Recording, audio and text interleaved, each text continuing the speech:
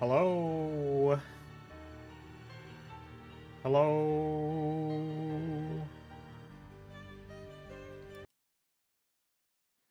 Hello? Oh, nice. How did it manage to do that? That's crazy. Oh no, I'm just a floating torso. God, the bottom of me is censored. There we go. I think when there's two instances of, something capturing VTube Studio and there aren't two actual VTube Studios, it runs into problems. Hello, how's it going? I just need to, do, like, one thing. Chatbot. This one.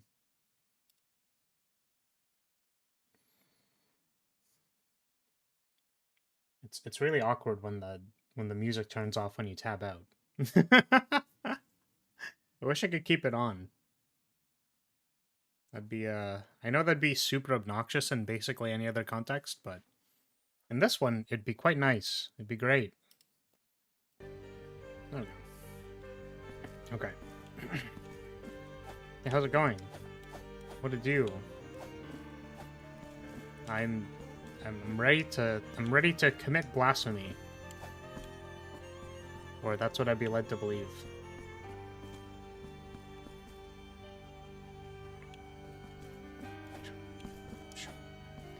Drafted Vintage Cube today. It was a weird draft since not everybody showed up, and it fired as a 4-person draft. I see. Did you change any of the drafting rules to, like, accommodate that? Because I know there's some, like, weird ways you can do 4-person drafts that are not, like, in the traditional way. But yeah, I was also gonna make the executive decision. I'm changing this back to English. Because even though the Spanish in this game is, like, hella beautiful, I'm running into the problem that I ran into last time, where I just, like, can't pay attention to the text and the sounds coming out of the person's mouth at the same time while also looking at chat. It's not possible. We did 4 packs to see more cards, but that's it. I see. So you wanted to see more cards with less people. That's interesting. Oh, that's fair, because you don't get to see more cards because there's 4 less people. I see. Yeah, you'd be more limited. You'd be more limited by less people. You have better selection because you see a lot of the same cards. Right? Like those cards, if there was cards in the packs that you wanted, then those cards can't as easily be taken away from you. Right? But because it's a vintage cube, and also because there are 4 less players, that means there's like 12 less packs? Like 12 less breadth of things to select from? So, a Boros Aggro deck with Mana Crypt. Mox Sapphire, Mox Diamond, and Mox Jet. And with 2 colorless lands, the mana base was very sketchy. Yeah, see, that's what I was. You led with Mana Crypt, and I was like, I mean, aren't most Boros aggro decks like they like their gold cards because they're normally weird and overpowered. Which I imagine they're not. Also, welcome Cavalier. Welcome. I don't know if that welcomes you in or not. How is it going? That is the extension of what to say when people arrive in the chat.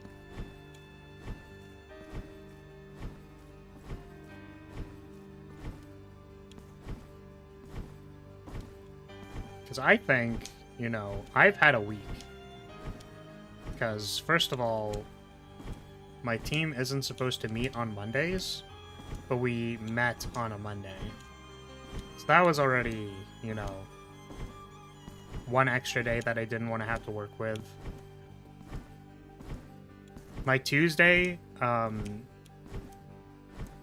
went like, kind of poorly because I ended up getting a headache very early, and then it kind of became awful. That makes sense.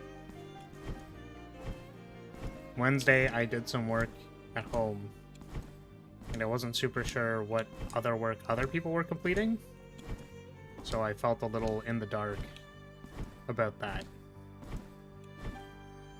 And then Thursday and Friday were... Well, Thursday, I showed up on time, but it felt like I showed up early because no one else was there. And then Friday, there was like a fairly large group discussion that was very long and kind of exhaustive. And then I felt like what one of the people was trying to get at the end of the meeting was like, hey, by the way, don't hand in incomplete work. And I was kind of like, why are you assuming we're going to do that? Question mark? Like, why is this a point of contention that you're bringing up? I'm a little confused. But the point is that I had a week. I'm tired. I actually woke up this morning and I was like, wow, I feel like physically exhausted. Even though I didn't necessarily like run a marathon or anything. 12 lands in the deck for Mox Diamond 2, so it did end up stuck in my hand on one occasion. I see. Yeah, Mox Diamond is the one where you have to pitch a land? I'm assuming.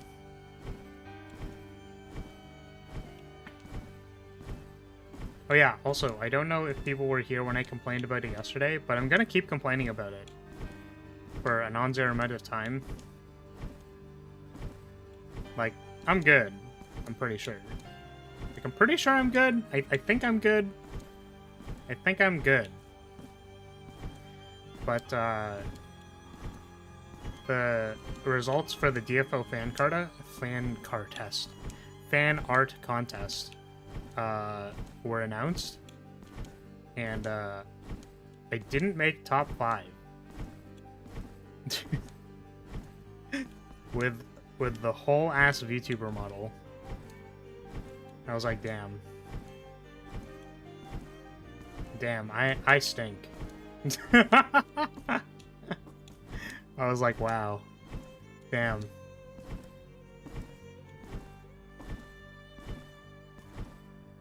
I don't know. I talked with an artist friend of mine who also submitted, and I just, you know,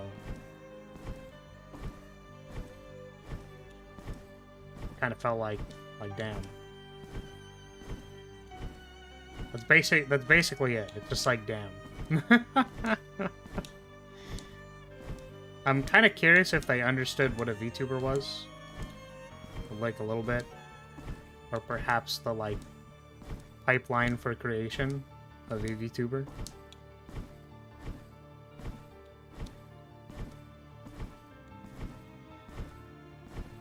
But it's definitely a little disappointed with that.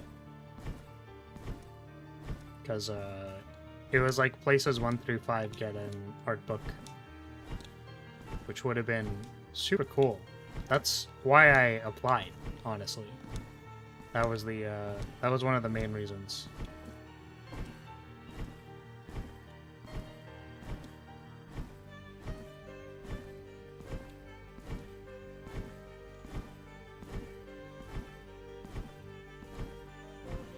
Surely they know what it is, but it's easy to not see the difficulty of making a model. I think you hit it yesterday that it was probably judged as a still or set of stills, and they didn't really get it. Or else they had some kind of secret rubric and the rigging wasn't judged, etc. Yeah, something like that. My friend mentioned that sometimes the, you know, sometimes the submissions outside of, like, first place feel a little random. Their words, not mine. Which, you know, I won't corroborate, but, you know, damn. I'm just gonna keep saying damn. It's the stage of needing to let go of all the work I put into it. You know what I mean? That's basically it. And I emailed them, because I had to email them for the... Like, I got runner-up. So... I needed to email them, like, the project files. Because they need to, I guess, check it for plagiarism. Among other things. But I did also, like, based on their contest details, I was like, do I own the work? Like, do I own this? Is this my work? Am I allowed to distribute it? Because I kind of wanted to, it was my intention since I made it. But again, I just wasn't sure based on the contest details of, like, whether or not I own the work. The idea was that I could, like, just let it be used by the DFO community. I don't know what they would use it for, but it's better than having this, like, fully rigged Live 2D model just, like, not be used at all. Because I thought that'd be kind of silly. So... But we'll see. We're gonna pass through them actually sending the prizing to me. And then if they haven't responded by that point, I'll just, like, probably make a Reddit post about it. And hope that they don't go, hey, you weren't allowed to do that. Because that'd be scary. I think the obvious concerns that any game company should have with someone who has animated their IP and it can be used by anybody is that perhaps the words of anybody coming out of the mouth of a character from your thing could be hilariously toxic. Which I think is kind of like a, you know, whatever, man. But I don't know how they feel about that or if they understand that that could be a problem. So, who knows? Who knows? That's just what my brain went through. And, yeah. I don't remember what we were doing in this game. Even though we just played it on, like, what, Wednesday? I think we were... Oh, yeah, I actually remember. We were going to this thingy.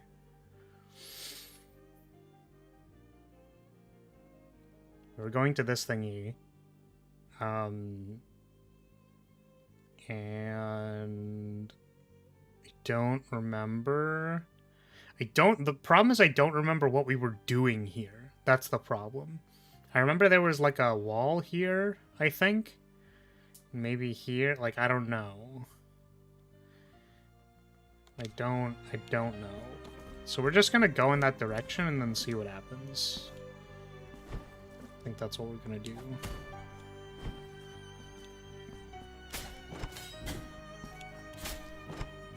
Oh my goodness, I'm gonna wake up eventually. Oh my god. There we go.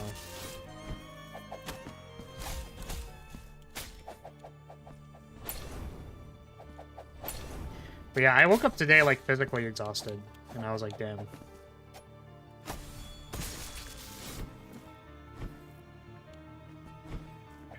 Because of, like, my schoolwork, not... not because of the other thing. Maybe, like, slightly because of the other thing, but I think mostly because I don't think I've ever worked a 9-to-5 in my life. But the work schedule that we were assigned was effectively a 9-to-5. Though I don't think any of my team members have ever stayed for the full 8 hours, so maybe it's not a 9-to-5. Maybe I'm the only person working a 9-to-5 and I should stop that.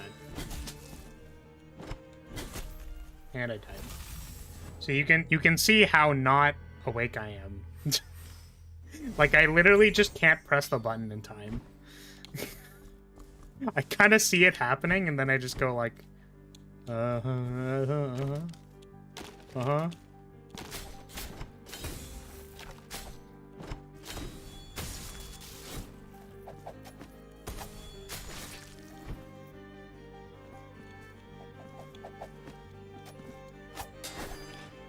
Wow!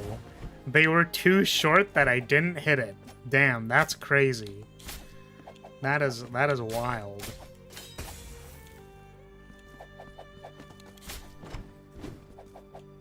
So sorry, I think I didn't ask. Wow, people keep coming in.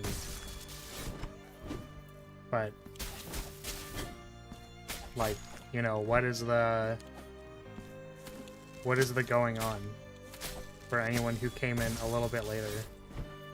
I think I should be asking like how's it going and what's going on like 5 times before I actually move on. I don't know. Maybe I don't need to do that. While it's obviously important to get the project done, working considerably more than the rest of the team is a bad idea. Yeah, I mean, unfortunately, like, that's fair. However, you know,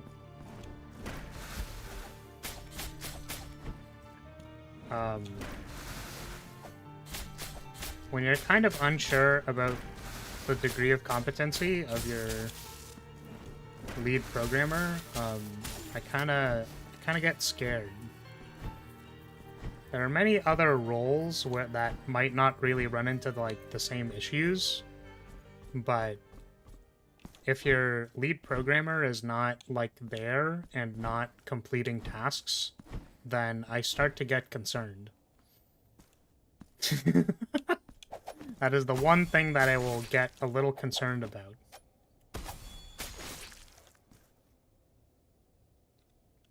But, yeah, I guess the other thing, too, is that, like, there's a document. Like, we have a team charter document about, like, the outlined working hours, which were outlined. They were working hours that were outlined. And the other people do not seem to be conforming to them.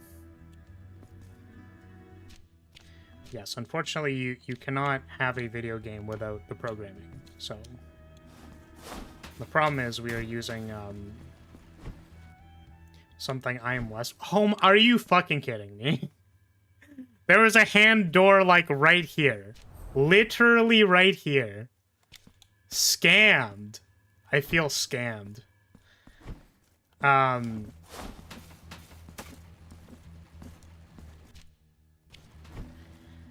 Yeah, so they felt it... They felt like using, I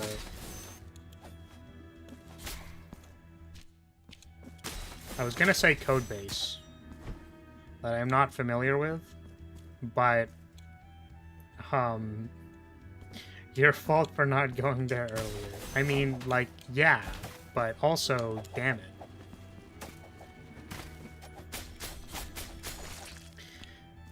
I don't know if people, care about this rant or understand what this rant means, so I'm gonna rant about it, and then it'll be really funny whether or not this makes any sense.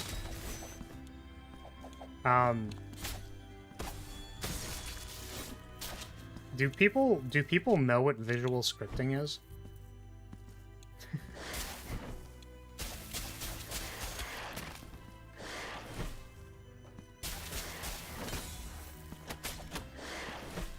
Oh my god.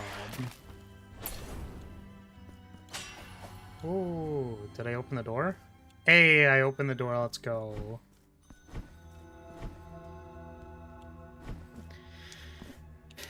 Go over there.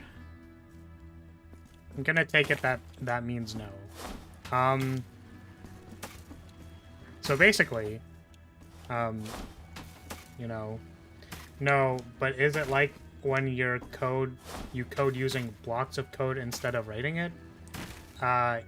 Yes, kind of.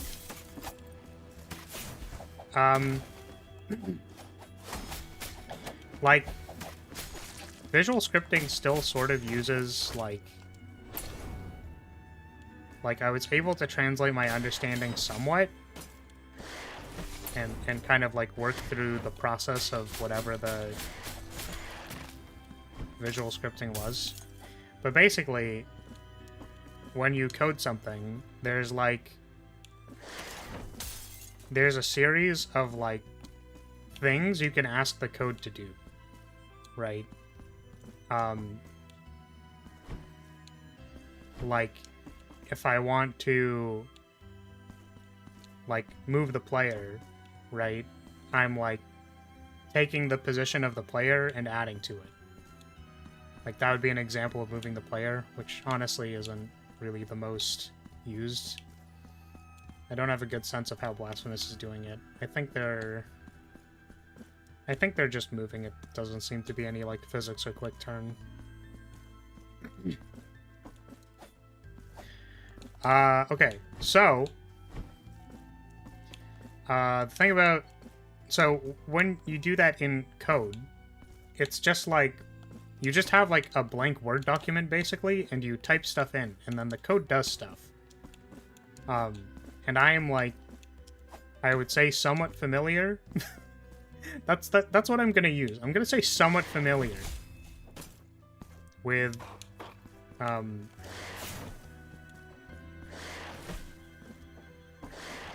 with typing things. Typing things is nice. Well, I died. Typing things is nice. Because you just type it and it happens. The problem with visual scripting is that, like, you still type things and look for things that you want to ask the code to do in very much the same way, except you also need to, like, take wires from one block of code and attach them to another block of code, right? This kind of mirrors what a return statement would be. Where, like, I want to do 5 times 5, so that would equal 25, right? If I needed somewhere else in the code to actually use 25 for anything, I would make a return statement. Yeah, there's also another assumption, I guess, that's like, when you code something, like, once you set the bounds of where the code is supposed to run, you kind of, like, you kind of just, like, assume that, like, everything just happens. Most or 90% of the time.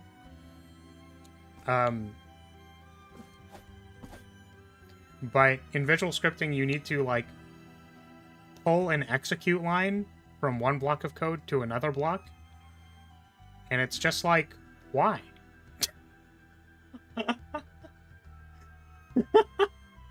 Like, literally, why? And also, why does the execute line not go through all of the math functions? I'm so confused. I think you've seen that. That's not what I was thinking. Yeah. So, this is the blueprint system within Unreal Engine. And I gotta say, I feel like there are a lot of people who are like, yeah, Unreal Engine, yeah.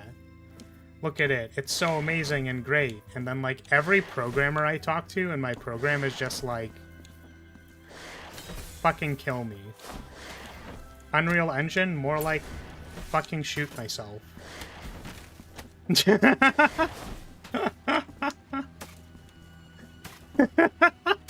Like, just to be completely honest. Visual scripting, more like, why did I learn my degree? This is all hyperbole, obviously, but I know a lot of people who are not the biggest fan of visual scripting, and I am in that camp because it is difficult to translate the straightforwardness of just typing what you want into, like, dragging lines everywhere and shit. It's weird, because it's, like, 90% the same, except for the 10% of shit that doesn't make sense. It's like, oh, why is this not running? Oh, because there isn't an execute line. Okay. Cool.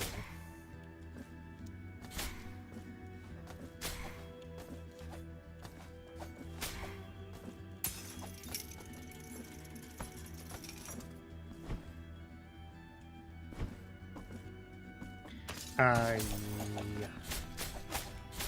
So TLDR, I hate visual scripting.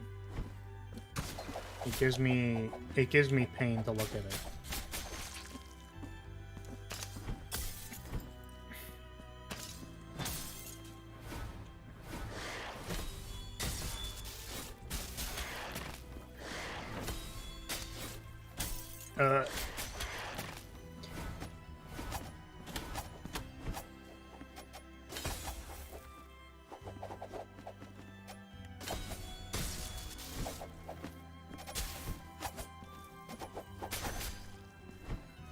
That does a surprisingly low amount of damage.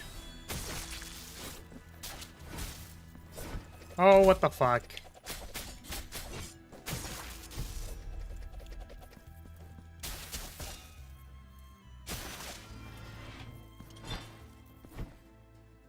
Don't you love getting hit during the end leg of a successful counter? No, I love when my counter just doesn't hit. Oh my fucking god. I love when I just, like, I hit the counter button, and then, like, the big flashy thing goes through, and then I just don't get the hit. I just, like, don't get it. Game's like, nah, I'm good.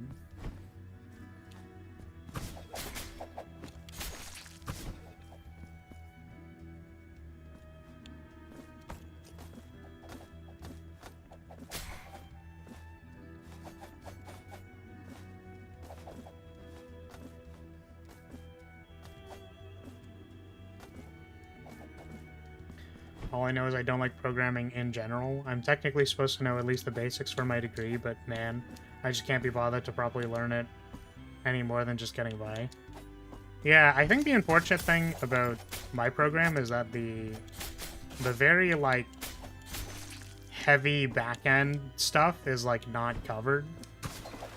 So I always feel like there's part of my knowledge that's just missing.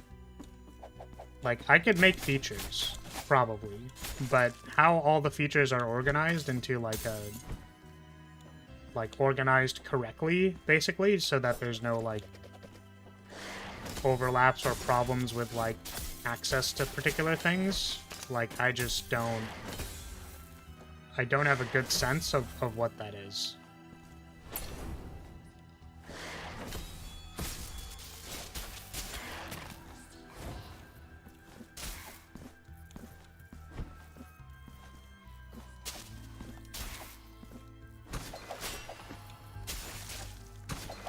Oh, fucker! God. I was like, ooh, we opened a wall. Oh. How do I do that? Can I...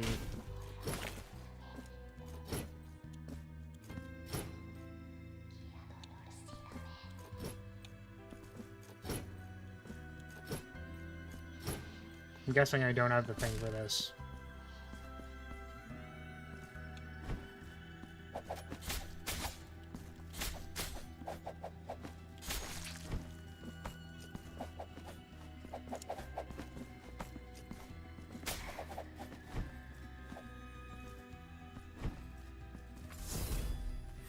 You can access it? Okay, let me try again.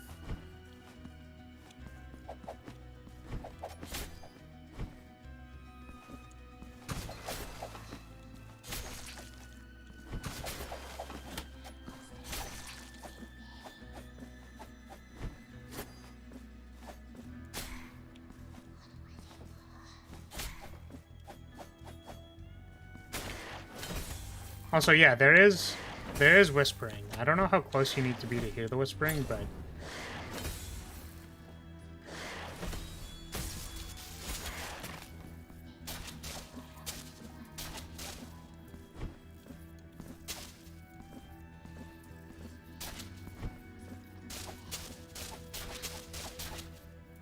Oh, it was that simple. It was that simple. It was just a demi-platform. Powerful. Yeah, I don't know. For some reason, seeing the darkened color made me think that it was like a breakable object.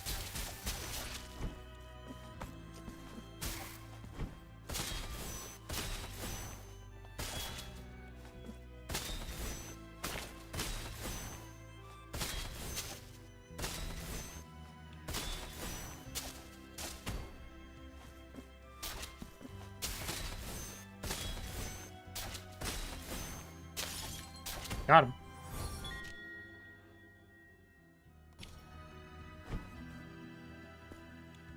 I played the game muted, so I just figured it was a prank due to the enemy and never noticed the area underneath. I see. How did you play this game muted? Or maybe why did you play this game muted?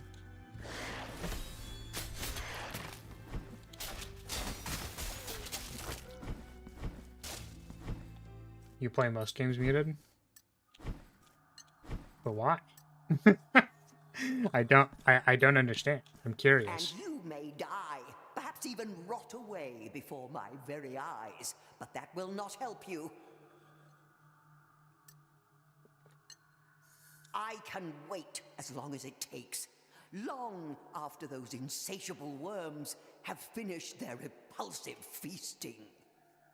In the end, I will discover that secret thou hast been concealing from me since the first dusty cobweb appeared under the eaves of this home, and since the first wrinkle marred thine already pale and bony forehead.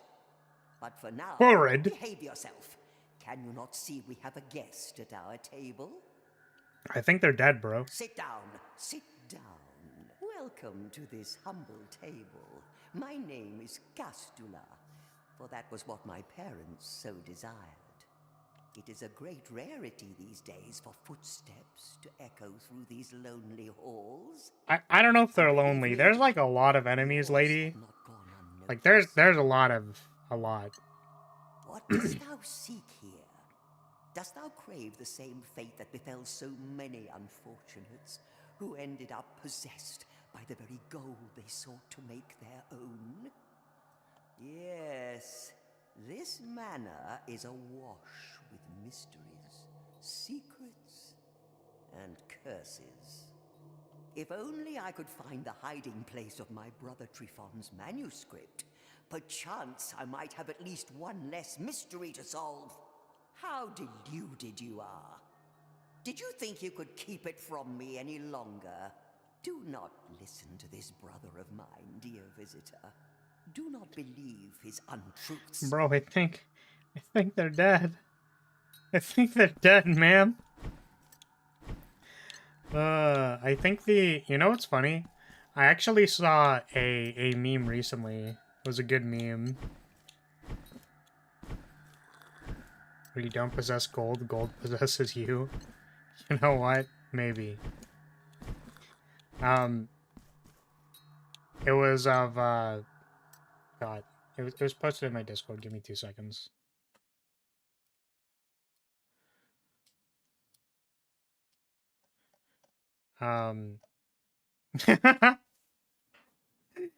Yeah, it's a picture of Mokoko from Hololive. And it's like, is this... She is a twin that streams with another, like, her other twin, right? And it's just like, is this Fuwawa in the room with us right now? And she's just kind of like, she's just like in a medical gown. Oh, man. And it's like literally this, where it's like, ma'am, he's dead. I don't know how to help you. If we had my brothers. Okay, so we're looking for their manuscript. Oh, I should probably What the fuck? What the fuck? What the huh? Huh? Oh, sister. Stern. What terrible the fuck? Castello. Seekest not to deceive me with your detached expression. That serene indifference that becomes thee so well. I know you hear my words, even though the look you return to me arises from the depths of the shadows themselves. Welcome, visitor, to this table of reproach and intrigue. My name is Trifon, for that was what my parents so desired. Pay us no attention to my sister's words, nor her silences, for just by looking at her withered face one can sense her malicious smile. No, I am no longer interested in your confabulations. Thine understanding has long been governed by a dastardly imagination. I remember when you had that old blue-green headscarf. It was so soft. You kept saying that it transported you back to other times, to distant memories. If you held it now in thine hands, perchance you might cease with thy constant accusations. You would never have lost it if, just for once, you had stopped rummaging through my affairs.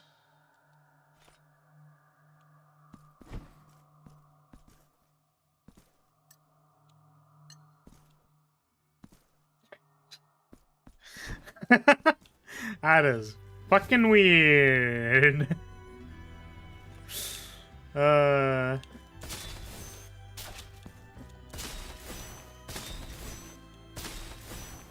Okay. Wait.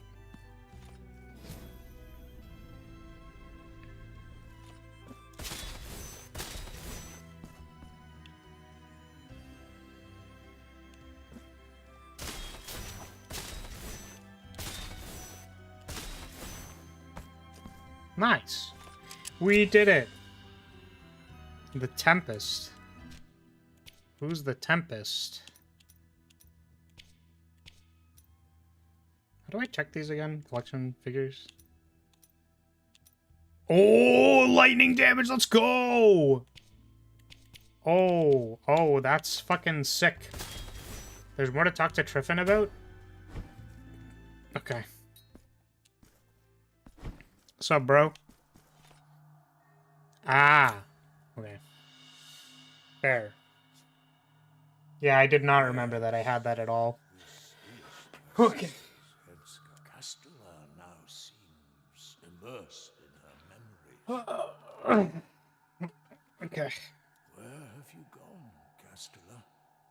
In which dream, from which you do not wish to wake, have you taken refuge?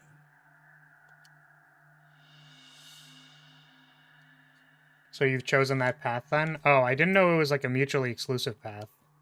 The dark sockets of your sort memories. I didn't know it was like a choice. I no longer hear your voice. I do not believe you have gone. Is this another of your deceptions? Oh. You didn't have the item Castilla wanted, but yes, it's a choice, so... Well... I didn't know I was making a super important story choice, so that's maybe a little unfortunate. But here we are. We did it. Oh, that's interesting.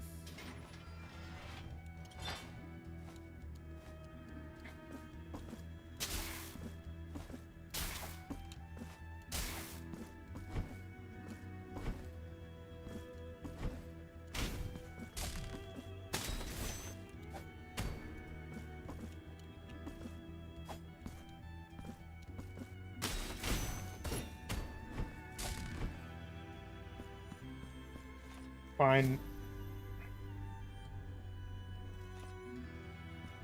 It's not a story choice, it's just entirely self-contained.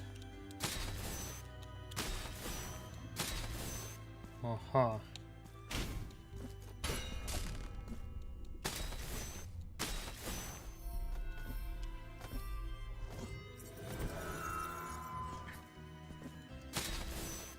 don't know why this is here, but cool. Oh, because it's a combat room, that's why. Understandable.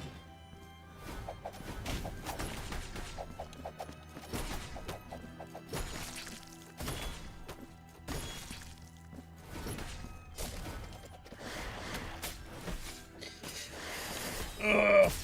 Okay. I keep forgetting that that does not, like, it doesn't, like, go down, you know? There's no, like, gravity while doing that slash. You just, like, completely stop in place to do it. Oh. Oh, what the fuck? You're blue!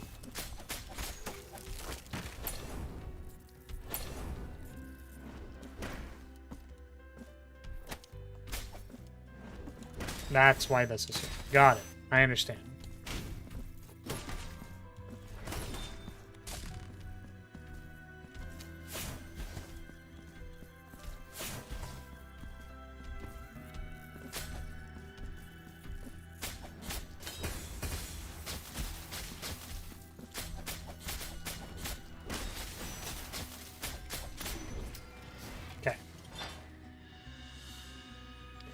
Okay, so you had Tryphon, sitting sad and alone. The only thing it changes gameplay-wise is which remembrance altarpiece you get. Oh, okay. So this can become an altarpiece, right? Cool. I wish I knew which one was which. Hopefully I don't get one that's terrible for me. Unless they were both terrible, in which case, you know, whatever.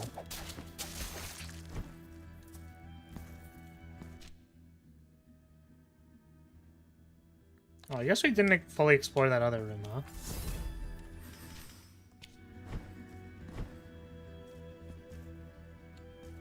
You get the other one somewhere later? Okay. It's good to know. Senior Embroiderer's Thimble.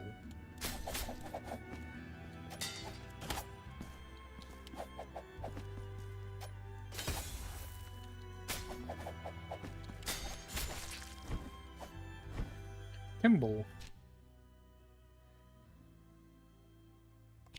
Oh, there's a hole in the ceiling there. Wait. Did I know that?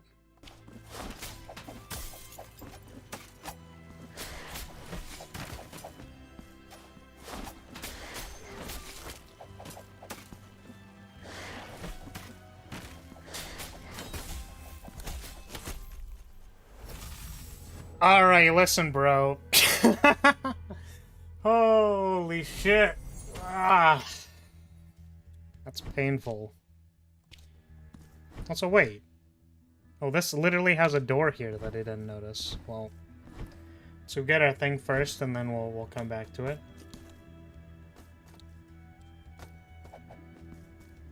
Had to start a new game to beat Balteus and get a little refresher, and right now I'm loving dual plasma pistols, medium mech, and our armored core. Armor in this game?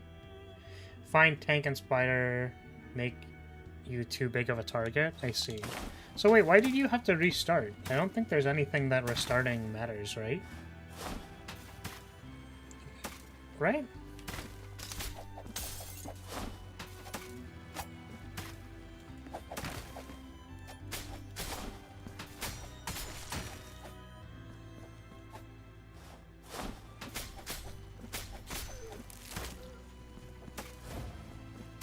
I'm just curious what you actually restarted for. Or was it because you needed a refresher on the gameplay? But you could have redone missions to do that.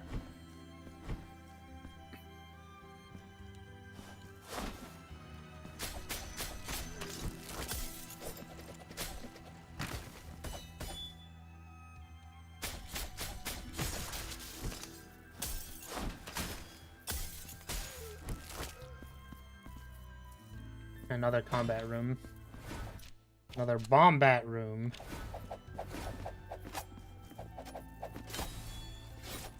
Oh my god.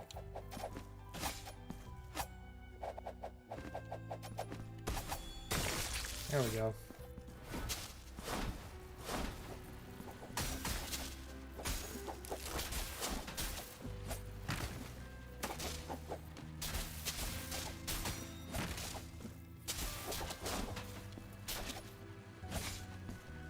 Oh my goodness.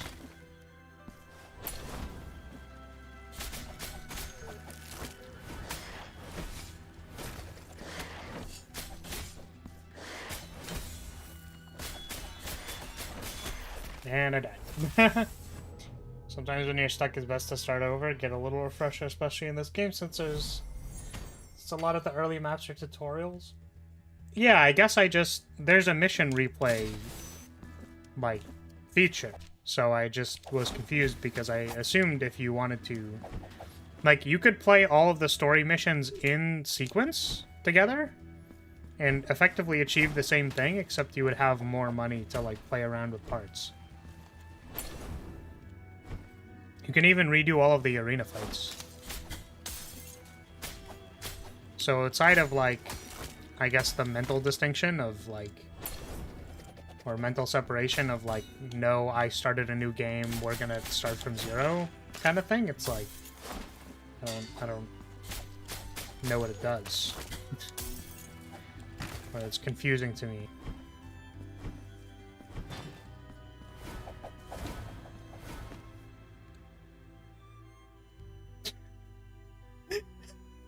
Me and the boys just Bing chilling. Bing chilling. Getting progress even if it's repeat, than being stuck in a stage. Yeah, I'm saying that, like, I guess if you want to, like, have the dialogue, maybe? I don't know. There's also, like, a sense of progress when you get more money to buy more parts, right? I don't know.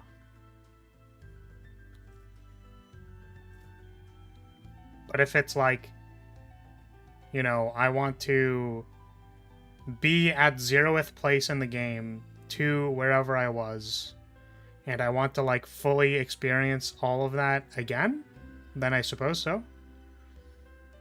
I just maybe assumed that, like,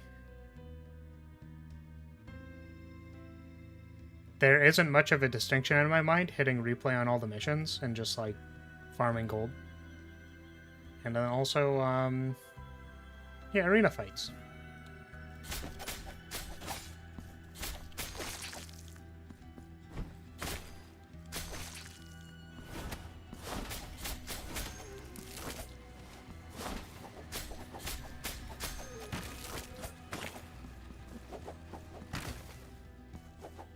Hoi! Hello, how do I pronounce your name? Bessiol? Bestie? Did I call you Bestie? Ow.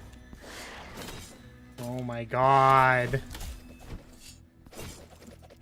Bessiol was correct? Oh, I wanted to call you Bestie, though. That's, like, funny. Because I don't normally call people Bestie.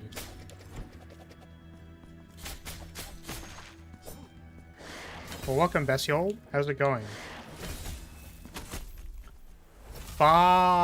Fucking hell. How are you doing today? Oh my god.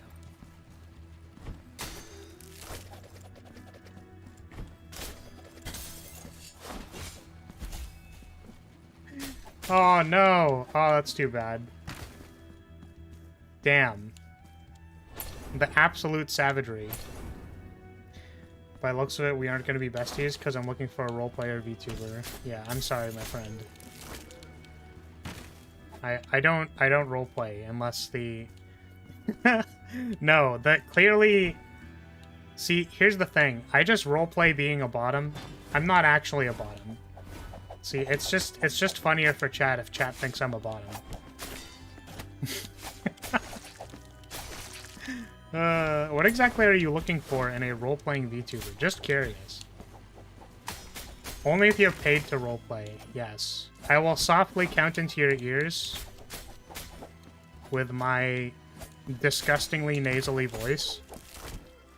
Like, very uncomfortably close to the microphone if you pay me $100. This is true. Oh, I can attack those. Oh, I can attack the things in the air. That's crazy.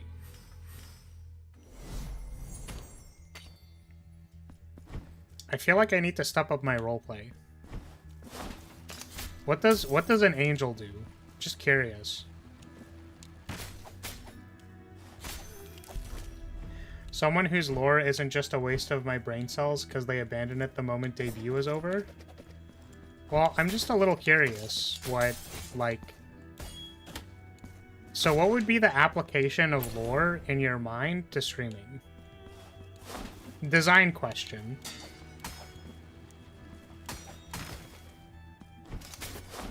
So, like...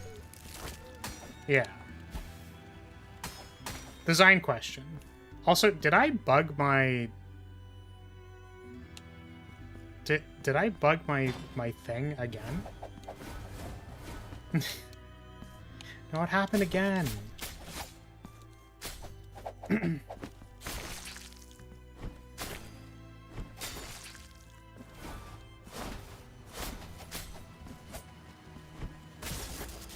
just curious what you think the application of lore is in a streaming context.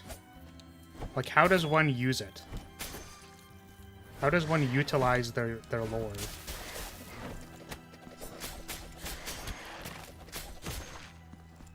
In the context of streaming. Oh, it's a big guy. Oh no. Oh goodness. Oh goodness gracious me.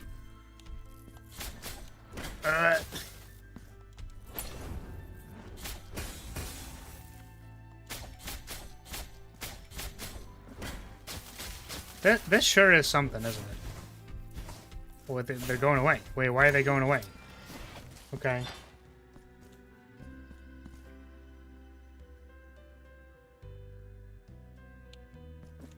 Big man. Like, for instance, XLA's lore was that their city is about to be crushed by the moon, and the games and streams they do play along to preventing that.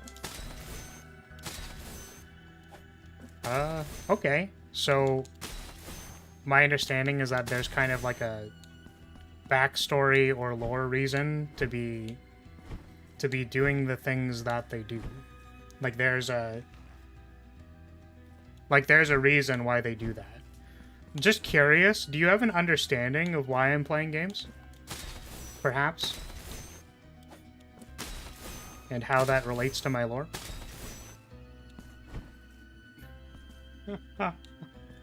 Just curious. Oh, do I have to go to the other side now? Oh! Ooh, that's interesting. Cool. Oh my god, more people. Stop. No!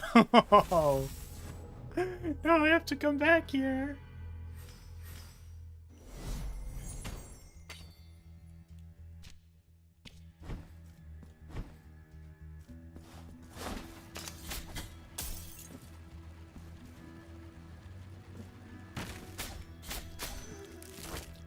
This is my first time here, but the most reason I saw for people like you is just because you want to have fun. I see. Understandable. Yeah, I get the sense that... How do I say this?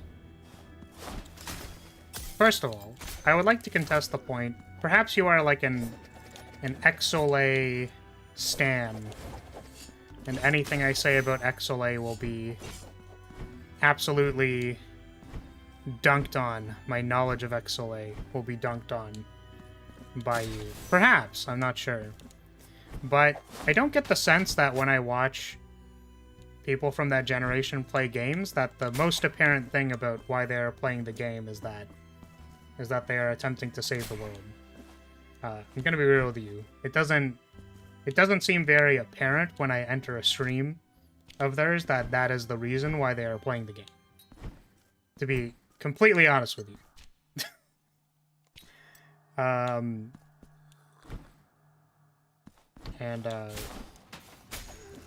I suppose I never got to talk about my lore for you. Unfortunately. I would say from a greater design perspective on, you know, what it means to be a streamer, that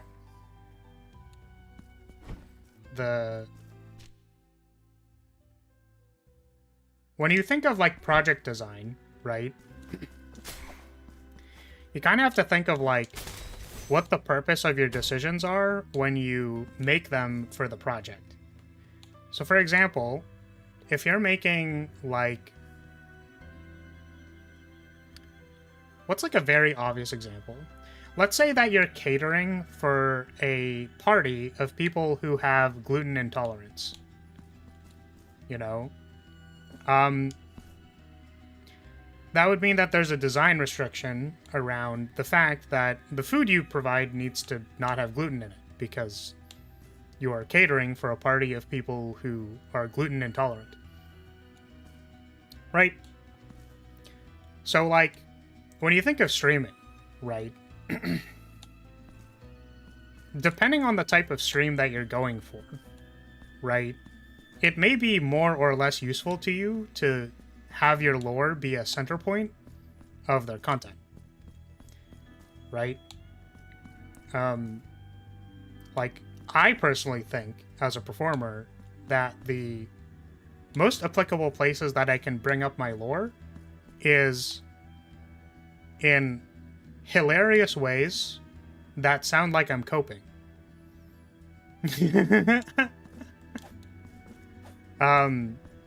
Particularly because the implication from my lore is that I'm supposed to be, like, some kind of super duper crazy gigabrain tactician flag bearer.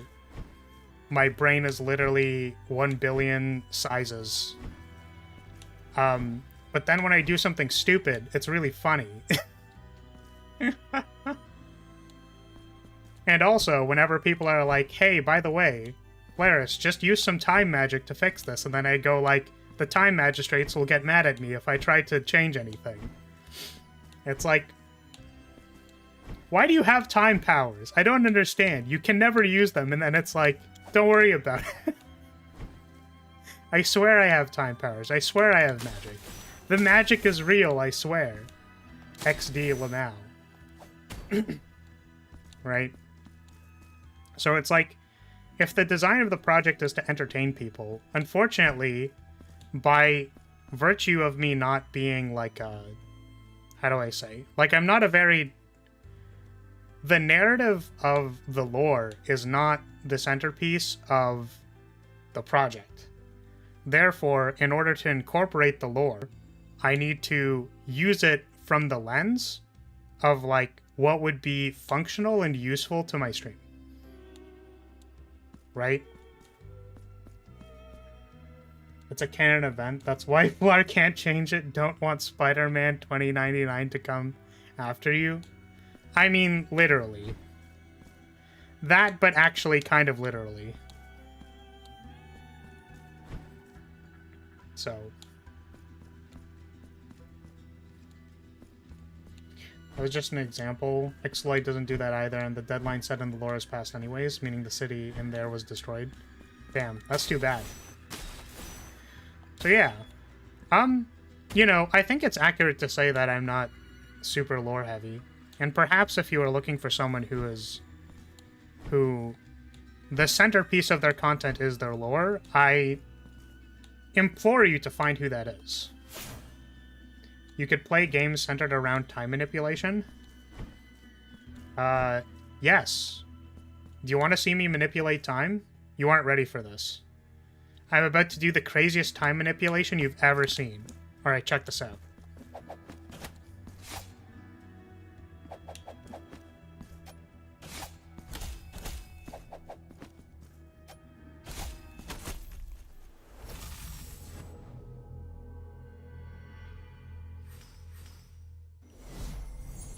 Alright, hey guys, start of the stream, so we're back here with Blasphemous. That joke got old really fast when I started. Oh my god. Ever watch ReZero? Yeah. What are you telling me? You're telling me other people have infinite retries in video games without using time magic? That's crazy.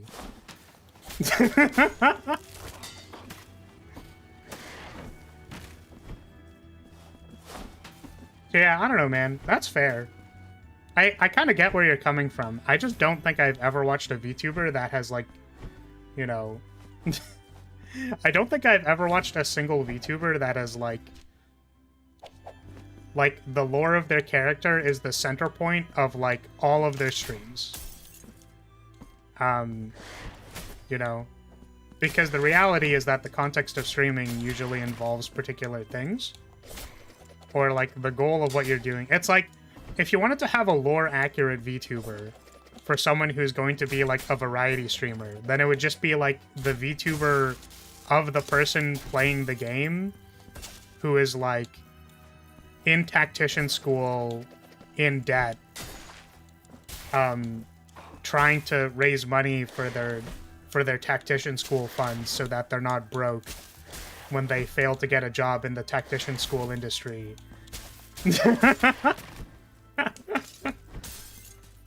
Being a variety streamer is overrated anyways? Wait, is it? That's crazy. I thought being a variety streamer was actively the wrong decision. Because, like, when you have a low, like, audience count, basically if I was still playing Master Duel after, like, a year and a half, I may have accumulated an audience of, like 20 concurrent viewers. Because the people who want to play Master Duel might suggest to their friends that there's this person who plays Master Duel, and then, like, I could keep doing that for a long period of time. The unfortunate thing is that I don't want to play Master Duel all the time. So, like, for my own selfishness, I need to change games or I will go insane.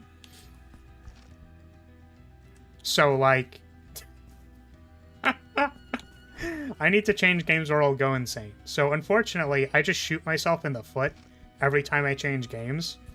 Because there are, like, names who show up for a particular game and then just don't show up otherwise. Key example... you know, not to, like, speak ill of these people, because, like, you are allowed to choose what content you want to watch. Like, that's not what I'm suggesting, right? Like, you're allowed to do that. I'm just saying that because people's patterns will often warp around, like, what they want to see, it means that, like, the people who only watch me for Arknights are probably not going to watch me play this game.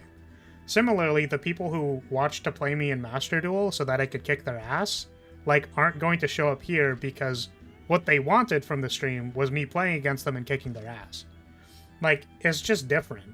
You know? So, being a variety streamer as a low audience person is, like, bad. Like, it's not... I don't know anyone who would claim that being a variety streamer is overrated. Like, I don't think it's rated at all. I think everyone thinks it's a bad idea. Unless I'm stupid, and then that's just not, you know. Streamers certainly are playing characters to a degree, but following lore closely, at least in my imagination, can take away your ability to enjoy the game or the thing that you are doing. Yeah, and I think it depends on the person, right? I'm just saying that, like, I have... In my, like, 3 years of consuming VTubers, randomly seeing, like, you know, like, small indies, etc., or whatever...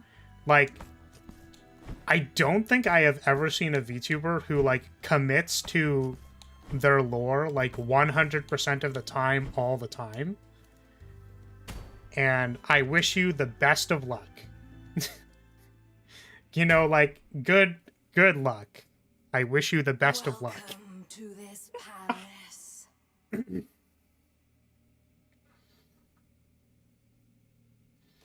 At this point, there's no one who does that. How mundane these luxurious chambers I have mean, been. you know, Is the hardest of the first 3 bosses IMO? I see. I'm here watching this game, but I came here to see a Slay the Spire mod developer play their own mod. Yeah. Which is, you know, that's cool. I appreciate you still being here, Cavalier. But what I'm saying is that, like, some people, like, don't like watching variety content and they only... Like, there are some people who would be like, I'm here to watch the Slay the Spire mod developer play their own mod, and then just not watch anything else. Which is, you know... At this point, I'm the only one who does that out of necessity, because if no one is going to entertain me, then I might as well do it myself. I mean, that's basically how I feel about my own existence. Because it's like, you know, I guess it's something like be the change you want to be in the world or something, but it's like, I feel like I can't go into a streamer's chat without them being like, you know, excessively over the top, you know, I don't even know how to explain this. I think the vibe that I try to go for in my streams is, it's not that it's like explicitly unique for any reason. It's the fact that it's like, I hate fake bullshit.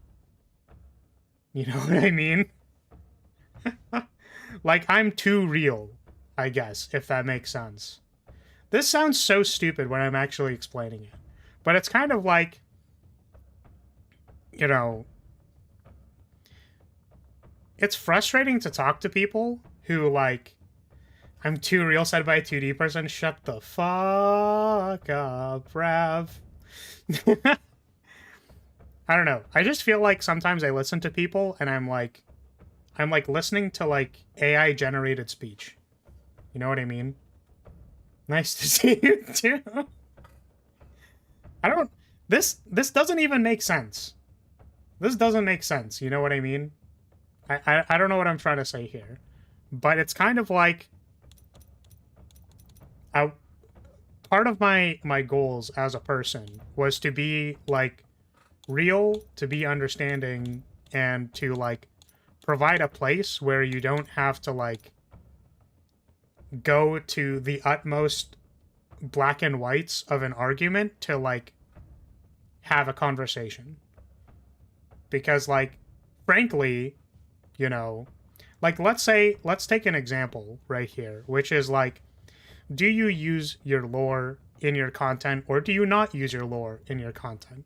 Is a black and white posturing of an argument that, like, does not need to be black and white.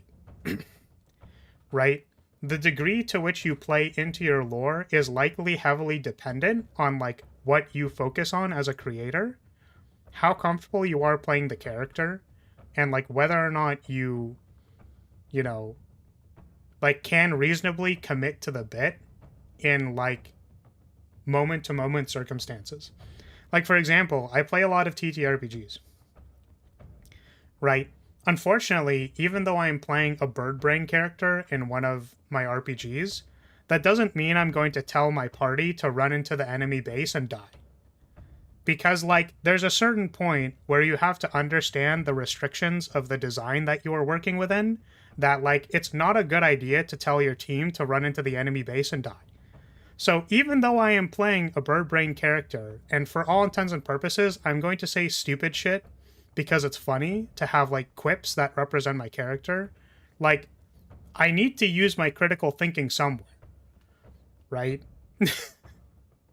So it's like, you know, I just kind of question what you're expecting from this thing. Which is why, for the record, why I'm not judging you. And I was like, you know what? If that's what you're looking for, I seem to have a good understanding of what you want. And it's like, you know what? Good for you. I haven't seen that personally. If there are other people who do that, sure. I haven't found them. But good luck. Yeah. I typically watch people with face cams, and being real with the audience isn't that uncommon. Maybe it's a difference in niches between face cam and VTuber creators. Maybe. I don't know. I feel like even sometimes, like, donning a mask for, like, your content is, like, pretty typical. Even if it's not explicit, it's kind of, like, implicit by the way you act, I guess. Which, to be fair, you know, a couple things. First of all, I'm not very popular.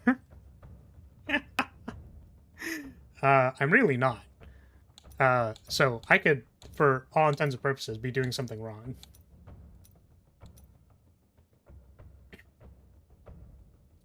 Too bad you're in the minority. Most VTubers just tell me, if you don't like it, then get the fuck out, and then proceed to call me a loser. Well, see, this is the thing, right? That's literally why you're still in this conversation, this comment, right? Like, in this thing right now, which is that, like, I don't think that's appropriate. Like, I think it's important to, like, understand why people want the things that they want, right? Like, and that's fine. Yeah, most content creators have a content mode. Exactly, and, like, I think I have one as well. Which is, like, every time I say that I'm gonna change crush joints to crush face, like, that's content.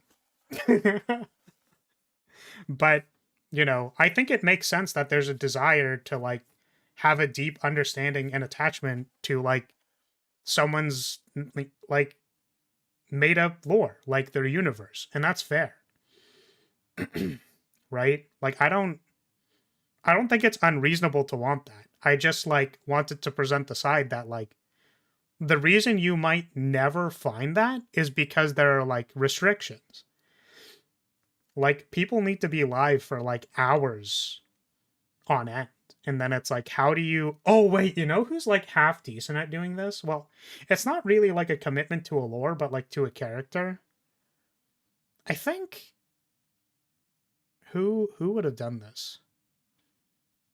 I think anyone who has a vocal tick is really good at, like, just being that character. I don't know. Like, for example, the Desuwa girl. I think she got really popular because she just, like, was able to do the Desuwa Ojo-sama bit for, like, 2 hours at a time, which is, like, wild, by the way. So, you know, I don't think it's appropriate to judge you for the fact that you are, like, looking for something particular. I'm just saying that I don't think you'll find it. So, like, I can be hopeful for you that you will find it, maybe, because, like, you can keep looking forever. I just don't know if you'll find it. Yeah, Salome, Salami girl. I didn't actually watch her content, but, like, my understanding of her streams was that, like, if you wanted to hear Desuwa be said, like, 70 times in one stream, and or more, then Shalom.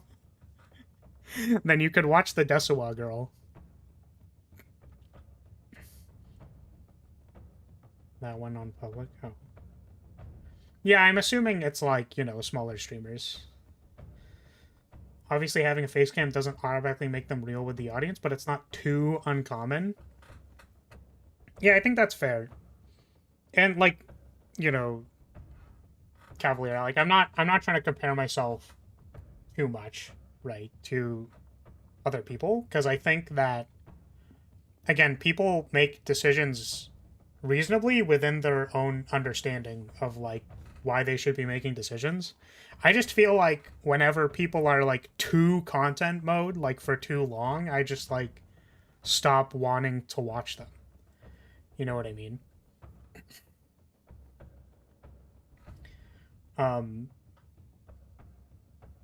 Okay. I think Shy Lily said once that if you want to be VTuber, don't worry about lore and model, because even if you have the most expensive model, I don't know what TBC means.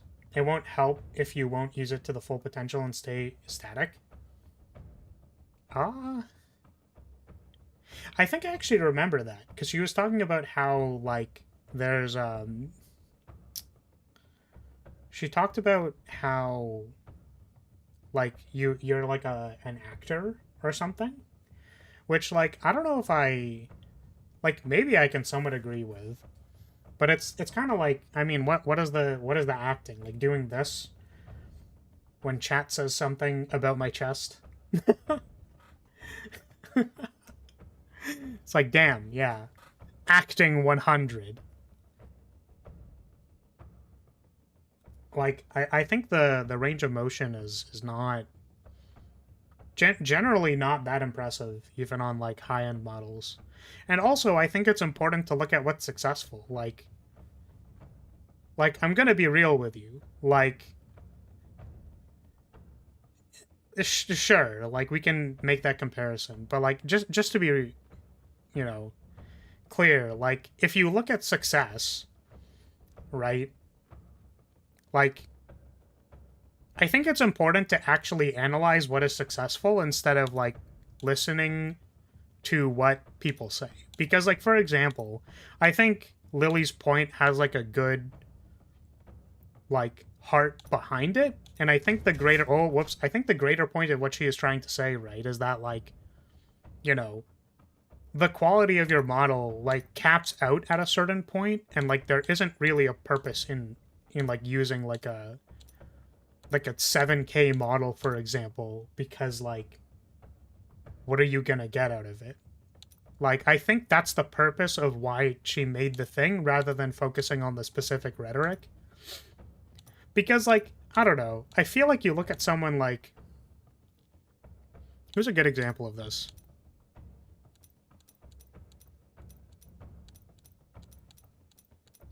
What am I trying to say here? Like, people are still a lot of the time, I guess. And then what is the other thing that I'm trying to say? I'm trying to say something else, and I'm trying to figure it out, but I think I kind of lost it. So yeah, I think the rhetoric for like not getting a super expensive model is definitely that, like, it's not that important, right? Like, people will care about like the way you perform more than that, right? And then I think there's one more thing, and my brain wants to like put it together, and I can't because I don't understand what I'm trying to say. I had a point. It was a really important point. I don't remember it.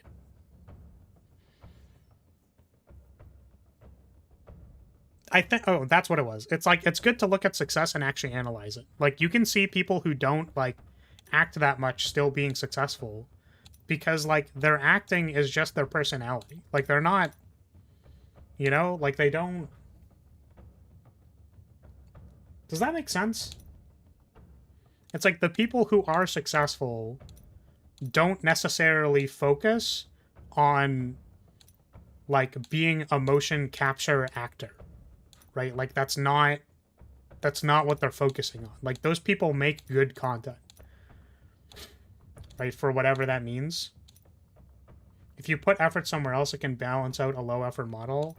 I actually like kind of disagree with that though, right? Because it's not even that like, it's not like some gauge where it's like there's a large percentage of like there isn't some gauge where it's like a large percentage of like, hey, if your percentage here is like low percentage model means that the effort must be made up in another place so that the bar goes to 100 or something. It's like the bar of 0 to 100 of the best possible content you can make is like based on how you utilize your circumstances, right? It's not that like, oh, if I have a bad model, then therefore people will not like this is not to degrade people, for example, who use like a PNG tuber model, right? But I think that the difference between a PNG tuber model and like a moving model is that there's less movement, right? And some people put a lot of emphasis on that there is less movement and that like that's worse. There are PNG tubers who have like 20 times my concurrent viewers, subs, etc., whatever, and I do full body rigs.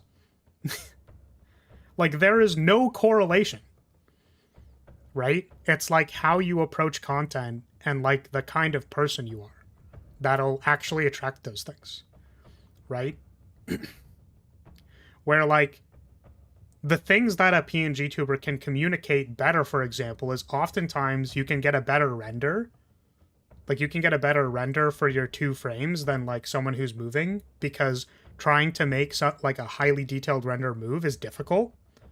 right? With a lot of details, right? So it's just different, right?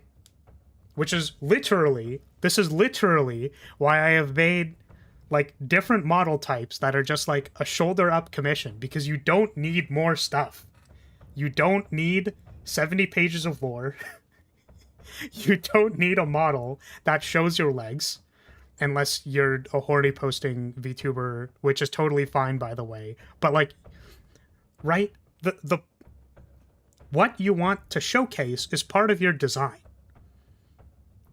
right?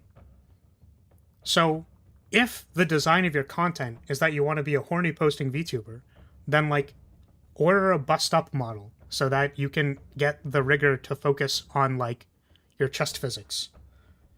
Or like, you know, get a PNG tuber that like has a really good render for your legs or something, because like you're trying to sell your body, not in that way, but I'm saying like it's a key part of your marketing, right? So like think about the project, right? And think about like how you want to form that, which is why I wasn't like putting you on blast. I just genuinely haven't seen it, right? Where like I feel like the person who could best utilize like a very heavy lore centric content like needs to be something very specific. Like they're probably focusing on like actual TTRPG content, you know what I mean? They're probably focusing on like I see like a storyteller VTuber, for example, and then like all they do is like RPG content. You know what I mean? Like it has to be very specific so that it can line up, right? Whereas like I think the greater breadth of creators is more like I can make funny jokes about time travel because I'm a time mage. You know what I mean? Okay. So I didn't read a whole bunch of stuff because I was trying to get my point across. And also I'm tired, so I'm more likely to rant about something. So yeah, one advice constantly hear when making your first story, many of your favorite characters were inspired by another, like All Might, who is stated to be inspired by Superman. Basically, what I'm trying to say is it's important to understand what makes things successful before you can do someone more out there. Yeah, so like kind of understanding, I suppose, where inspirations come from and being cognizant about that is like useful. Some cases you also need to discover if you would do better content alone or by working with groups. Sometimes you're the type of person that has great synergy with other people, and sometimes you do great on a solo career. This is fair. Yeah, so Poi also has a good point where it's like, again, if we think about the design restrictions of a streamer, you're going to be listening to their voice a lot. Like a lot. So like having good audio is definitely super important. And then also like content, right? So for example, like I think most people here know that like I am a full-time tactician school student who like is basically working a 9-to-5 right now. Like I don't have time to like to plan the next fucking like VTuber game show, you know, that does a particular thing. Like I don't have time to like program like a video game that like will be used once to like do a particular thing, right? I accepted probably like a year and a half ago that like you actually said it sort of towards the start, but like I'm here to have fun. But let's be very specific, where like having fun is just like it's my time to unwind and share my passion about games because like I love them a lot. Like every little tiny detail about games is just like great. Or like the little experiences that people make, like the NPC room that we were in, where you re-enter the room and then the other guy is just alive and you're like, wait, that guy was dead. It's like that's an experience. Someone had to think about that and like design how that would like capture you when that story bit happens. Right? So please wear a maid outfit. We need more busty maid VTubers. You have to find your niche to create a following and then slowly bust out the niche to keep growing. Funny joke, make haha. I missed the context on that. But, you know, so basically I accepted a long time ago that, like, unfortunately, my opportunity to do cool things is a few times a year. And I try to do it around events time. Like, for example, this model that I made, which I think I did a decent job on, was released in fall because, you know, it's just to have something cool to talk about of content that I can make and create. It's part of the tactician school curriculum. It's not actually. Yeah. Or making a Slay the Spire mod for the anniversary. That's cool. But I can only do that so many times. I don't even think, like... I'm really scared, too, because I'm like, yo... I have no idea what I'm doing next year for the anniversary, because, wow, making an entire ass Slay the Spire mod was, like, you know... That was a lot. That was a quarter of a year in the making. Plus balancing after the fact for, like, the next two months. That was a lot. Audio quality depends if you start from making videos. Lots of streamers first start with YouTube. You don't always need to have a mic. Yeah, that's fair. You could have, like, text-to-speech or have someone else read it. Or just, like, have videos that don't even, like, have audio. But again, we're considering this from the lens of, like, if you are a streamer, what are the design constraints that you have to think of to make your project successful? I would assume that a VTuber that focuses heavily on lore would lean more to traditional video content rather than streaming, since that makes it way easier to act for the entirety of it. Yeah, there's that too. That's also a thing, possibly. I've been planning the broad strokes of my content for months, putting into practice lately. I see. Yeah, which, you know, I guess heed my words or don't heed my words. But, like, I think an important lens to consider is that, like, if you picture yourself being live for 2 hours and talking to people, like, how is that gonna go? Like, what is going to happen? Like, what do the things that you write down now, how will that relate to the words that come out of your mouth when you are, like, live? Know what I mean? And, you know, I have a speculation that there will be some things that are important or more important, and some things that are less important.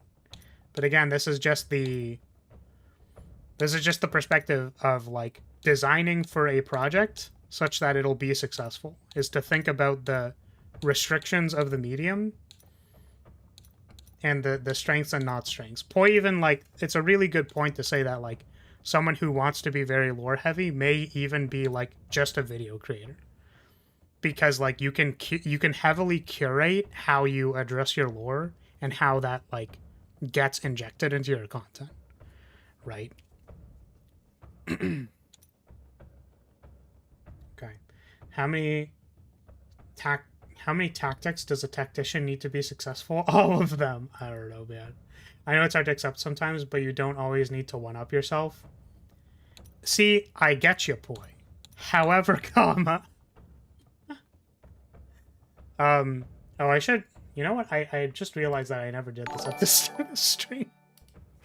I am aware that I don't always need to one-up myself. I've tried to come to that. I appreciate you echoing that sentiment, I suppose. But, like, you know, it's hard to get the brain parasite out of your head. You know what I mean? I think lore content works great with music. So many artists kind of do that a little. Make a character in lore and use it to explore their worlds. Alright, I'm gonna lose my train of thought immediately and not know what I did write down. Amazing. Also, when you go live, better to have some filters to not say something that will drive lots of people mad unless you're schlat. Yeah, I mean, certainly having some... I mean, it's again, it depends, right? It's like, what kind of person do you want to be? It's like, do I want to just, like, say outlandish, outrageous things so that people pay attention to me? Or do I want to, like, you know, some other reason? When was the last time you drank something after talking this much? Do you hydrate? I didn't pour any water for myself. Unfortunately, I just drank, I had coffee. There is some water on my desk, though I'm a little scared of, like, you know, how much dust is in it. Stop. Yamato! No! God damn it. My comment about lore-focused VTubers making videos was based on people who've done both videos and streaming, saying that one of the biggest differences is how much you can act due to the time spent. Go and take some water, but that means I need to go downstairs. We're probably not live for, like, more than 30 minutes. I don't know. Maybe we will be. I don't know. Let's see, let's see how well we can do this boss.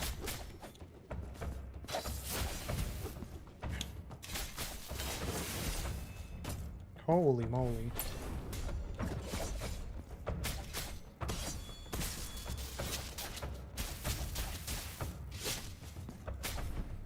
I should probably change out my thingies, right? I've derailed the stream for far too long. Quite the contrary. I think this is literally my content, so, you know. Me shouting my opinion about random shit that gets brought up in chat is content. I don't know if you understand that.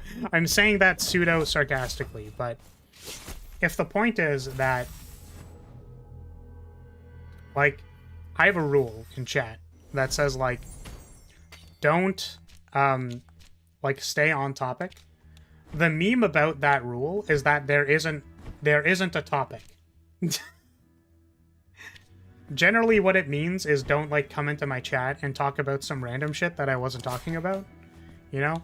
But, like, I propagated the conversation by asking you your opinion, and then I was like, oh, that's an interesting opinion. I have more opinions on this, and we can keep talking about it without me calling you a moron. Because I don't think you're a moron, I just think that, well, maybe you are a moron, but, like, for different reasons, right? Not in the way that I vehemently dislike you or anything. It's just that, like, I think it's sad that, like, when you want a particular thing and you can't get it, then, like, you know, that's just unfortunate. A moron for thinking I will find anyone. Kind of, but not in a way that's, like, not in a way that I think it's, like, actually done. You know what I mean? Like, how silly would it be? You are a moron. God damn it. Okay, so hear me out. I don't think it is silly for anybody to have wants. You know what I mean? Like, I can't possibly blame someone for that. Right? I just think that the process of, like, combining those things, right? Like, the process of, like, combining complicated ideas that are not, like, that don't inherently work with, like, a design scope. Like, it's just hard. You know what I mean? Like, it's not easy. So, you know, that might be difficult. Does that make sense?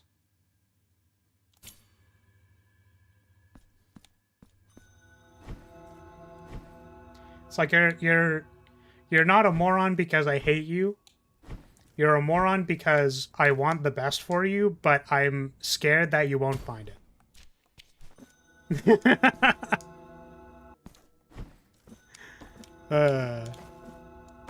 Okay. But yeah, I want to change my... First of all, I should undo all of my guilt stuff because I think it's partially bugged. Visit the sisters while you're here. I will do that. Thank you. Where are the scissors, by the way? These ones? I will go up there. The process of more and on. So more on? Yes, of course. Welcome back, penitent one. The flowers of morning that bloom at our feet. You're not a moron because I hate you. You're a moron because I care about you, Flar. That sounds so bad. It sounds like it sounds like I'm trying to like gaslight you like a toxic ex. Feels fucking bad, man. But the beauty of so Yes, please. Thank you. Thank you for getting rid of my guilt. now go.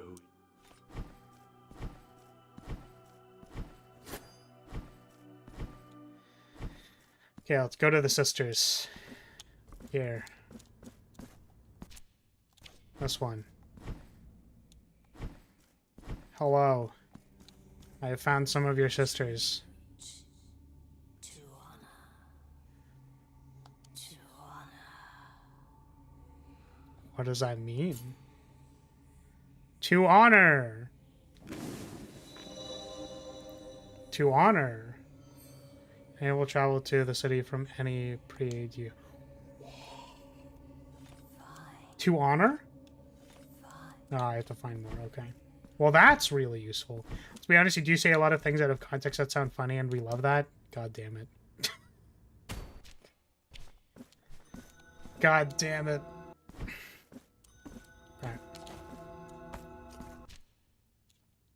Alright. I was changing these. What is honor? I don't know. Feeling much less frustrated now. That at least I'm not shooed away from everywhere, even if they don't like the things I like. Yeah, and, you know, here the unfortunate thing about that, right? Just to be very clear, because again, I was trying to adopt the lens in the way that I felt like was resonant. Which is that it's like, if people aren't going to do the thing that I want, then I'm going to... Then I'm gonna have to do it myself. And part of that is making people not feel like they're crazy. Because it's like, hey man, like, that's fair. Like, there aren't enough spaces in the world to be like, I disagree with you, and I disagree with what you want. However, I don't think it's on, like, a... God, how am I saying this? How do I say that? I need to prep for my stream. Alright, well, good luck, Bessie. Goddamn, I forgot your name, right? Bessiola. Bessiola. Fusioli. Pepperoni. Pizza pie. Words are hard. Yep. Alright, well, take care then. Good luck with your stream. Peppino spaghetti. Keep forgetting they put me on the right. Pisses me off so much. Oh. We don't have to agree with each other, but we can respect each other. Yeah, that's like a way of saying it. But I think not even respect. Like, where does the respect come from, right? It comes from, like, understanding what you're saying, right? Like, I could claim that I respect you and then not be able to reiterate what you're talking about, for example. Which just kind of, like, means you're not listening. Or you aren't understanding what they're saying, which is a problem. In my opinion. There aren't enough spaces that do that. Okay. Pray, how can I assist? Right, I could have asked about a token, but I felt like, you know, we're, I want to get back to beating this thing, you know? Castula. Allow me to present you with a new piece for your silver altarpiece. Nice. Okay. Increase capacity. Yes. The altarpiece on Yep. your See you back later. now Bye-bye. has more capacity. Don't worry. Chessbot will use the command once in a while. Here, Thanks. will I wait appreciate for it. you until you gather more marks of martyrdom to extend your altarpiece. Okay. Do I have any of these? No. A new piece for your piece. The pizza slice. Increases the damage inflicted when the guilt level is low. That's interesting. So I want to try something first. How does this do? What does this do? How do I look at the bonus again? Neither.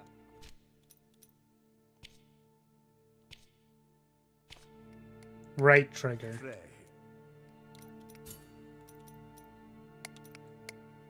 Increases any source of elemental damage.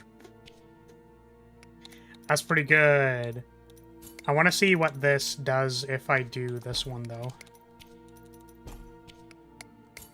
Neither. Oh. Frey.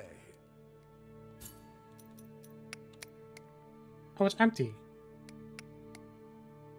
Well, this doesn't do anything. Wait, but they're in the same thing, right? I guess these are the generic...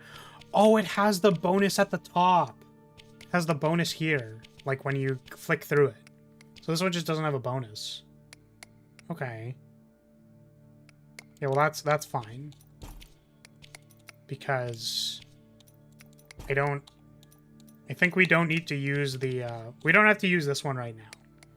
Because I'm probably gonna... You know... I'm gonna end up dying, and then the thing's gonna end up glitching, and then it's gonna be unfortunate, so... Let's use this one. Neither. Alright, let's go back. Let's go beat the thingy.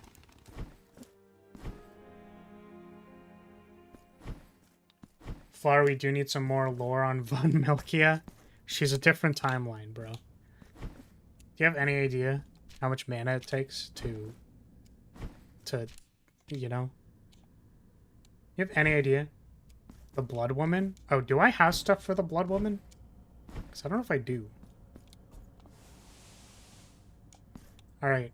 Warning. This is disgusting. This is the one thing that I actively feel like I need to give a warning about because it is actually kind of gross. So anyone who doesn't want to look at this shouldn't. October soon? It is October soon. In like 15 days. Alrighty. Do I have anything for you? Von Succubi comes soon. Oh wait, that's not what I wanted to do. God damn it. What's up? Now I shall Ah, more HP. I shall wait for thee.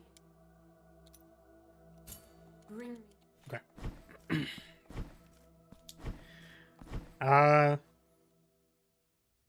Yeah, I don't know. Maybe I'll feel the need to make a to make a what's it called? To make some kind of Halloween outfit. The fall outfit was supposed to kind of be like a okay, we're not making a Halloween outfit this year, but I can't help but have like ideas in my head. You know what I mean? Of things that I want to do. We can... we could Von Succubi again if we wanted. I suppose. Add witch hat, no one will notice. We were a witch the first year. My Halloween costumes were witch. It was a witch, and then it was a... Succubi. That was the other one. So I think we went up here, which led me to there. So what I'm curious about is, how do we get up here? How do I do that one? Weird. I can't yet? That's too bad. Fallout, if it looks so nice, it just needs a pumpkin clip somewhere or a spiced latte. Then it's Halloween-y enough. Oh, that's what you mean. I could wear like a witch hat on this model. I suppose so. I had a few ideas.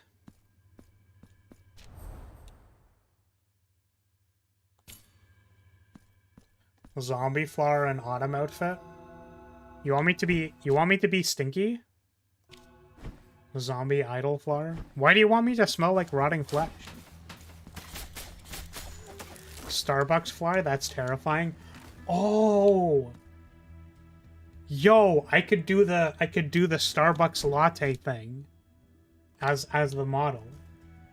Like I'll just be wearing the apron. You know what I mean? Just put your head in a full-ass pumpkin and call it a costume. Some people are into zombies, Flower. Yeah, but why do you like Stinky? Why like Stinky? Mommy model? Yeah, you know what we're gonna do? We're gonna make a Von Milkia... We're gonna pull out Von Milkia, except we're also going to wear the Starbucks apron. That's what we're gonna do. Why are you going away from the boss? Because I thought that this was the correct way to the boss. Obviously. Ow. Clearly this is the correct one. If you need to ask, you probably don't want to answer.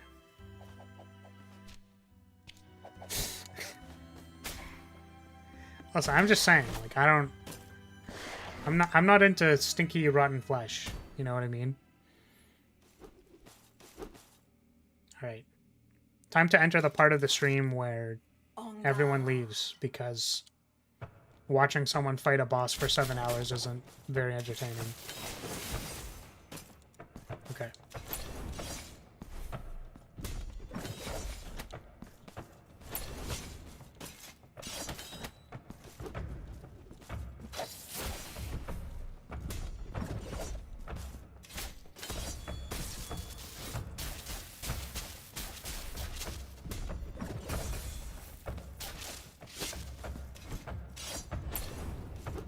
Right, this character's lore is that she really likes killing people, and so used gold to lure them in so she can kill people.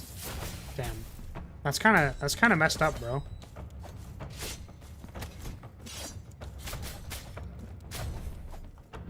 That's an interesting idea. What if I do this?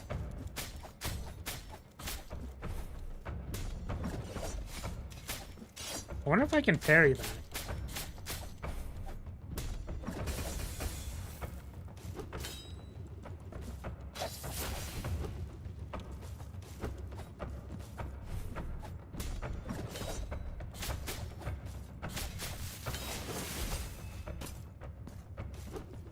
I feel like I can parry that one as well, but it's just... Maybe I shouldn't go for it.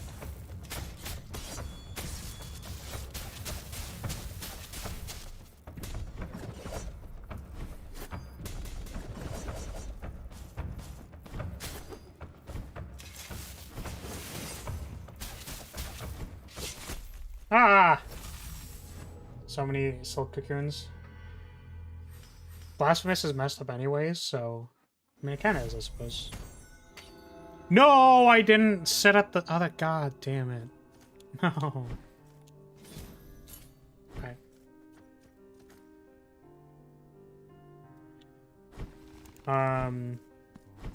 Use of the little web and wire strand things to let the boss stand in midair is clever. Yeah, I'm a big fan of, like, battle platforms. That's what I call those. This is just like a random thing that I'm into, but like when the character has some kind of like magical way of putting like platforms underneath himself, I think it's really cool. Kind of like a random thing, but fights elegantly, so at least she has some sense of warrior honor. I don't know if that necessarily implies that. You could be elegant and then have like no sense of conduct, right? All your actions until now have been saved? Yes. Who wants to bet that the guilt is going to glitch? By stopping time on your own rocket launcher shots? That's cool.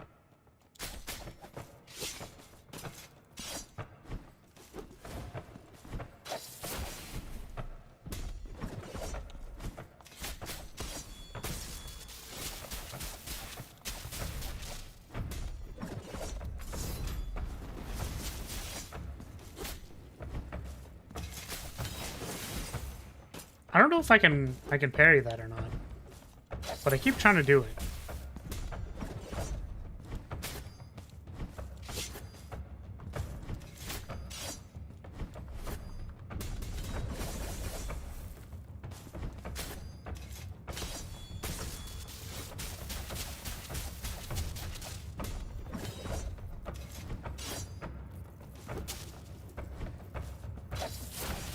Ah. Oh, no.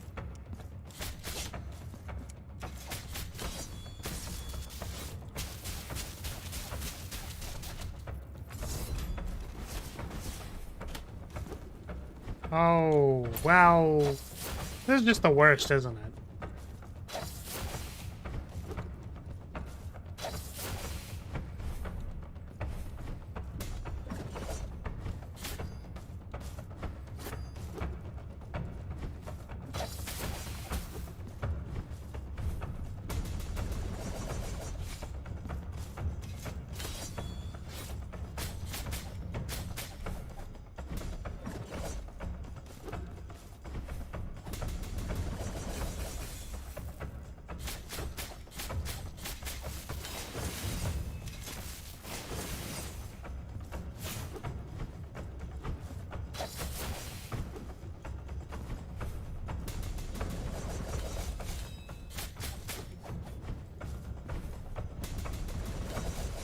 No! Literal pixel away from either killing her or entering phase 2. God damn. I didn't sit at the save point. Again. Literal pixels away from killing her. Tilted.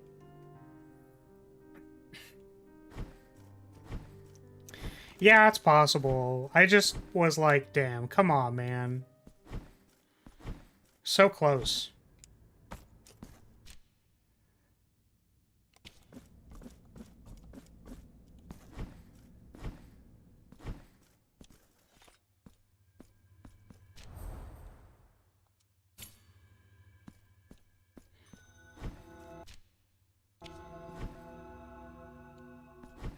Gotta say, I find it weird to see you have such an easy time with the bosses and die a lot to the regular enemies, because that's the complete opposite of my experience with this game. Well, because for enemies, it's like... I feel like for enemies, like, I just want to, like, move to the next screen. And also that I'm, like, looking at chat a lot. But, like, when it's versus a boss, it's kind of like, oh, I want to, like, focus. Right? Like, I feel like I'm more focused in a boss fight.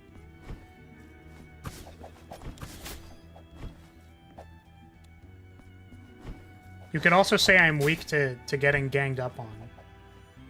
You know, like all of these rooms where the doors close on me and a lot of guys come out of nowhere, like, I'm kind of weak to that.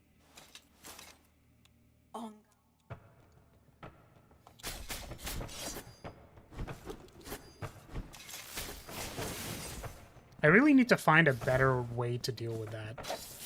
Because I don't really know what I'm doing.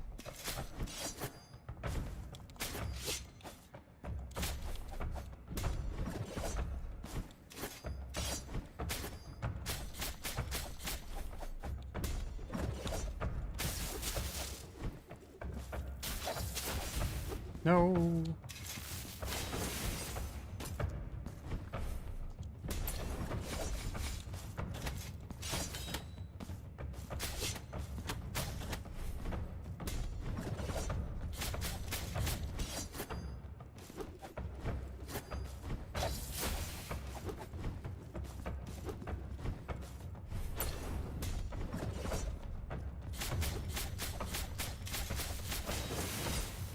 Still can't block that. Still keep trying to block it, and I can't.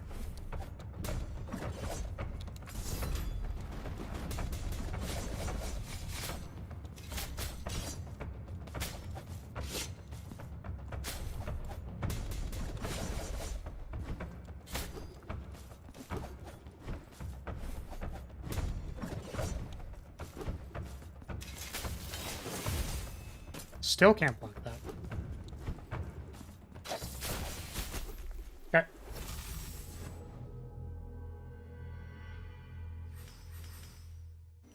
I didn't even know they had a stun animation. It just never happened for me, even when I hit her right after she attacked. Yeah, I wonder if it's like an elemental weakness. Weak to gangbanging. Slashing, burning, stabbing. I'm not going to elaborate on that. Far forgot to draft AoE cards, keeps dying to the Kremlin gang. Honestly, this is not inaccurate.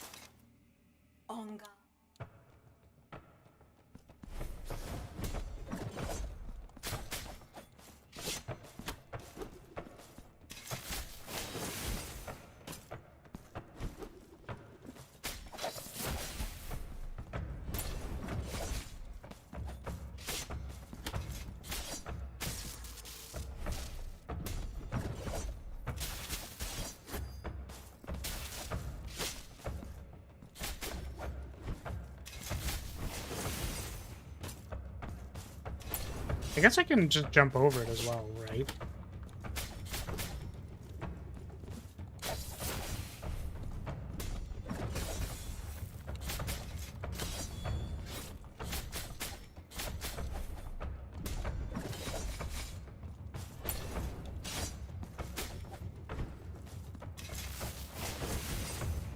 Maybe I have to jump over it.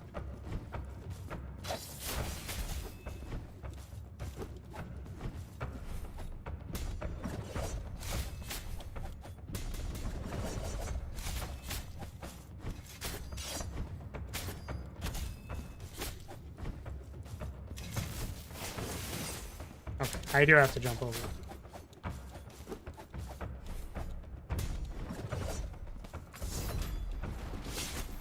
Ow! The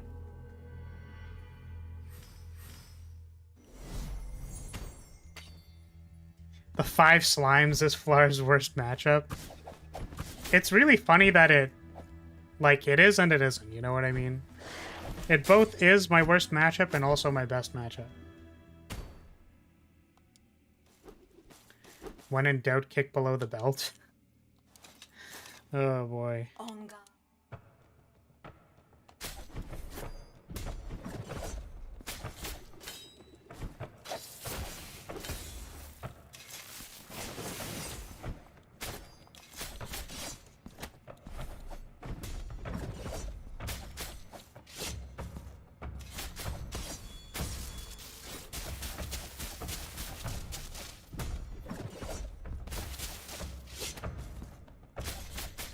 I can never read that, like, a little short hop dash. I see it too. Like, I see her do the back hop and then I just don't respond. It's like as soon as they do that little back hop, that's like the tell. And then I'm not reacting.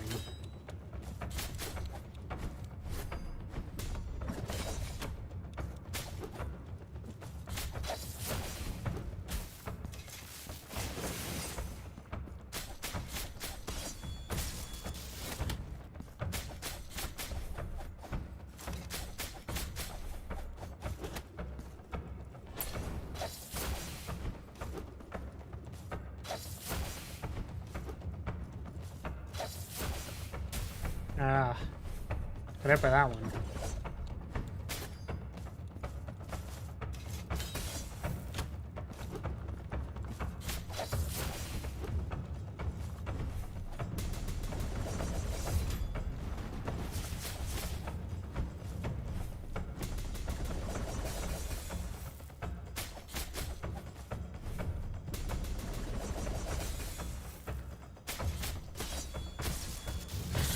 Hey! Nice. Yeah. I still didn't get to read that that back hop. I kept seeing it and then not being able to do it. Pulse is insane versus 5 slimes? Yes. I am both extremely well equipped to deal with the slimes and both not equipped at all to deal with the slimes.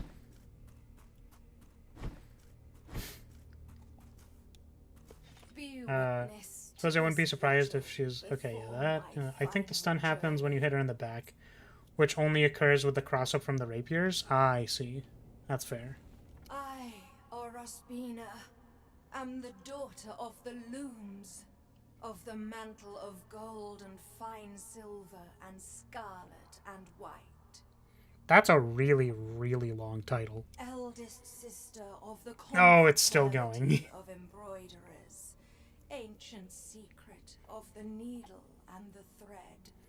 Okay, but when did they say Where I penitente? go, Nord shimmers with gold, and my graceful steel will never again adorn the air with its elegant silver calligraphy.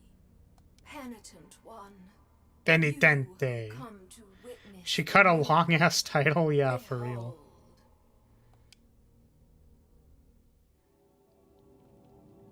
But their plea was so humble and true. that the miracle, whose lofty reasons are beyond our earthly ken, finally Just like you, for real, for real. Yeah. Roused from its repose, Clarus von Lyria, moved honorable by the flag bearer of sweet House melody Lyria. of such noble supplications.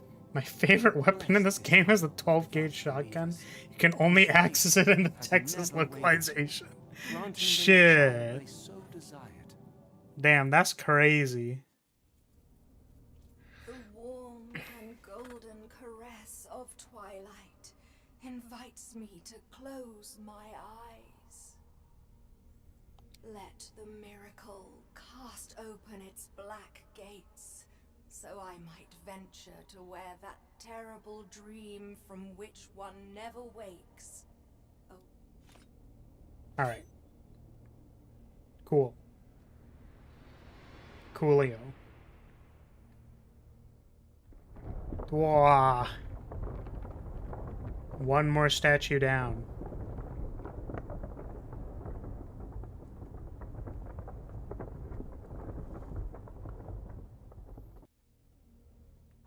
Story so far. A couple who could not conceive prayed to the miracle, and the miracle seemingly granted their wish and made the woman pregnant. I see. So, like... Penitent one. Yeah.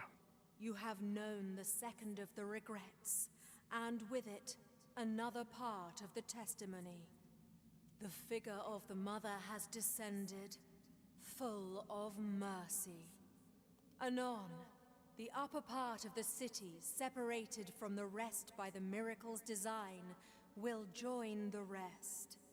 Find the last guardian. Okay. See you later, pretty lady.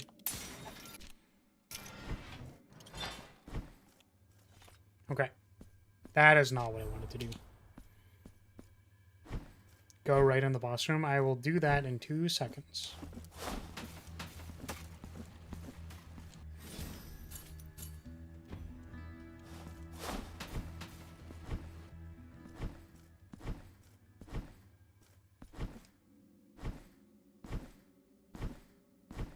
Ooh. Relo. Child is an alien parasite that's gonna explode out of her head or something. Oh no. Okay, I'm going to go do a couple things. I'm gonna grab some water. I think I'm also gonna use the bathroom. I'm gonna come back, okay? So feel free to leave forever and never come back because you're looking at this blank screen and then you're like, damn, this is content. But I will be back in, let's say, like 5-ish minutes. BRB. Will do, boss. See you next millennia, boss. Here, what if I do this? What if I look kind of sussy for everyone who walks in? There we go.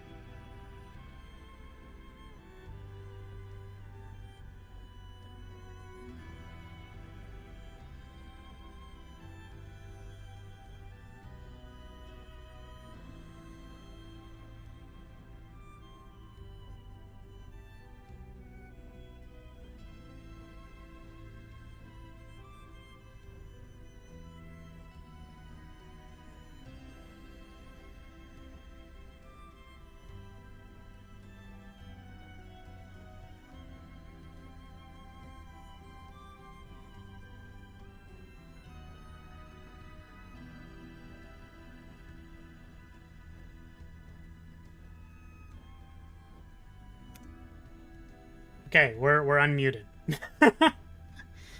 Okay. I definitely wasn't saying anything important, like how much I get off when I don't have to deal with chat. Every time I separate from chat, I'm just like...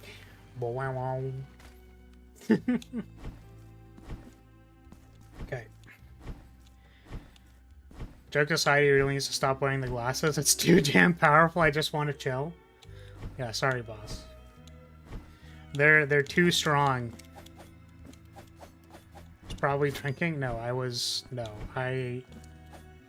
I was definitely trying to say words, and then those words did not necessarily translate. Do I? Am I supposed to know what's up here? I don't know why we weren't able to go there before. Let's try. Definitely not just telling you my credit card numbers. Yes, obviously. Obviously, clearly. Right, let's see if we can get the third boss done. Wooden wall? Oh, thank you. Thank you. So we still can't... Excuse me, we still can't open that one.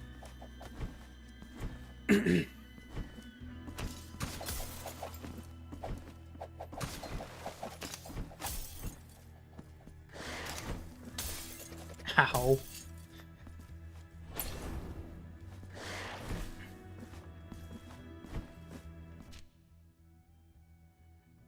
Wait, this is in the right direction. I wanted to go here.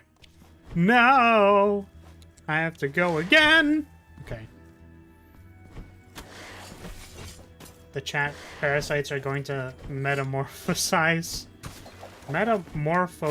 soon, and then we'll never be able to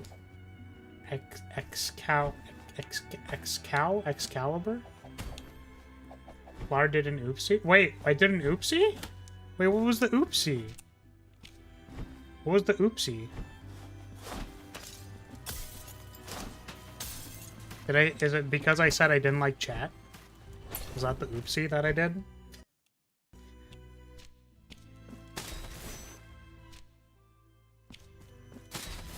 Oh, so by the way, Poi, you said that the chandelier in this room was important. What's important about it? Was there something that I missed here?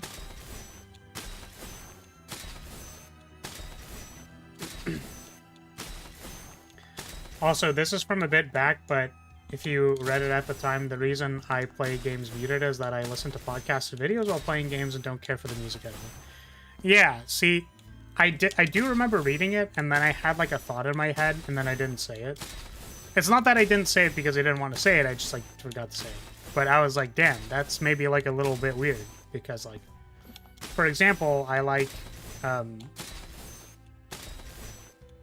experiencing the entirety of the game, which includes like, you know, voices, whatever they like decide to put in it, most of the time. But actually, it is completely fair. Like, I usually lower sound effects and turn off music if I am listening to music or listening to a podcast. I can sometimes keep the music on depending on, like, what I'm listening to. But, like, for example, I'll play Slay the Spire with no music because... A, I've listened to the Slay the Spire music like 7 million times. And B, you know... The problem is that it turns into noise, right? Like, if you have like music, and someone else is playing music, and then they're talking, right? And then let's say even you put more background music, like there's a lot of, you get noise. And it's really funny how that like affects me personally, because like I've thought and looked at this a little bit, which is that like, if I turn on someone's stream and they have music in the background, like for the game they're playing or something, and I also have music in what I'm playing, it's like very distracting, actually. It's like pretty, like it actually like, I feel like the space in my brain becomes very cramped because of like how much noise is happening. Haha, chat, you're so pathetic. Wait, I'm pathetic. I'm part of chat. That's fair. What if the game is something like Risk of Rain or Deep Rock Galactic? And the game's OST goes unbelievably hard? Again, it depends, right? Like, I usually listen to music in games, but I think the use case of the audio channel that is, like, your audio processing in your brain can, like, only do so much. So, like, as soon as you start overlapping things, like, the more you overlap, the more noise is going to happen, right? So people can normally distinguish between, like, you know, sound effects and, like, having some music in the background, but, like, for example, even for this, like, I changed the voices in this back to English, because when the Spanish voices are speaking over the dialogue while I'm trying to read the English dialogue, I get distracted. Like, it's hard for me to interpret and read the words, even though I'm not necessarily interpreting the Spanish. It's just, like, noise that's distracting. Right? So yeah, I think by default I would normally listen to music, but I can see why turning it off would be useful for, you know, like if you're listening to other shit in the background. Is this a fall outfit or a winter outfit? Just wondering. This is a fall outfit. It's for fall. I think if it was a winter outfit, I would have, like, put more implication on it being, like, woolen or something. Being very, very woolen. Besides, you also haven't seen the back. Question for you. Do you think the back of this is open or closed?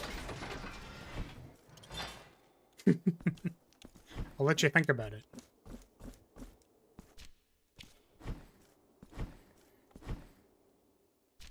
Oh, there was a hand door here. God damn it. Some snowflakes, maybe? I guess that would... Snowflakes would make it more wintry. No! No! Open 100% because you're a pervert? God damn it. How did they know? No, I actually didn't think about it, but, like, I looked at it again and I was like, yeah, it could be more woolen, which is kind of more like the... Oh my goodness. It's kind of like the Virgin Killer sweater. And then I was like, huh. I guess, like, supposedly I could also be wearing a half... I could have the Virgin Killer sweater thing. The open back sweater. I could also have that, technically. And from the chandelier is just that some chains can be cut so those things hanging from them fall. I see. Ugh! The bat out of nowhere, god damn it. Dang it. Okay, let's use a hand. Winter outfit should just be Sub-Zero mountain climbing gear. Oh god. That'd be amazing. It's useful in a whole of 2 rooms in this game? Okay. Well, let's see if I remember it for all of the 2 rooms.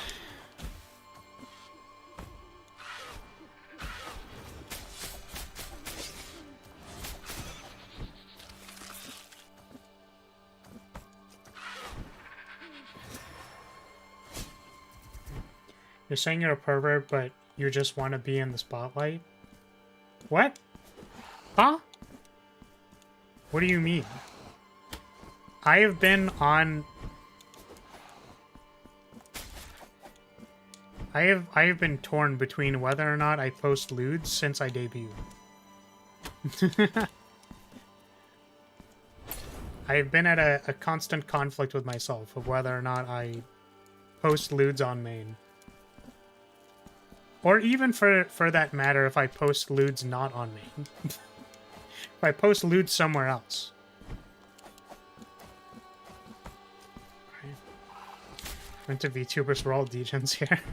I think Cavalier is the one person who is actually certified supposedly not a degen. self-proclaimed not actually a degen. Which, again, I'm going to continuously find interesting that, like, a functional human being found my content. Because I just think it's just so degen, you know? Is that so? My bad, sorry. It's not your fault. I'm just making a meme. Literally so many layers of heavy-duty cold equipment that we can't see your face. That'd be funny. I mean, you know what I really like? Is, I like pea coats. The girl I was into one time was, like, she wore a pea coat. And it was very cute. I was a big fan. How is it certified supposedly? Well, because you said that you're not a degen, so I believed you. That's the, you know... Supposedly is that there is room for doubt. I say supposedly because there is room for doubt. Of course you'd like pea coats? God damn it! It's not the kind of pea coat I'm referring to. I don't want to be coated in pee. That's not what I'm saying. It's a very different... That's different.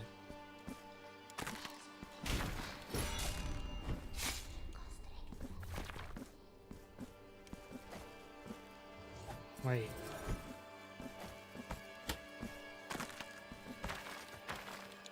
How do I open those chains? Can I open the chains yet, Poi, or no?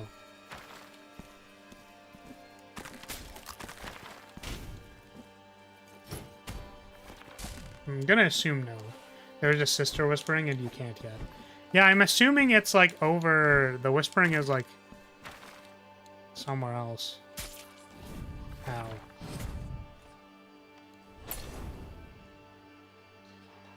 He nuts?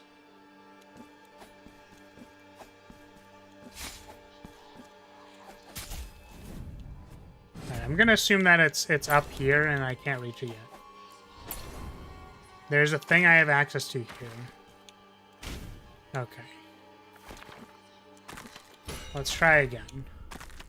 Let's see if anything's down here. Oh.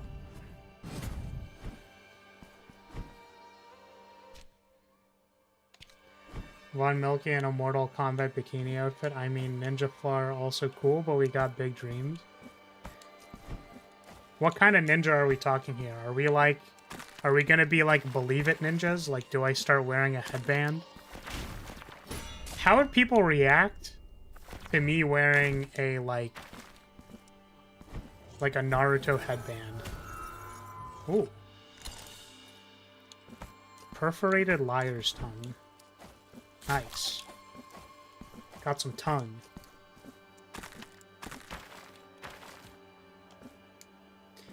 Out of all the people who downloaded the Flag Bearer mod, are you really surprised that at least one of them saw you mention a YouTube channel in the description and looked at it? No, I think other people looked at it. I'm just saying that, like...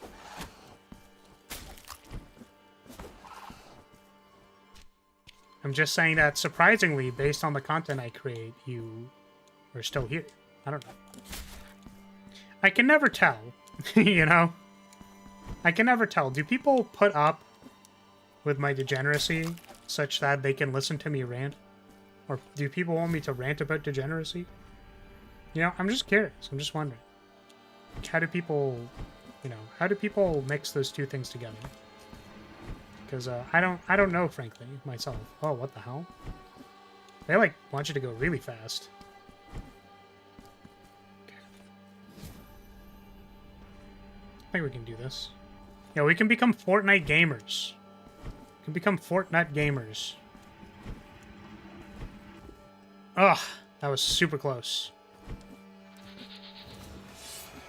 I think Mortal Kombat, but with a Naruto headband would be cool. Especially if you get the Akatsuki drip. What the... Oh, who the... What the... What? I was like, oh, are you an NPC I can talk to? It's like, no. No, you are not.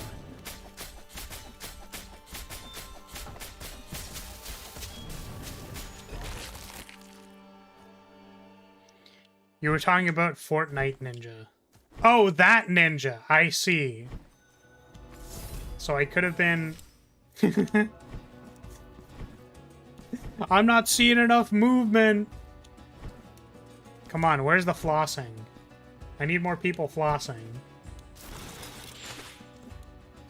You fall in the category of putting up with the degeneracy to see the other stuff? Understandable. Well, hopefully that cognitive dissonance doesn't become too strong one day. Because regrettably, I'm unfortunately a degenerate. Ugh!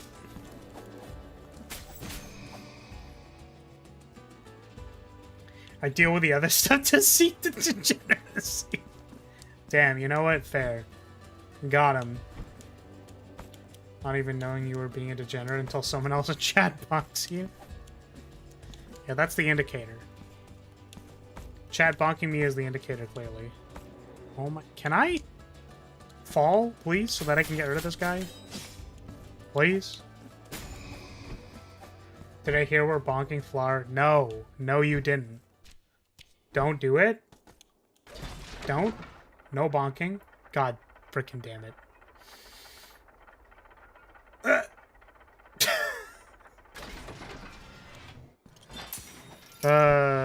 I should remove the bonk command permanently. Now, you know, this isn't a democracy, so I'm gonna remove it and then no one's gonna complain about it, right? Right? Your vote doesn't matter. I'm just allowed to do whatever I want. Oh, you know what's really funny, by the way? So I drafted the team charter from my team because I am, you know, I'm gonna go ahead and say that I am the closest thing to an executive producer on my team, but not really. Ooh.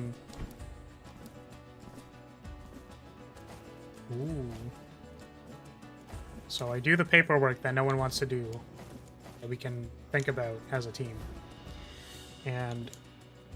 oh, is the Scroll of the Elder, was that what we could have brought to the other guy?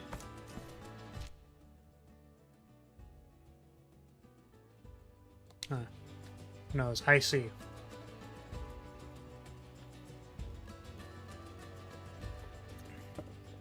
But our professor was telling us about how it's important to actually think about what your team charter is and like what you are agreeing to basically when you sign a team charter, because they had groups in the past where they were like, it's really frustrating to me because one of these team members just like keeps saying they have final say and like they're not, like they're being so bossy and asking for particular things that like I don't agree with. And they're like, cool, what is the team charter that you signed? And on the team charter, it says like the executive producer gets to do whatever they want. Like obviously that is verbatim. But it effectively said, this person in this role makes the creative decisions. It's like, well, I'm sorry, but you signed this paper. I don't know why. I don't remember why this came up. Oh, it's because I said this isn't a democracy. Because I literally said this wasn't a democracy. I literally signed all of your names into the team charter without your consent. Got him. When was the last time you physically touched grass? Like, had skin come in contact with grass? Okay, I'm going to tilt. This guy's really cool, by the way. I like that they have like a little lamp thing.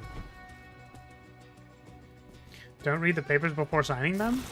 Well, you didn't get to read the papers at all. I just signed it for you.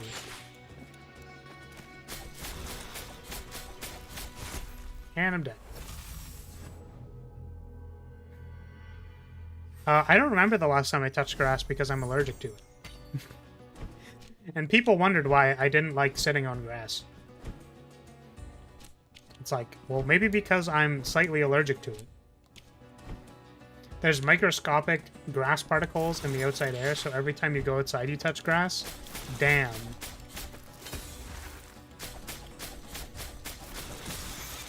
Damn, got him.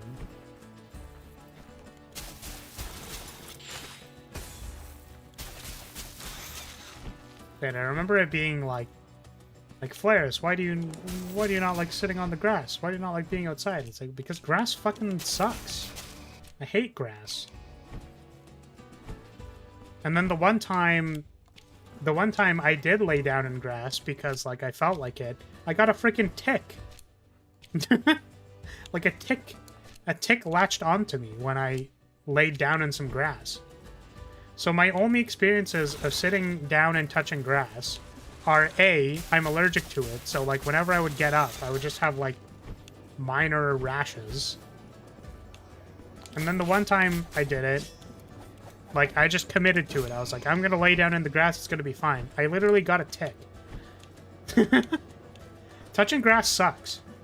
All my homies hate touching grass.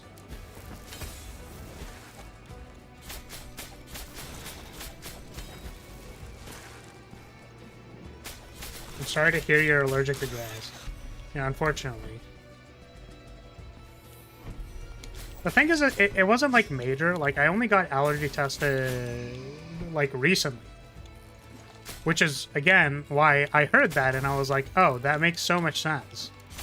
That I would not like sitting on grass. So I'd get like minor, very minor skin irritation. Getting ticks is no big deal, you just remove it and move on. Nah, that shit sucks. I don't want bugs latching onto me. Fuck that. All my years in the Boy Scouts, you've never once gotten a tick? That's crazy, bro. Wow, we were this close to a pre-idea. Tilted. Wait, can I... When am I gonna get the double jump? God damn it. Lara hates grass so much he developed an allergy to it. It's a true VTuber. Yes, clearly.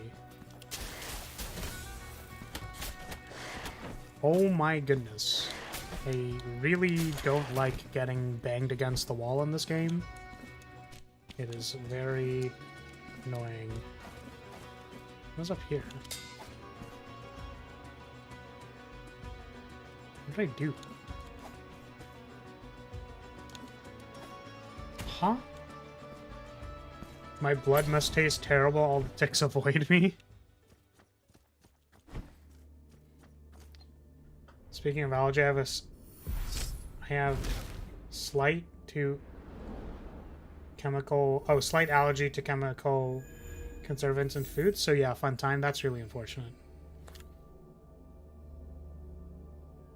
You can get it right now if you want. I won't say where it is though. Oh wait, get what right now? Oh, the double jump? I see. Okay. A blood pact will allow the enemy's wounds to heal. So whoever wields it. Wait. Okay, behind its coarse-serrated blades lies a versatile weapon able to combine powerful attacks without giving the enemy a moment's respite. A blood pact will allow the enemy's wounds to heal the wounds of whoever wields it. Okay. Air, press, down, and blah. RB to parry. Okay, so there's a sword plant and there's a parry.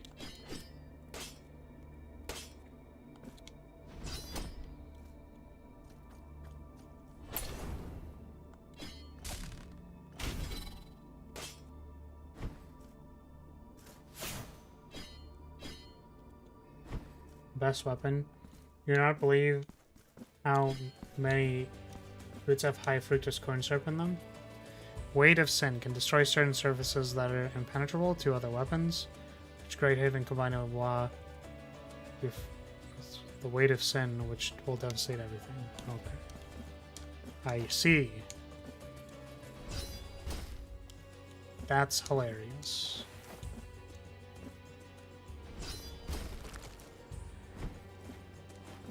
Let's mess around with this weapon for a little bit, see how it goes.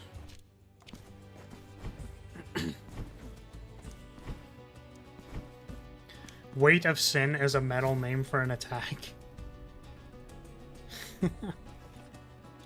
Suppose so.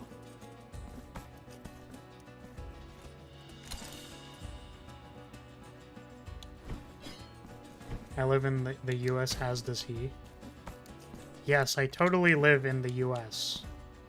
This is a 100% certainty.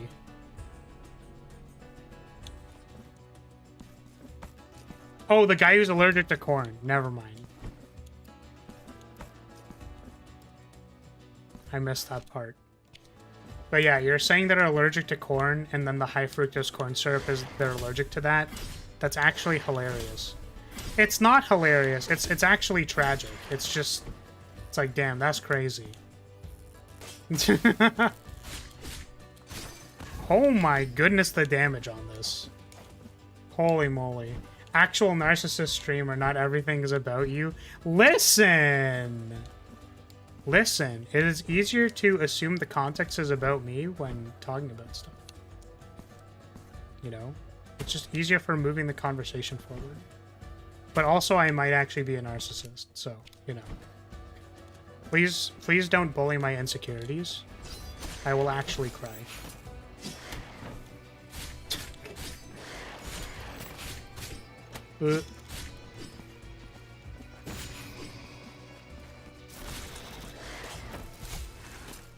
Hello? Hello?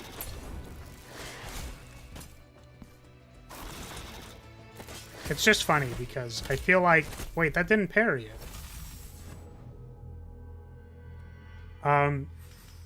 What's it called? There's a thing I was thinking of. I was thinking of a thing. It wouldn't be the first time that someone was like, wait, you don't live in the US?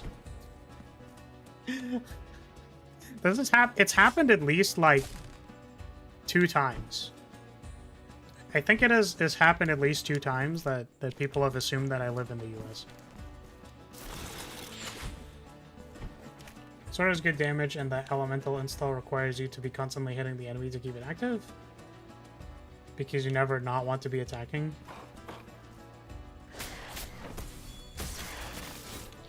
Is totally not a narcissist. I mean, it's not like he would create an entire mod and Slay the Spire just to play as himself. That's not... That is not how that works.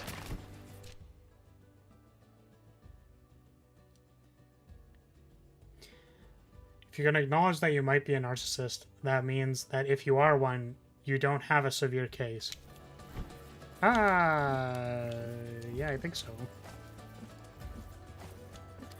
I mean, you know, I feel like my very basic understanding of, you know, very basic understanding of narcissism would imply that, like,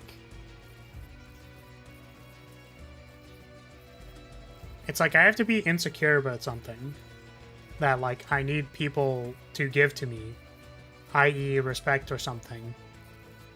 Otherwise, like it makes me feel uncomfortable. Like, if people don't respect me, like, that makes me feel uncomfortable. But, like, I don't actually get that vibe. I think I'm definite, like...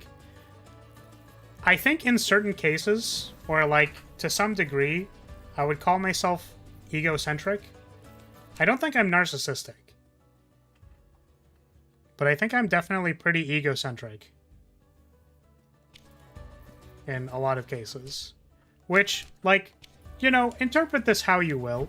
But I'm just gonna go ahead and say that, like, you know, when you have to do literally every profession possible in the tactician space, and you can do all of them to some degree of medium competency, so much so that you could literally, like, do the music, the frame-by-frame animation, the design, and the programming, and all of the things, and that other people seem to not do it as well as you, despite being a generalist. Like, you know, I just get, like, a little frustrated sometimes.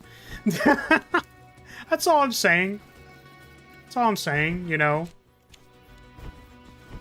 You know, that might maybe lead me, you know, hyper-independence might in fact lead me to being a little bit egotistical, unfortunately. But I think, you know, I think I understand that, like, I have, like, a limitation on what I can produce when, like, I can't rely on other people. Like, I already know that. Right? So, it's unfortunate. Because, like, you know, I just wish I was surrounded by competent people. That's all I'm saying. But it feels like I'm very often not.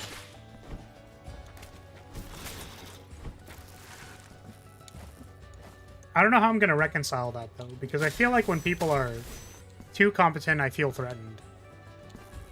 Which, that might be narcissistic.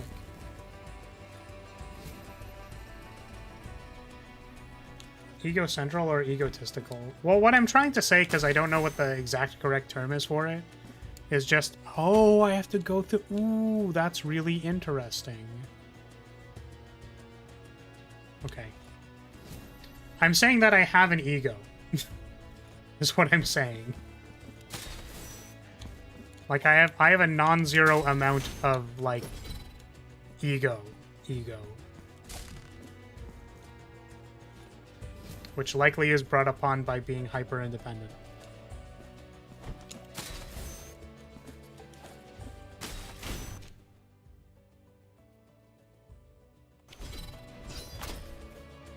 Is that not enough? Really?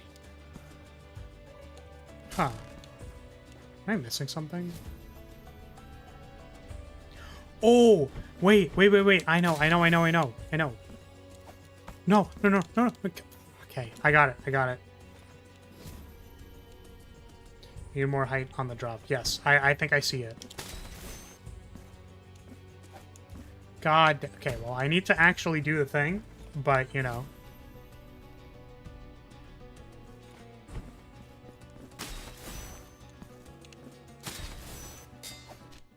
I feel like I need to hit that to prop myself up a little bit. Okay.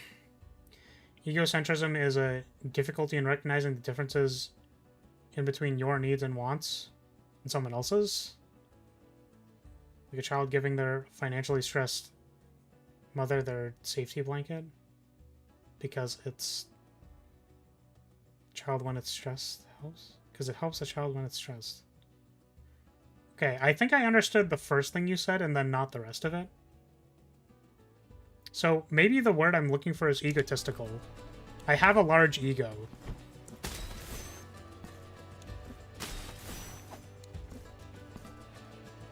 So maybe I need the double jump for this, right? So that I can dash and then also get the jump, the second jump to do the thing. Am I able to do this right now, boy? Or do I need the double jump? Or do I just need to, like, cycle faster? I think you just need to swap weapons fast? Okay.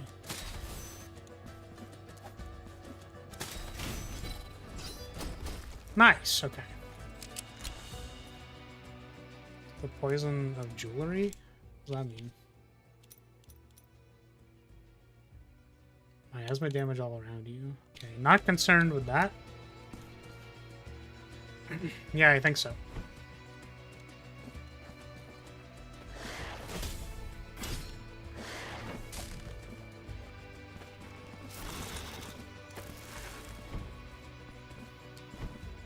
But yeah, my understanding of myself and why I'm going to say that I am not narcissistic is that I feel like just by needing to... I feel like in my own life, like in particular avenues, like in all creative avenues, I've had to be hyper independent, which lead to me being very egotistical when it comes to creative pursuits. Tony, that's why we're here, to hurl insults, call you flat, and keep that ego in check by hitting you like this? Sure! Yeah, definitely, 100%. Oh no, wait. Wait, so what is the purpose of this? Is this like halfway? No.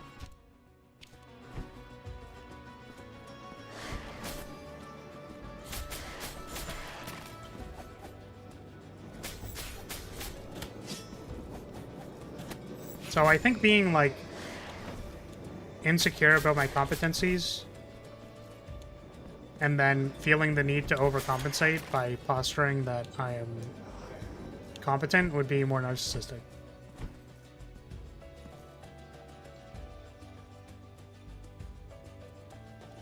Basically, an egocentric person can't understand that the way they react to stimuli isn't also how everyone else reacts to stimuli. I see. Understandable. So what you're saying is...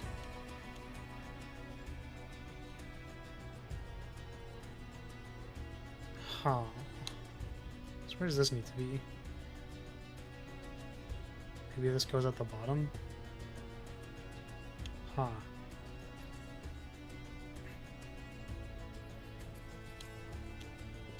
Because basically, what I need here... So I need a way to get in between all of these. So if I start on the right, then I want maybe this one here, and then I can climb all the way up. And then this one will help me get from the middle to the other side. That doesn't work because this can, yeah. I think because... Oh my goodness, please.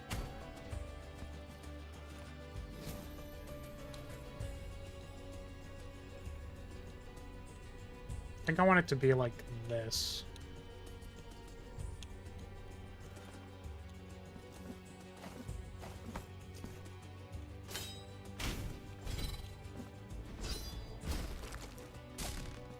What is this one? I'm scared to touch it. Ah, I see. Okay. Well.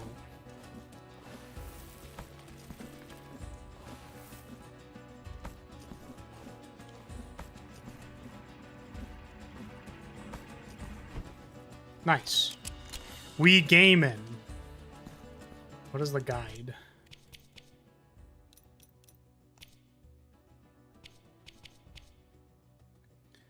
Plus 15 mystical damage. Okay. When grabbing a ledge, you can press down and jump to drop down instead of climbing. A familiar face.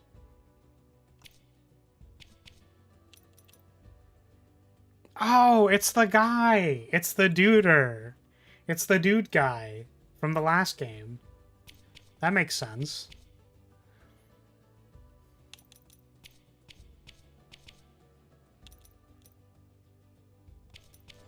Okay.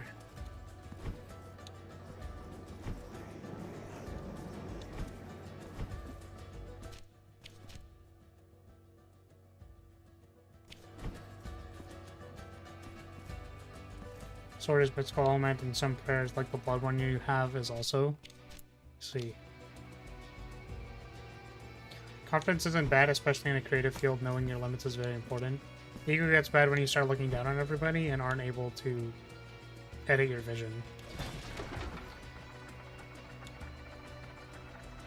Yeah, I mean, I think most people would say that if you're cognizant of it, then you're kind of like a step in the right direction.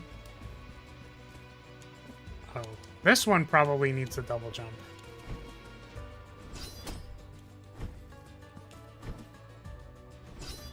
Oh, no. I wonder if it like intended to use the double jump and then we just kind of had it.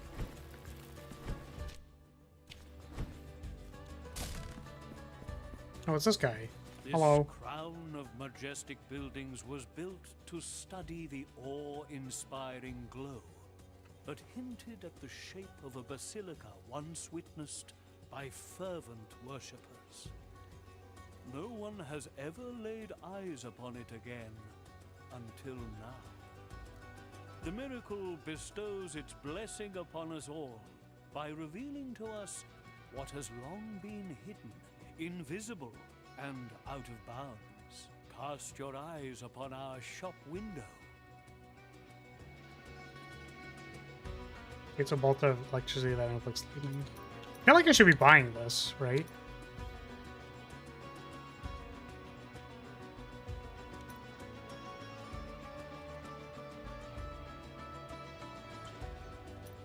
Let's do this.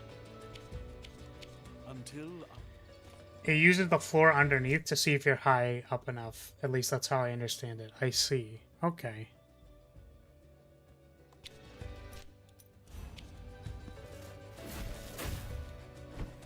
We're a lightning kind of guy, so we gotta. So I want to use the lightning blasts. Ow! Their lightning blast is better than mine.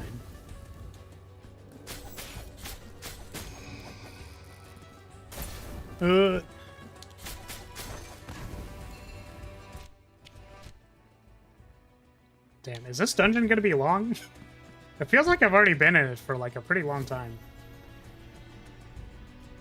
So for like George Lucas's prequel trilogy. Oh my goodness. Where he got rid of the people he thought was in the way of his vision and created an inferior product. Yeah, and, you know, I kind of wonder about that too, I guess, because, like, for example,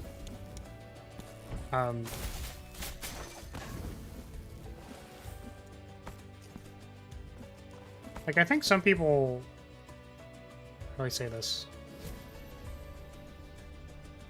Like, some people, oh,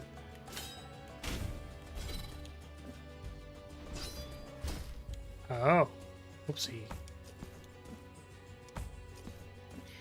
In the pursuit of perfection, I think people, I think people make like a big deal out of like if something is like good, the best it can possibly be, good or bad or whatever, and like we have an objective understanding, sort of, about like what like makes things good. Like for example, one of the biggest okay,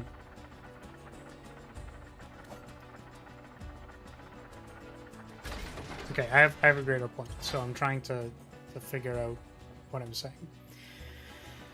One of the biggest things touted is that having more people around you is good because the more perspectives you can add oftentimes results in better quality. Because, for example, if you have an idea that's like maybe actually kind of bad, if you're in an echo chamber of people who are just going to say the same thing, then you're going to walk off a bridge, right? So there's value in having people challenge your ideas, right? However, in a weird way, I think it's okay for people to make worse products if that's what they wanted to make. You know what I mean?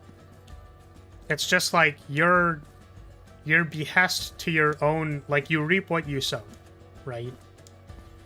Like if we can say that from an objective standpoint, like from the storytelling, you know, from the storytelling, from the, you know, the acting direction, from the whatever, that like someone decides to take over and like grasp onto and not let people like do their job, right? Like you reap what you sow.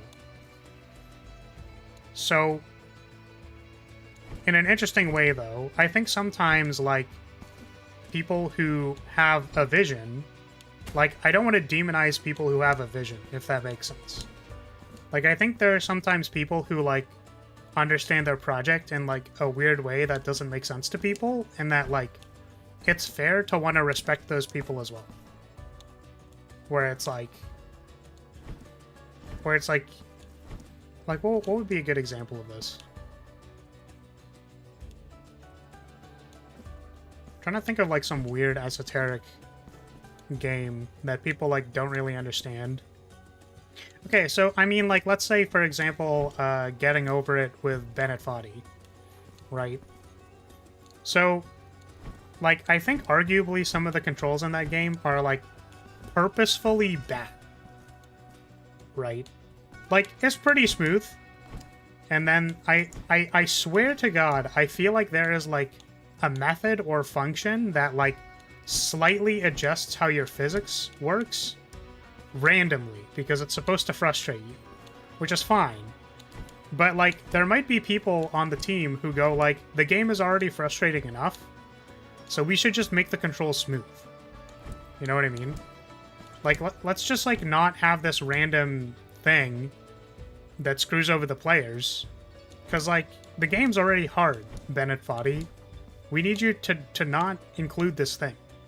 And then, to which Bennett Foddy goes, no, the point of the game is to be as frustrating as possible. So I'm going to include this thing that randomly fucks over the player, because that's the point.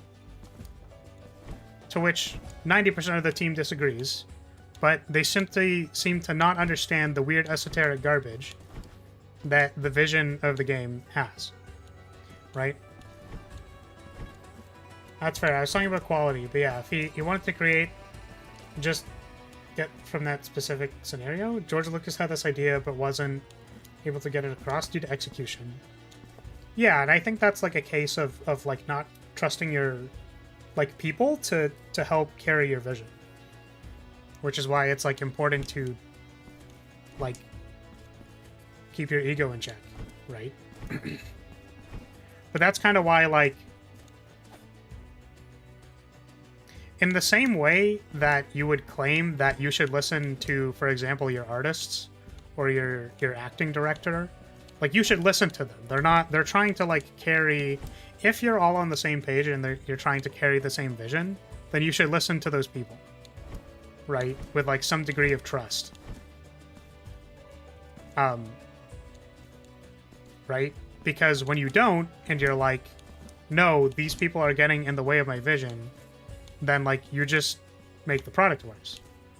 However, the same olive branch needs to be extended in the reverse direction, where it's like, maybe you may not understand, like, some weird esoteric garbage from your creative director, but it's entirely possible that, like, there's some weird thing that they, like, get that they want to include in a particular way, because it is the difference between the product feeling like a clone of something else or, like, being the greatest shit ever. Possible. It's like both sides of this need to be understood, I guess. Sequel trilogy is a terrible story called woe. As long as they don't try to claim that people dislike it because no one but the creator understands it, as is sometimes the case, it's fine. Possibly. Interestingly, even though that, like, so I'm gonna preface this by saying, like, I don't like modern art. Like, you know, like, heavy shapeism stuff, like, or, like, this art piece is a melting block of ice. Like, I don't find the utility in modern art very useful. Like, I don't resonate with the artistic concepts of modern art, basically. Right? But to be fair, if the function of why the person made the thing is that, like, let's say I have, like, a huge attachment to this ice block. Like, this ice block I've had in a freezer for 25 years, I haven't moved it, and now, after 25 years, the art showcase is me melting this block of ice that has been frozen for 25 years. Right? Like, some stupid esoteric garbage like that. And then everyone's like, this is stupid, because, like, because this makes no sense, it's not useful, etc. and whatever. Like, I think it's fair for the person who created the dumb esoteric garbage to be like, it is okay that everyone dislikes this, because, like, it's okay that everyone dislikes this, because I made this for me, right? Like, I don't need public approval to, like, you know, like, that's not the point of why I made the thing. But it's like, it's all encompassing, right? It's the same. It's like, okay, so, like, a single black line on a white page is, like, an example of modern art, right? What an impressive display of skill. Which is true, right? It's like it doesn't display, like, what is the point of art, right? And I think, like, there are some common touchstones for, like, example, a display of skill or mastery, right? And a display of mastery and the objective qualities that we think are appropriate. So, like, in the modern day, like, rendering color, line art, like, principles of posing, shapes, design, like, these are all things that you can objectively judge. So it's like, what's the point anymore if someone, like, makes something that doesn't do the purpose that we commonly communicate between art, like emotional resonance, mastery, like it doesn't achieve any of those things, and then the person is like, but the artist themselves has some kind of, like, weird esoteric, like, reason that they made the piece, and that they feel very, like, internally fulfilled that they did the thing. You know what I mean? I think it goes down to a couple things. What your goals are. Are you trying to make something profitable or for you? 2, if you want eyes, what's the audience you're going for? 3rd, knowing your...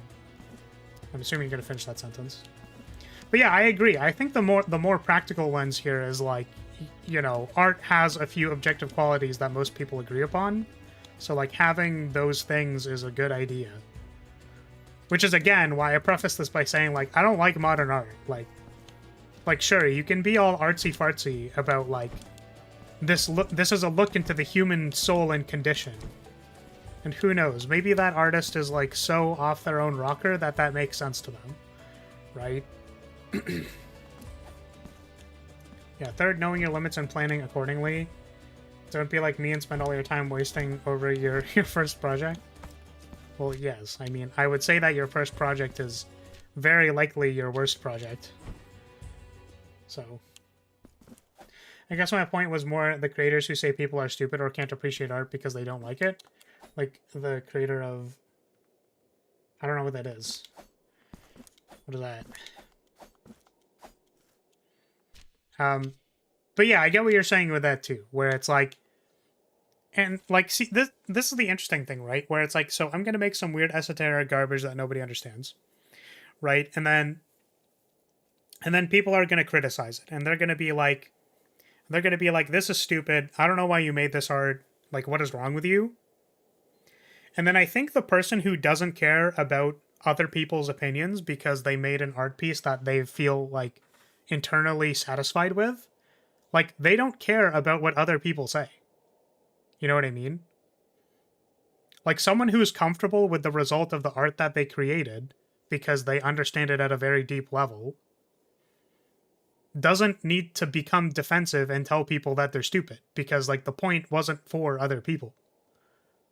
You know? However, there's another case that I just thought of, which, like, because this also happens too. I'm not, like, I think the examples you're going for, Poi, are a lot more clear. Like, I've seen that happen before. Like I feel like I understand what that point is. But there's like, when someone makes something that has a point that is not, like, particularly emotionally resonant with the people that you have made the art for. So, like, for example, I could make something that I feel like is emotionally resonant and that I feel like should be said, or like I want to put this out in the world, for example, to be, like, understood by other people. Like, I'm seeking understanding from other people by producing this artwork. For example, let's just take a quick example here. Is the 5'1" short stack woman who has a modest chest size that I don't see enough because there aren't enough people making it. So I was like, fine, I'll do it myself. You know what I mean? And then certain people could be like, you know, I don't get it. Why are you a dude with a female VTuber model? To which I go, like, it's unfortunate that you don't understand me, but I'm not going to hold it against you. You know what I mean?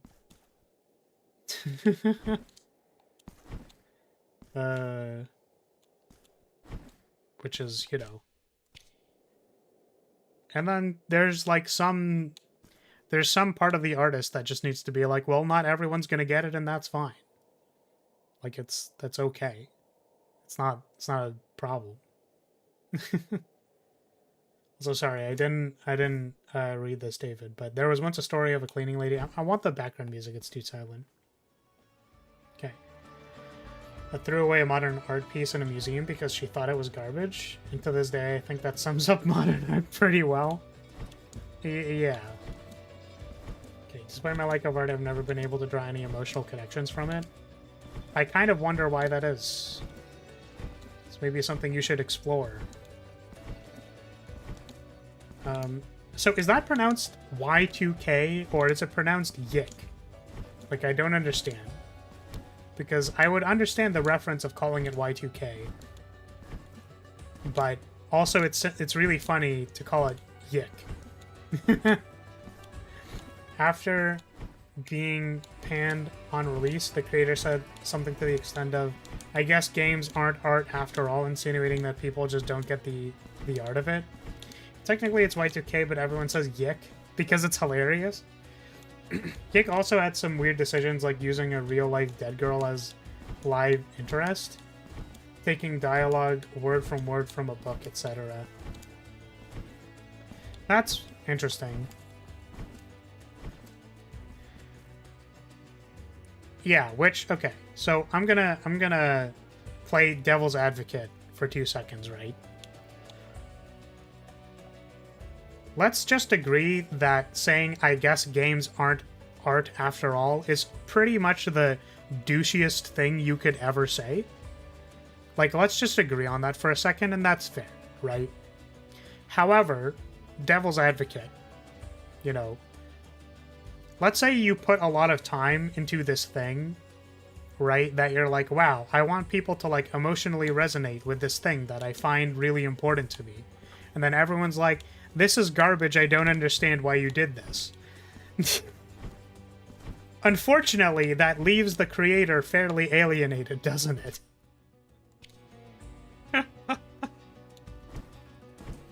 So, you know, I think that you could have chosen better words than, I guess games aren't all art after all. That, you know, antagonizing everybody who consumed your thing is probably not what you want to go with. However, I can understand the degree of frustration you would get if you're like, I want to make this thing that people will resonate with, that will play, will enjoy, and then they're just like, it's just not it, you know what I mean? Video games can definitely be art, as evidenced by Kojima's ability to release a 40+ hour fetch quest walking simulator successful enough to warrant a sequel. Hilarious. There was more to the statement, but the main point was that people just didn't like it because they can't appreciate art and just view games as a toy. Yeah. And I guess I'm saying that, like, I don't know how much of that is the person being defensive because, like, they feel like their ego was hurt because they wanted a thing to be successful and then it wasn't. Right? That doesn't justify the thing they said, which is why I prefaced it by saying, like, that's terrible. That probably wasn't it, Chief. And also, like, take this L because objectively your game is bad too. Like, all of that is still there. You know what I mean? Full clarity. It's just that I'm also not surprised that a creator would say something like that when they're misunderstood. Which, you know, I'm using misunderstood in this context as, like, people could have even gotten the point of it and then still not liked it, you know what I mean? Like, that there's that too. Also, like, you know, execution is obvious. Like, there's so many more things to this that, like, I'm oversimplifying, right? I'm just using the lens that, like, I'm using the interpersonal lens, not the, like, objective creation lens, because I assume the game is bad.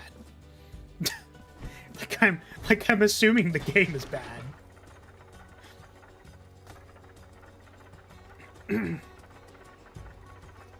was also emotional reasons for the hate, which made it worse in Yick developer. I don't think he meant harm, he just tried to make something epic, but made some really grave errors that also, yeah. This is what I'm saying, where it's like, it sounds like they just kind of made a bad product, got really emotional about it, and then, like, that's not really the consumer's problem anymore. You know what I mean? Like, you kind of wiped your own ass with it, if that makes sense. Right? And I agree with that. That it's like bro, you fucking clowned yourself, brother. People generally understood the point. The main gripe had was that the MC was annoying and a bad person that never improved, despite the story being mainly about his self-improvement. Yeah. Yeah, and I'm like, I personally am curious if that, like, if the reason for all of that was intentional or not. I guess. Or if it was just bad execution. And also I was being devil's advocate. I'm not attached to defending this person. Simply that, you know, I think it's fair for people to have expectations of grandeur and then be disappointed when it doesn't happen. Let's say, for example, you entered an art contest where you spent a lot of hours of work on your art, and then you were like, this is the best thing ever, and I love it. And I really want it to show my passion. And I would like my passion to be resonant with the design team of the game that I've been playing for many years, more than I am willing to admit. And then they're like, damn. I heard you like being 6th place. Not mad at all, by the way. Not even tilted. Not even an ounce of being upset, I swear. Oh my goodness. Not even a little bit of upsetty spaghetti. Not even tightly. Resident Evil?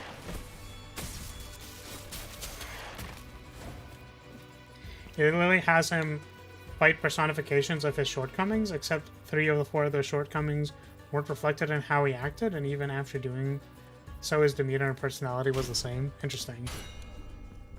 Yeah, so it seems like there's a cool thing to be had here, right? Which is like a story of self-improvement and fighting your own demons, you know? But like it's just not like that. The execution of that needs to be good, and it did not seem to be good.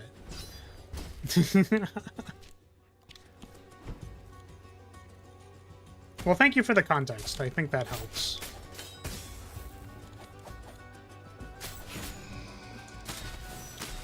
What an oddly specific story. I don't think it's that specific. I think self-improvement stories are pretty common.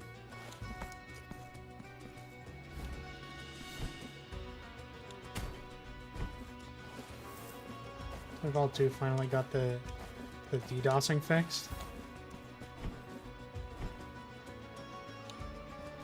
Your story is unlikable and just a shallow.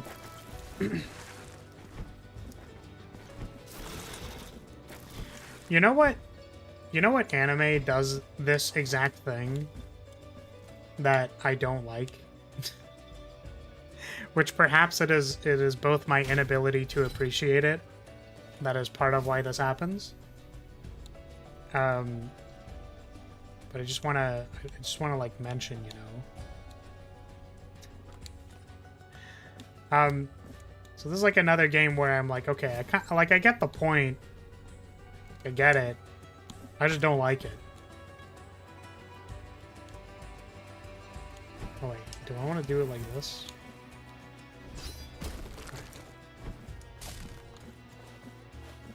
Definitely not motivated for any reason. I already have Titanfall 2. I was meaning to play it at some point in time, and then I never did. Oh, now I can shift it upwards.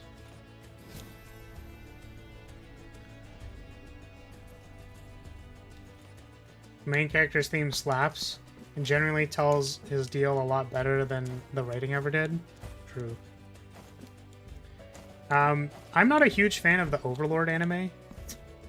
Because it's just a bunch of bad people being bad people. And it's kind of like... I get that the point is that they're bad people being bad people. And that's like the point.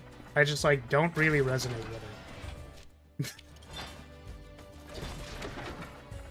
It's kind of like... okay, well, can you have likable... Like, can you make this likable, I guess? Or something, you know what I mean? It's like... Maybe. Or you could just not like them. Or you could just, like, think they're bad people and not like them.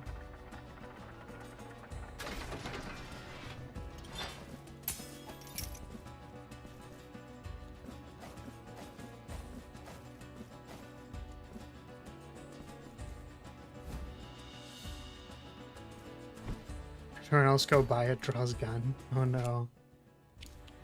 Oh, I'm back at the start. That's good.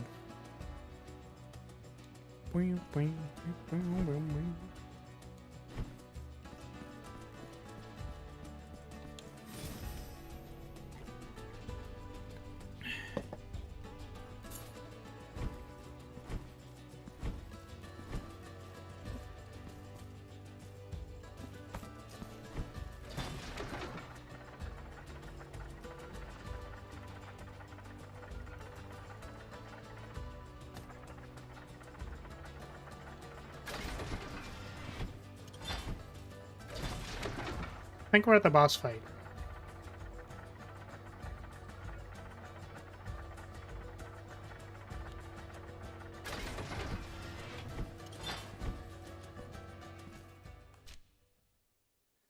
There's some likable characters in Overwatch. The main conflict from... Oh, I'm assuming you mean Overlord. The main conflict from the show, however, comes from Ainz not being as smart as his subordinates. I think he is... And therefore, he needs to keep up the like, charade that he is a super evil person.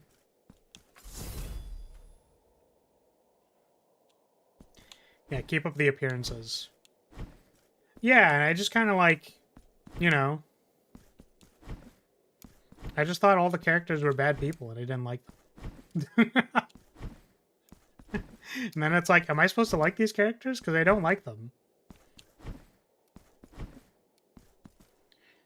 I have been having a good time watching you not mark stuff on this map this entire stream. Finding what you haven't done will be fun.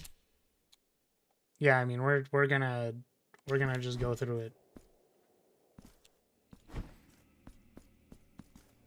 If I don't like the product, I kind of just move on. It does suck when something has potential but fails to live up to it. I live again Certainly. inside this merciless and cold metallic casing. I live in this cage in the shape of what was long ago my body. I live, and I feel that I am directed by forces that undermine mine own will.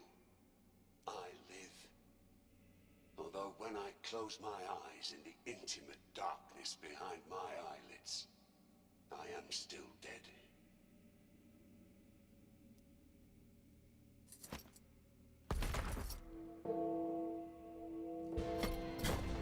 Ow.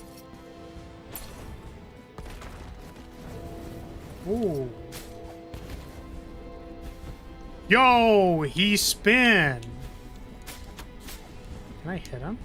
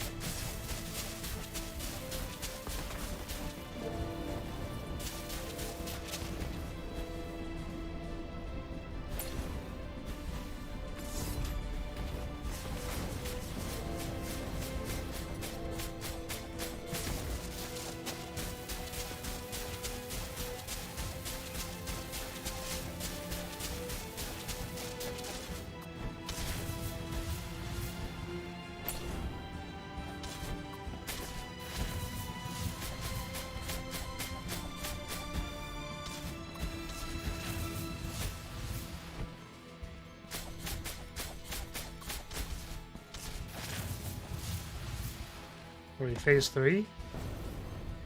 Oh my god. Alright.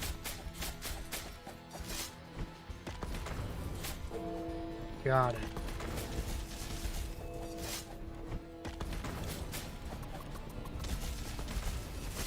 Okay.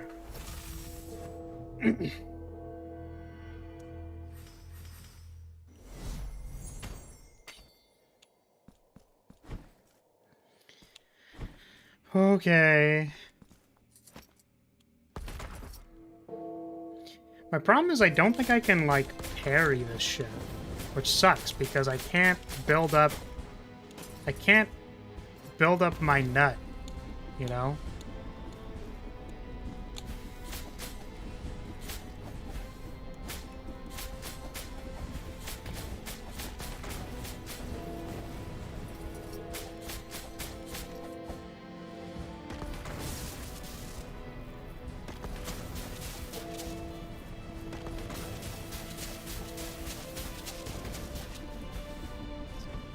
It's gonna hit me like every time.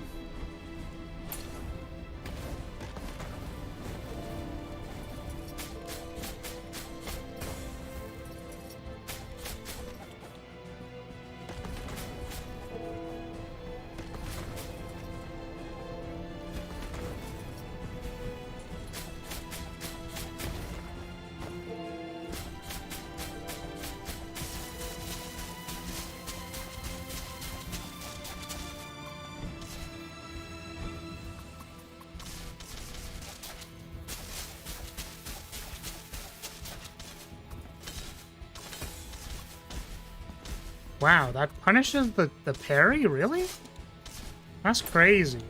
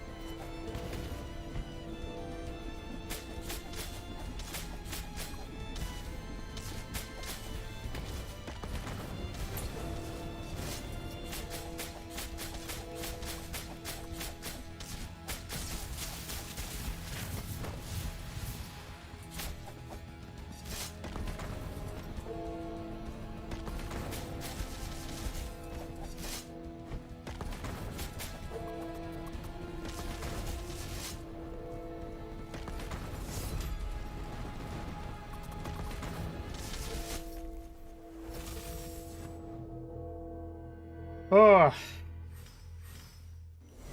It's like I need to find out how I'm supposed to dodge the stuff on the... Dodge the projectile stuff. The same thing with the phases, but it didn't. Yeah, that would be pretty... I think that'd be pretty miserable, honestly.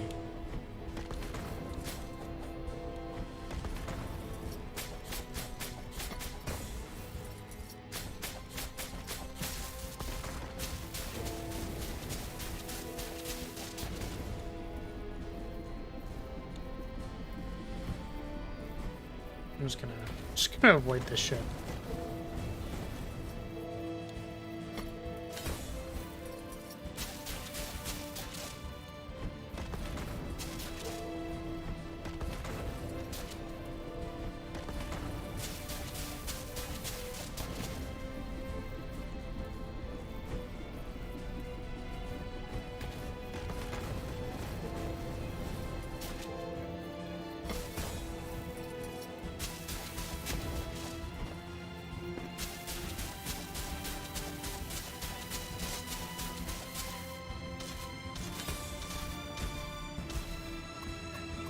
Cannot parry this stuff.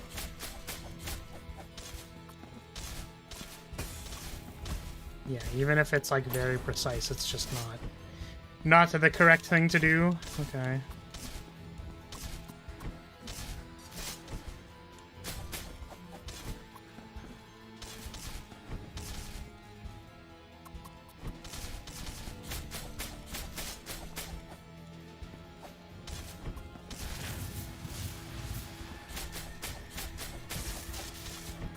God damn it.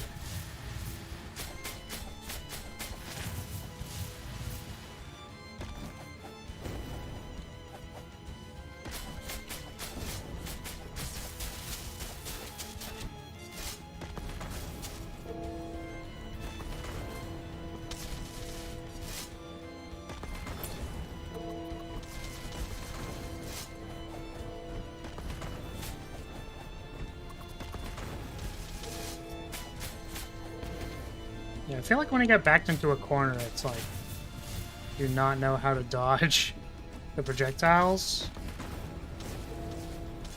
Maybe it means I need to not get backed into a corner so that I don't get roasted by projectiles.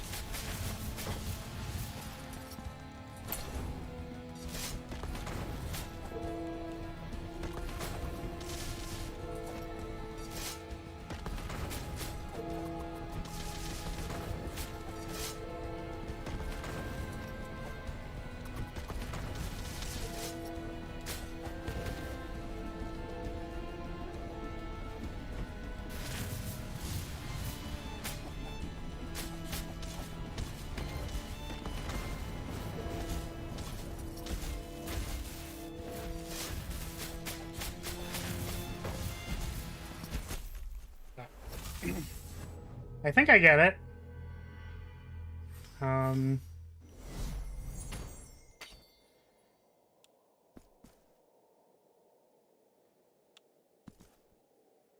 Okay.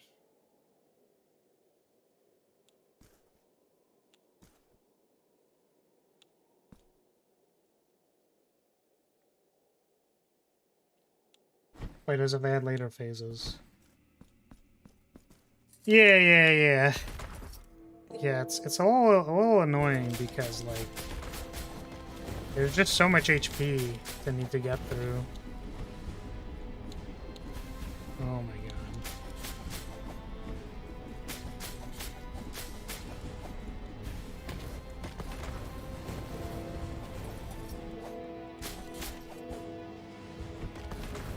But I think I get it. It's like, you kind of want to move towards the ranged guys so that you don't get cornered.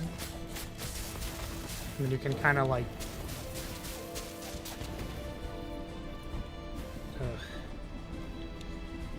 I actually kind of wonder if attacking this guy first isn't the correct thing to do. Like, hitting... If the correct strategy is to... I say correct as in like what I see as could work.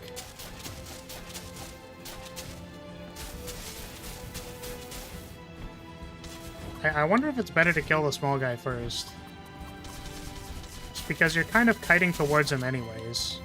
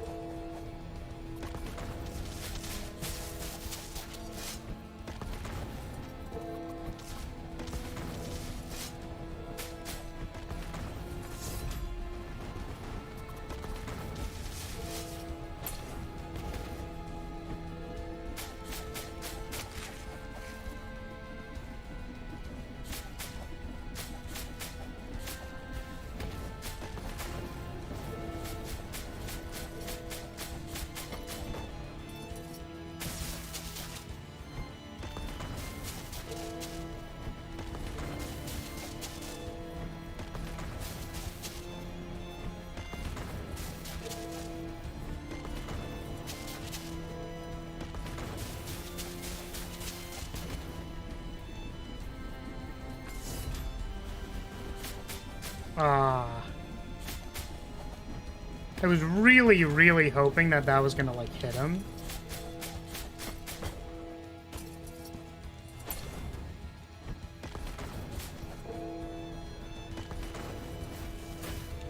Oh my fucking God, please. Okay.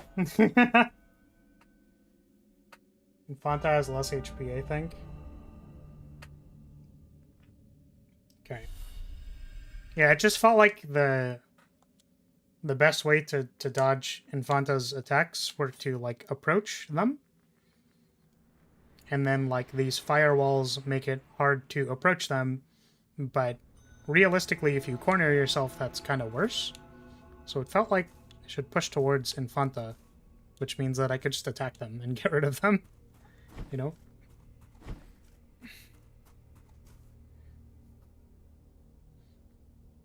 By turning him into her Beyblade? If I die, turn me into a Beyblade? This vigil before my final journey. So that you can let me rip. My body has been returned to me at last. I am now master of this flesh, of this trembling, of this agony. How sweet the pain when it is our own, penitent one. You who came to witness the miracle, behold. Oh, what the fuck? But the miracle, who bestows and wrests away its grace with inscrutable agency. Wow. Saw its will tarnished in its prolonged absence. Erring in its newly created work, it conferred on that child as much its own as that of another. The blessing of deformity. It spread throughout our land, like a contagion. Its accursed seeds germinating like the wounds that sprout upon the scourged flesh of the repentant. The dying day already puts out its celestial light, causing my eyelids to droop. Let the miracle cast open its black gates, so I might venture to where that terrible dream, from which one never wakes, awaits.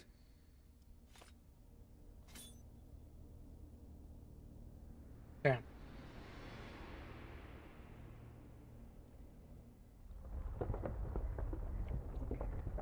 Who was it that called that they were going to be an alien that burst out of their head?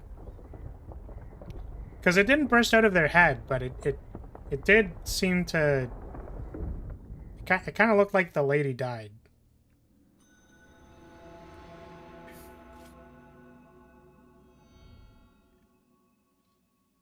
I see. The full testimony has been revealed to you, and the counterfigure of the witness has at last descended. The three great stone figures of the family have humbled themselves before us all. Raise your eyes as the dazzling beauty of the upper reaches of the city of the blessed name welcomes you. Now go forth. Let not doubt leave its vexatious mark upon you.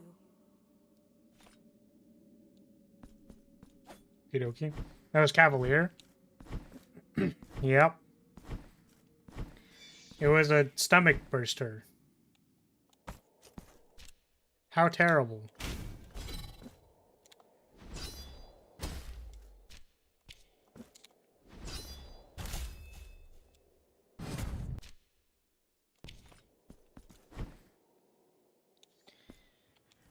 Okay. Time to kill Hand Lady.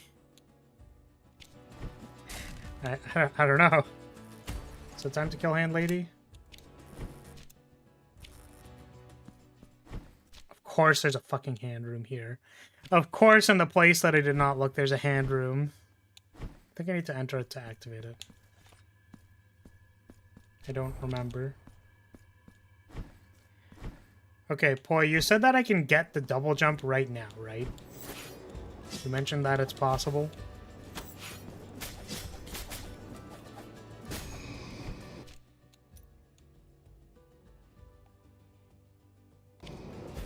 Because you got it before you even beat this boss. You said that you beat this boss first, though. So did you get the double jump before you, like... You've been able to basically since the start? What the fuck?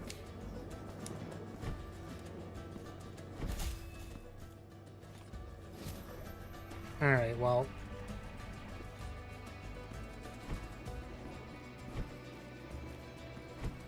Oh, you beat this boss, got the double jump, and then beat the other two. I see. Oh, but the time you went in... By the time you went into that room, you had the double jump, is what you were saying. Okay.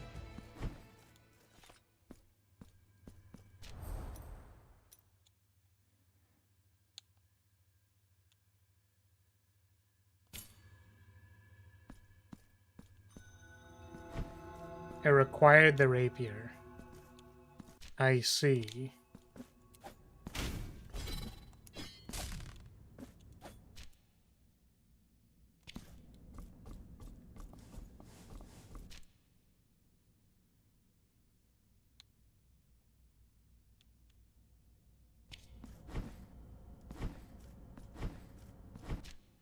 Hmm.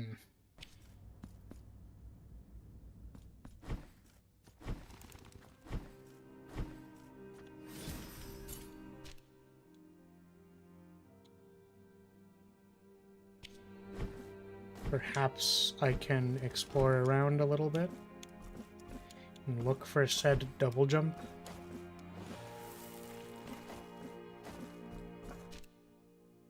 Let's go somewhere else.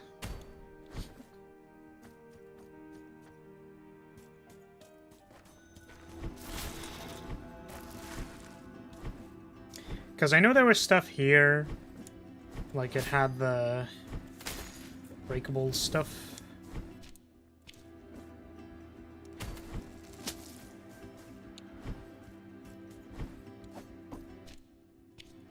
But I have to get up there first.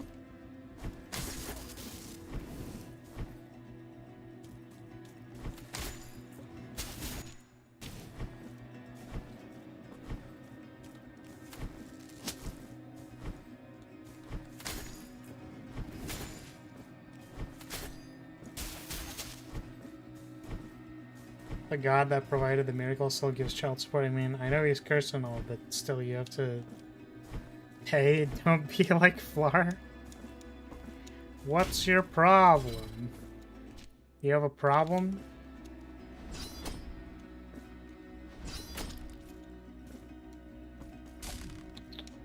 Yeah, I feel like I'm supposed to access that from over here, which has the stuff. So maybe it's not this place. There is, however... Feels like there's something down there. Oh, there is. Is not in this place? Okay. I'm gonna go back to the thing over here anyways. Can you go from blue down? Yeah, like over here. It's possible. We're just exploring.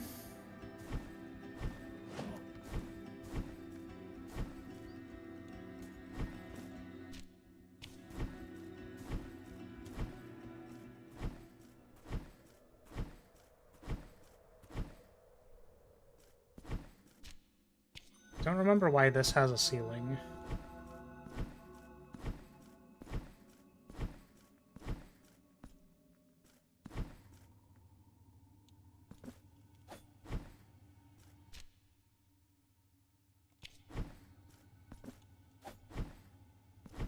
Yeah, so it does have to do with a new weapon. Which is what I assumed. Because you would have had the sword and then got the rapier to solve the second half of whatever the puzzle was. Okay, and you can't do that one. Okay. Got it. Understood.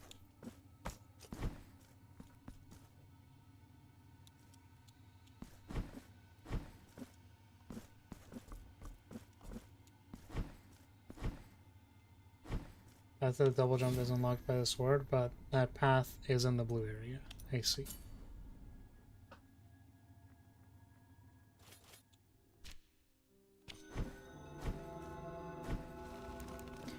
Let's go.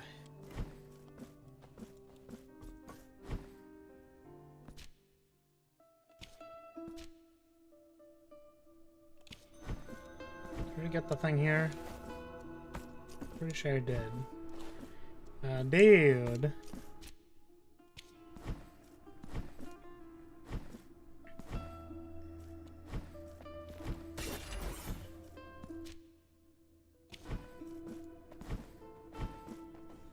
We will find out.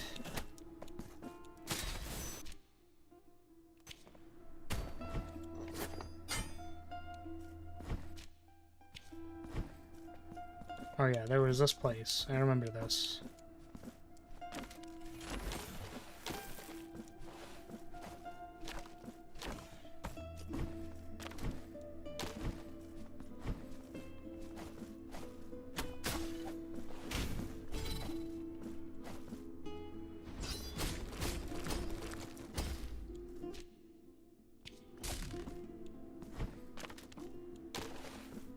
We'll just, you know, we'll just explore a bit.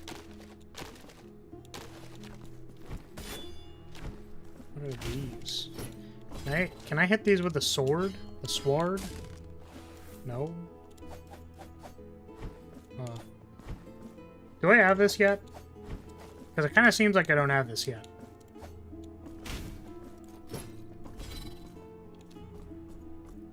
You do not. Okay. No problems.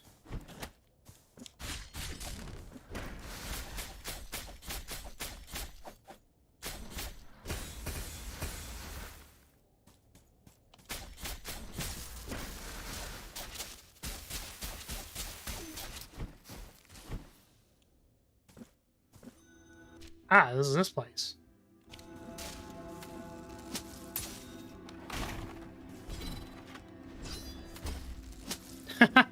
Missed it. Oh my goodness.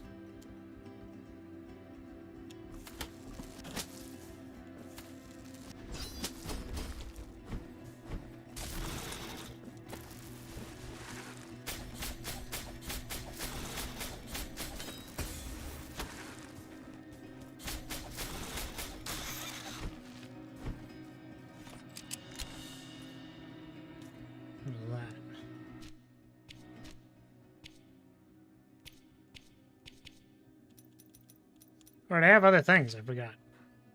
What was the thing that I just picked up? Is it a figure? Yes.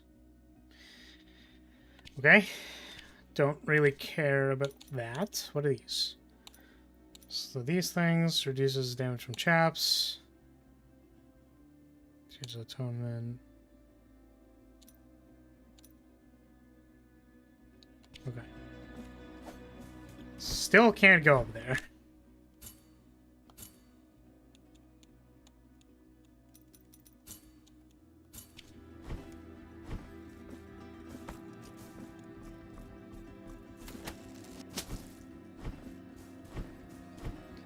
But if it sounds like a proper name, then it is a figure for an altarpiece.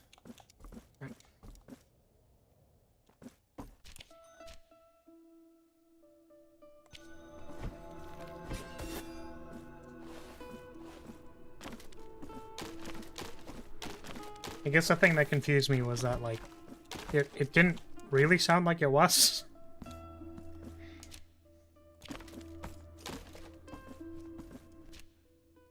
To me.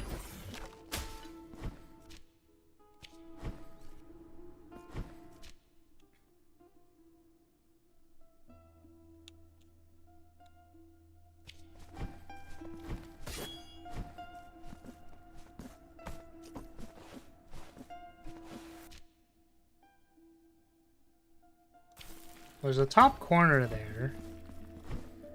It's basically what I see. Ow. Well, that makes it easier. No, it doesn't. God damn it, it puts me over here. Tilted. That's what I get for not resting.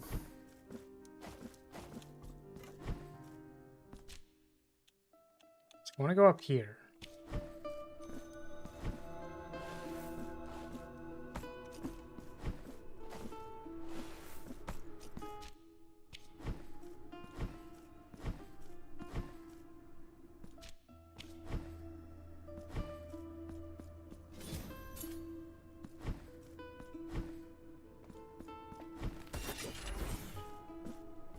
Yeah, it did make it easier, totally. 100% for sure. Yeah. That'd be a funny way to make it across if that was the correct way to do that. That'd be very funny.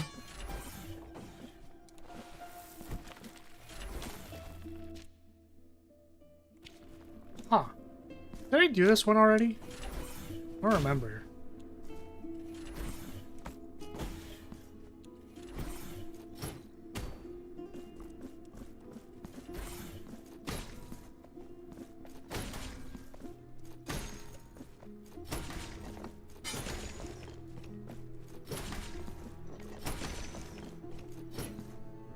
You did not, and I don't think you can. Alright.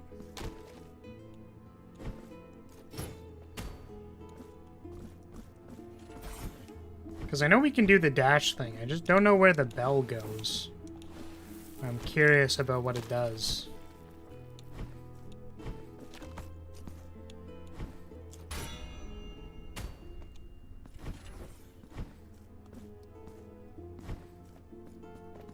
I guess it doesn't really matter because the bell would have also done the thing here. Okay, well we're checking the top corner first, and then there's also this kind of center area here. So maybe we'll do that.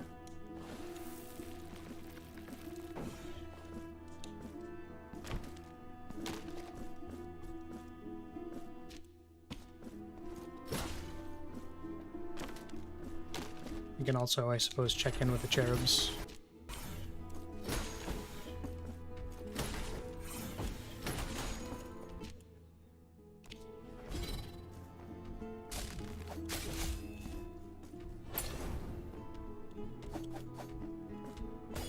There's a much more pronounced unexplored area.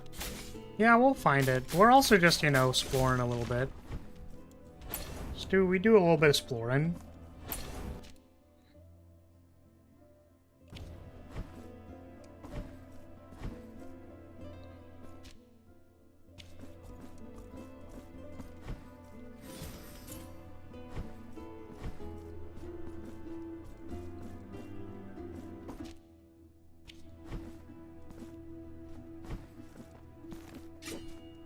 No, I want to get the double jump.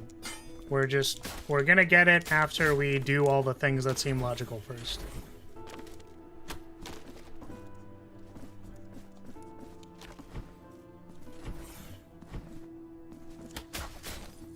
Right, that was why we couldn't do this one, because of the chain stuff.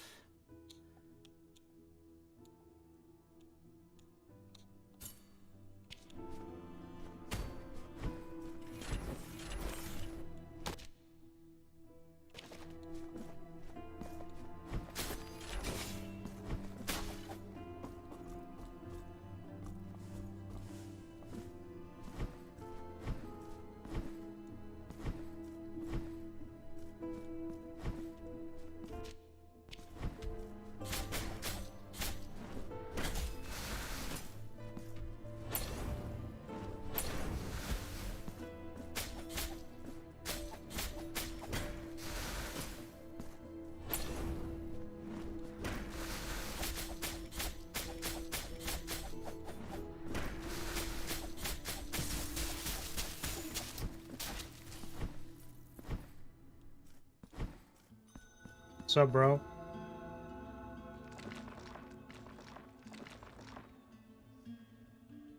Help us by freeing more brothers, and we shall reveal to you what the tower holds at its highest point.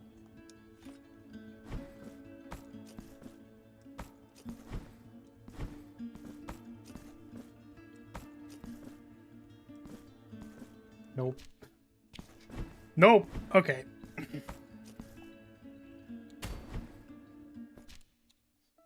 So now there's this.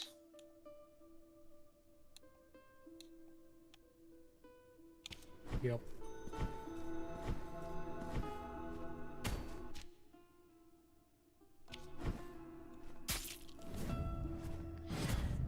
Fucking amazing.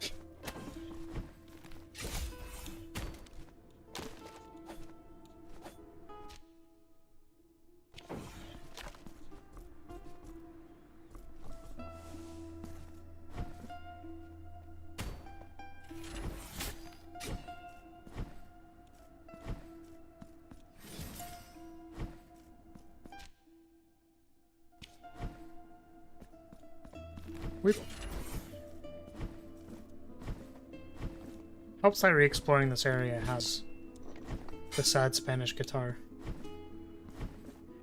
That was one away from getting a thing, maybe slightly more. Damn.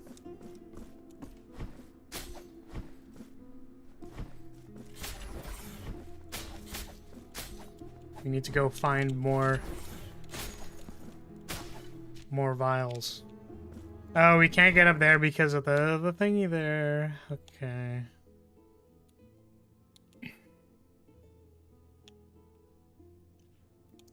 Well, I see no more doors anymore, so I kind of want to go here and explore this stuff.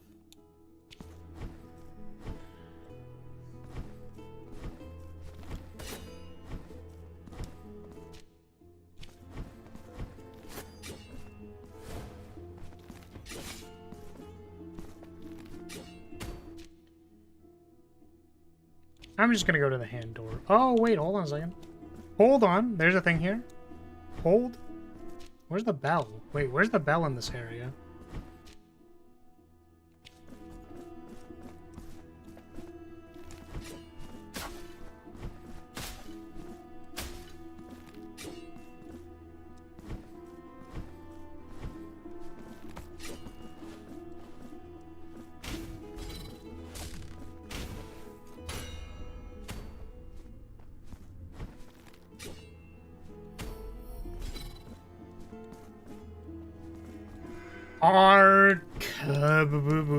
Are you joking? Are you joking me, bro? Are you pranking me, dude?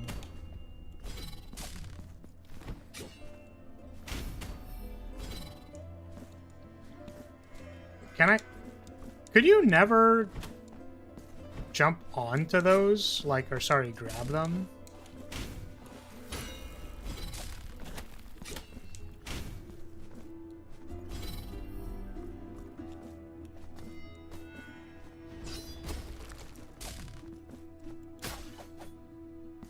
Nice.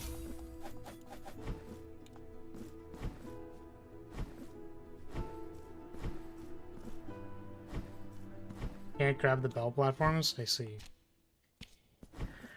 Noted. Noted.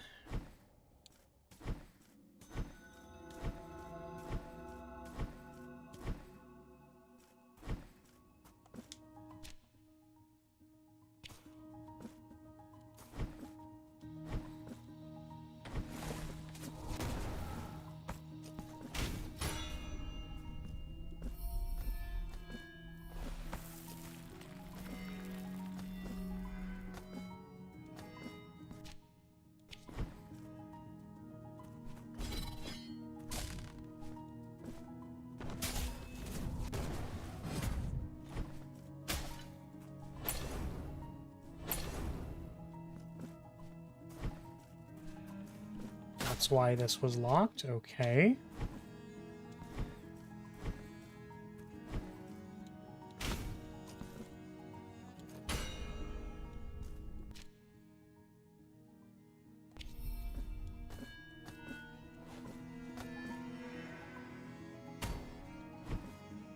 That felt very short.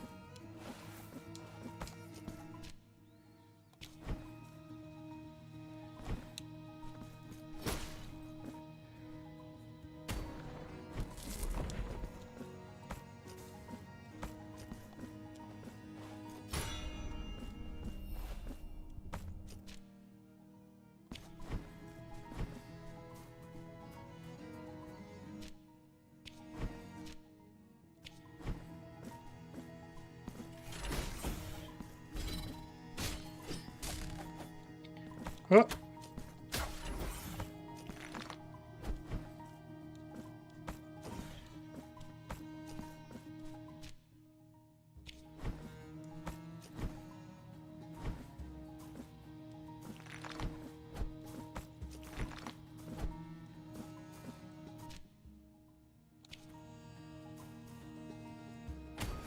You forget how much the double jump helps because you basically had it from the start.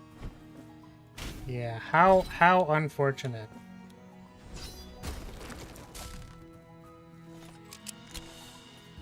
Rosa of the 3 stars.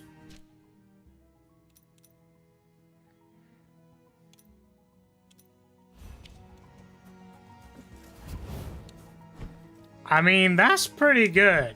That seems pretty good.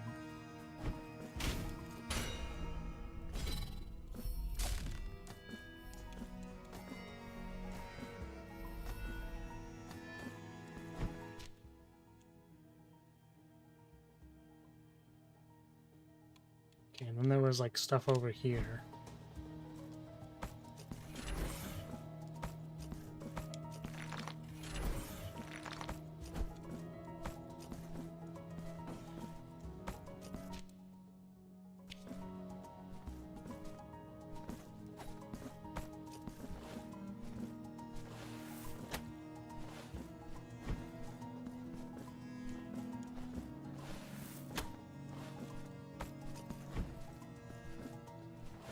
Off to the lower left. Over here. Oh yeah, there's like an empty thing over there. Possible that I need double jump for this stuff as well. Because I think there was a height barrier like here.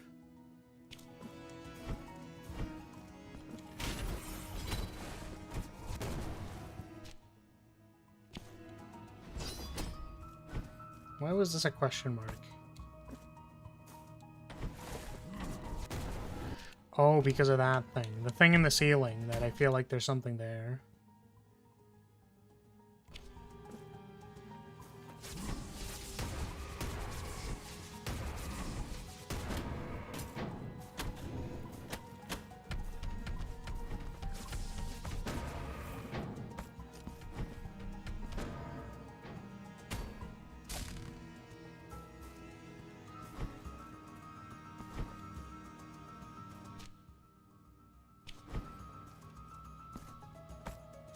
Do not know why this... I did not completely go here. Also because I died.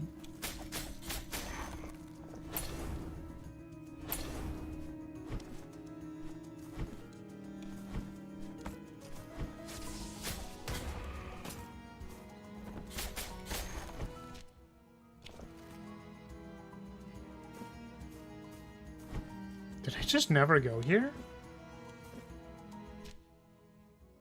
Because I don't think I went into this room. But I need to go up?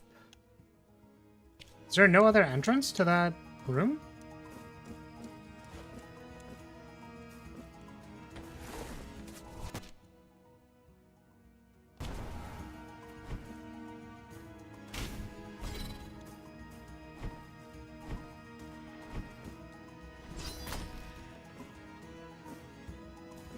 I feel like I saw a thing up there.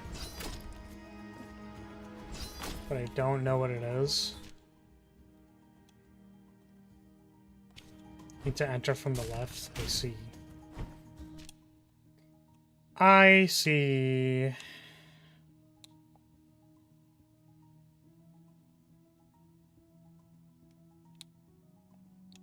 That does it for this place currently.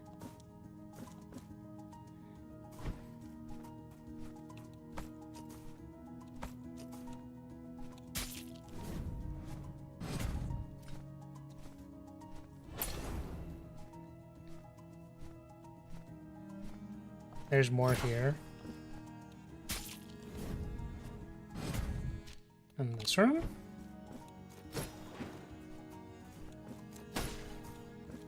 See, I want to see how I can get into that little tiny shaft. But I don't super understand what to do. Go up? How? Like, how do I go up? I think that's a problem. It might have been on the left side of the entrance. Oh, this just doesn't do anything yet. Yeah, I think on the left there also... Ooh, it might have put me on the second floor, actually. Let's see.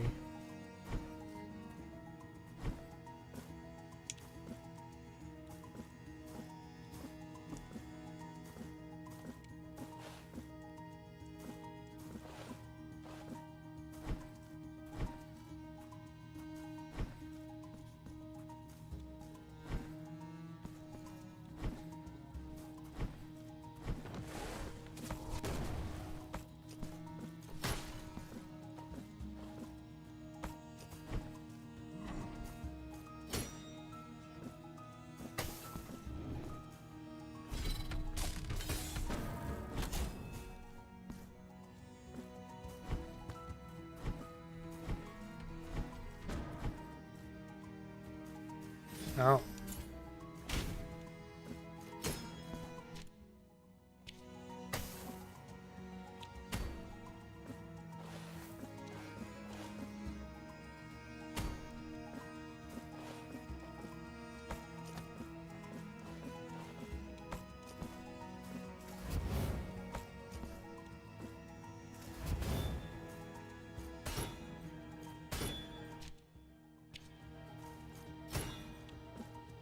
Well, that ain't it.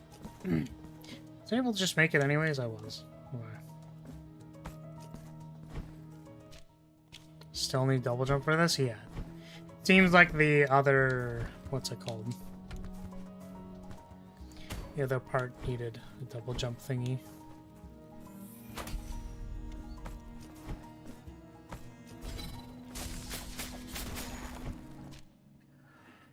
Okie dokie. So I think that covers this place.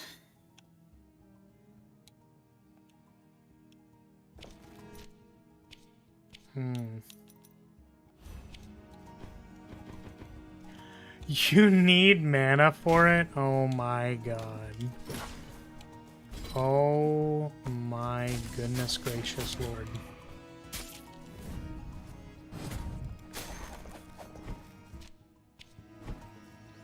Well, it's a prayer. Yes.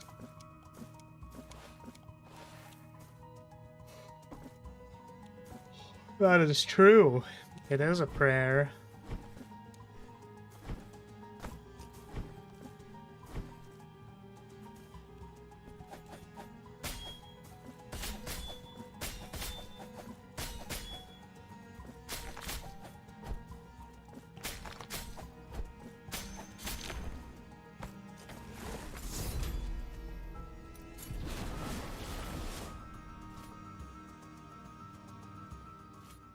I could have done that. That is correct.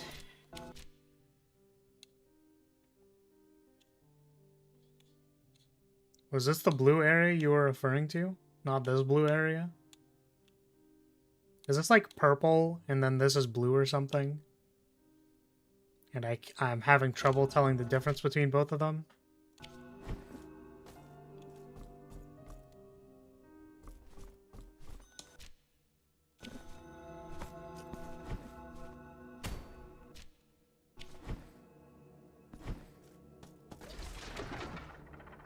You were talking about the top one, never said anything about the bottom one? I see.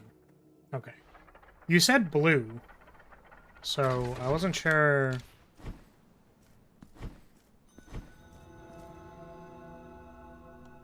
Wasn't sure. Guess there is still nothing there.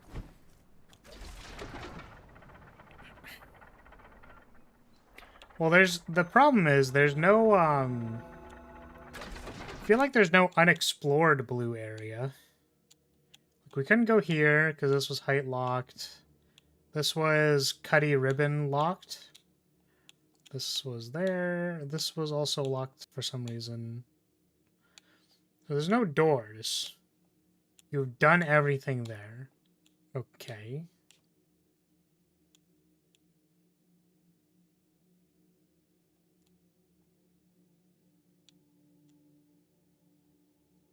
Okay. So is the double jump not in this area? I thought that's kind of what you were saying.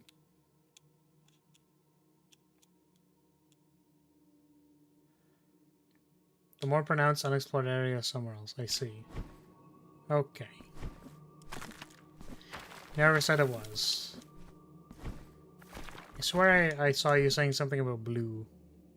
Like a go to blue.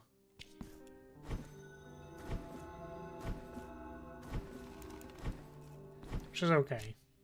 Because, like, I was going to explore that stuff anyways. And that was my... what I thought fit the descriptor of go explore the things that you haven't done yet.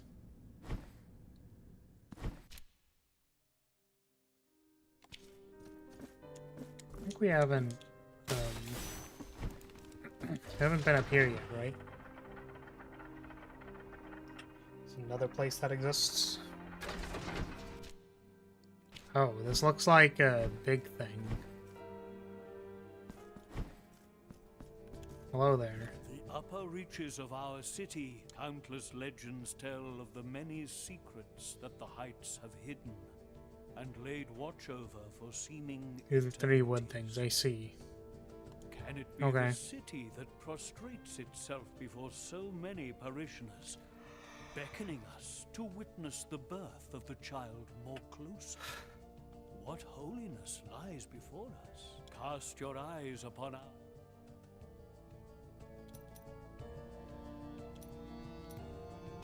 Is then what a pity. What a pity. This seems like another area that is only accessible because we dropped the city down.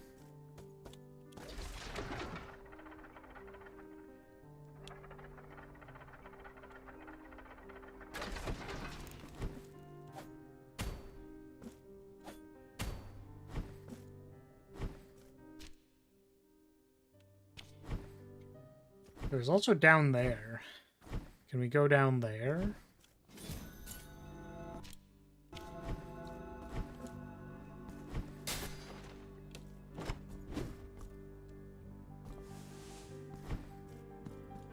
No.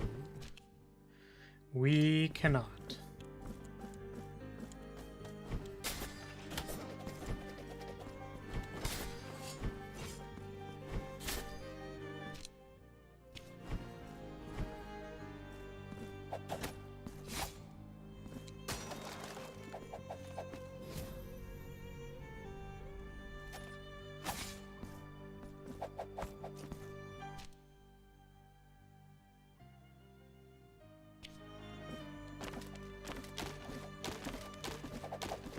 Oh.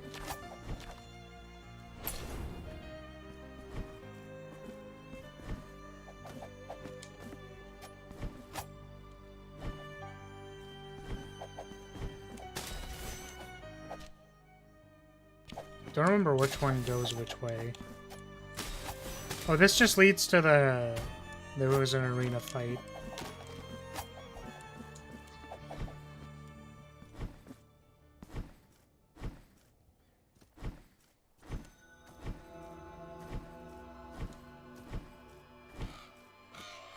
It's the only place I can think of where we, like, saw it and then actively turned around, so... Right.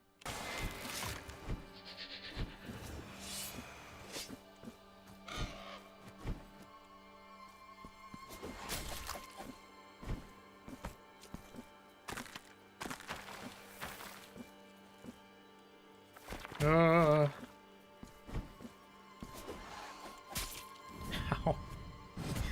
Fucking hell.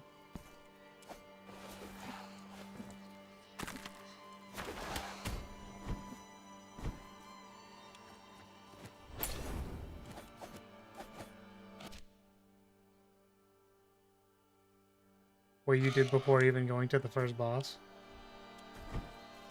Well, damn.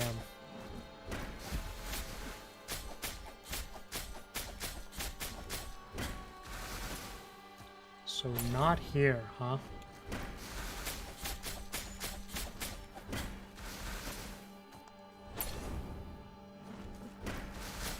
actually blind too?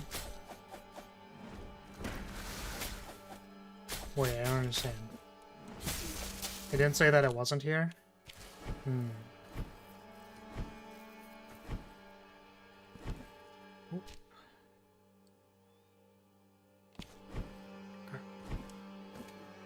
Okay.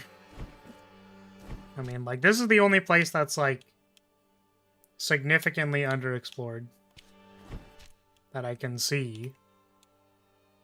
Outside from, like, places that I cannot go yet.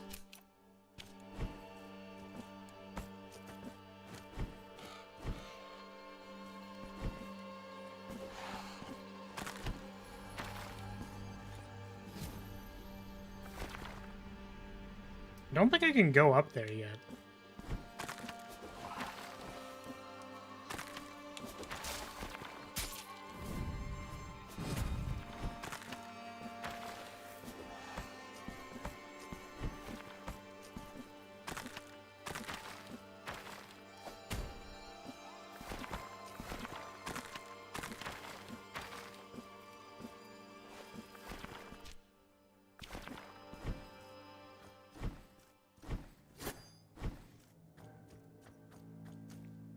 Whomst.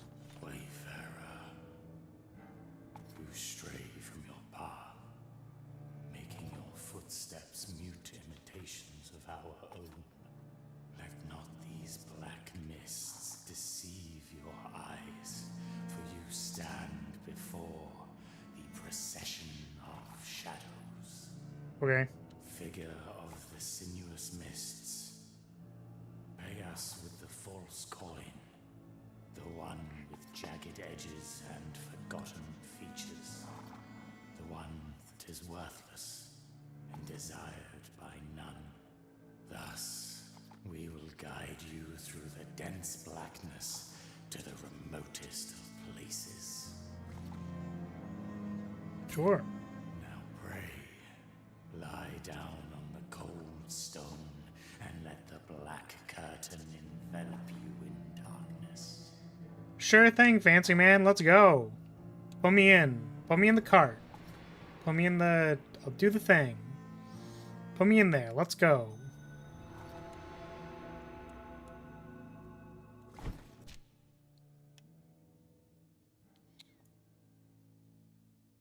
Oh, fuck.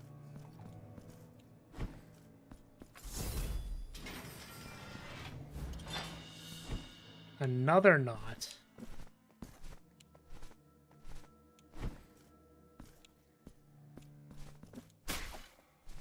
Nope. Ah, I thought I was cool.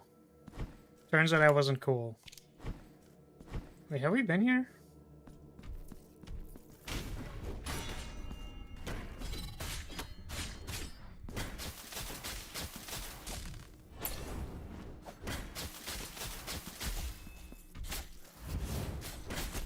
Oh my god, that just killed me.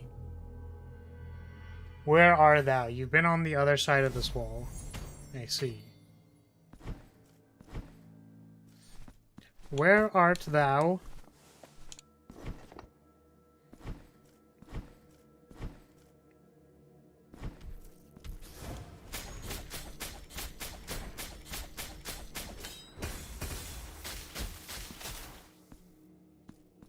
Really? Does that reset it? Oh my god.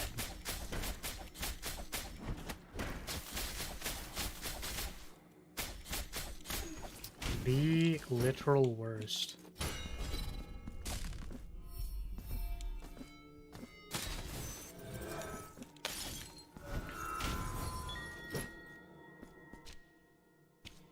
Nice. I guess you could have done this from either side, huh? Let's exit at the time since I didn't have any of the other weapons. Damn.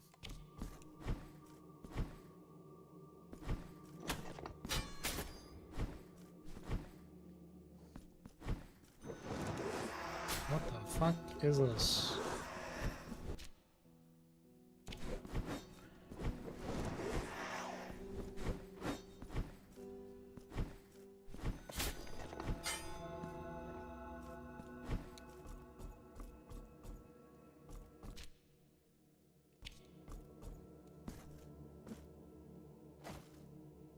Tell you as a German is indeed the Wurst. Like the Wurst sausage.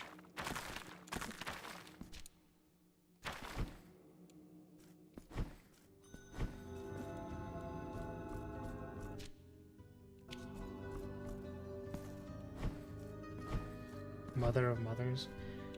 I actually thought that path was blocked by one of the things you needed to break open a door. I guess not.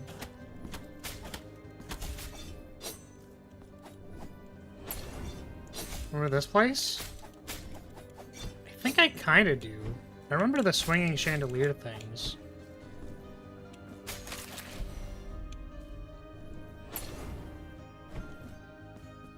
But it looks all fucked up now.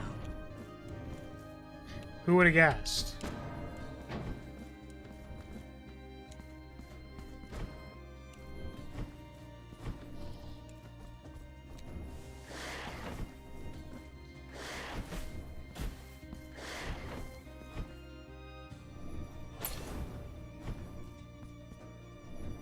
Final area from Blasphemous 1. I see. Yeah.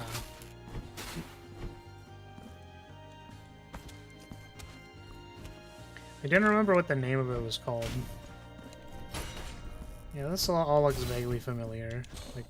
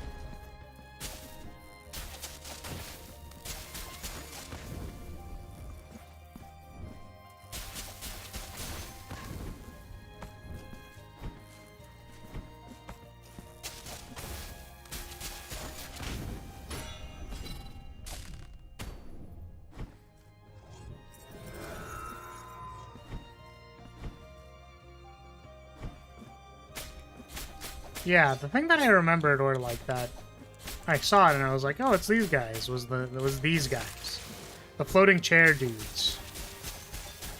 Definitely, I remember these guys.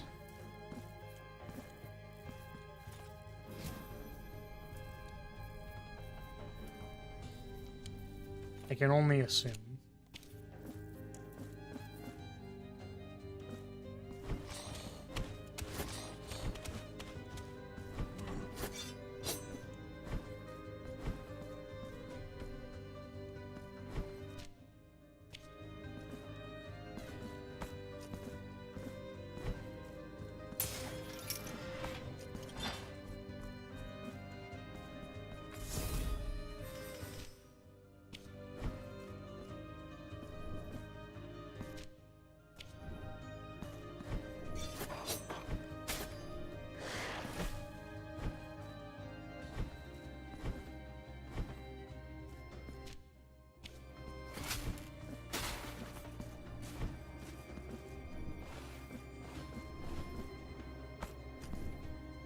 Oh.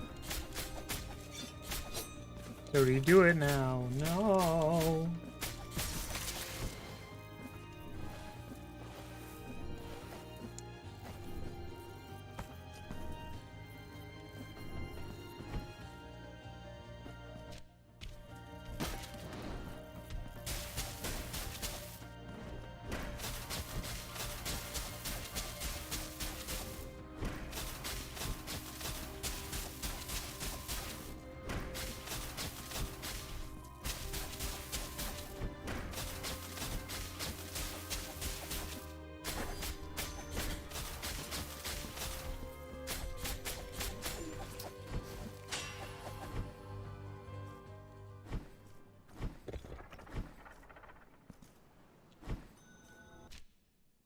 I didn't know that was a door. Nice. Now if I escape through the Mother of Mothers or the Ghost Street area that you ran away from. What the frick? Stop nutting on me, bro! Bro. No. So I looked. Just looked like a wall on the outside. I see.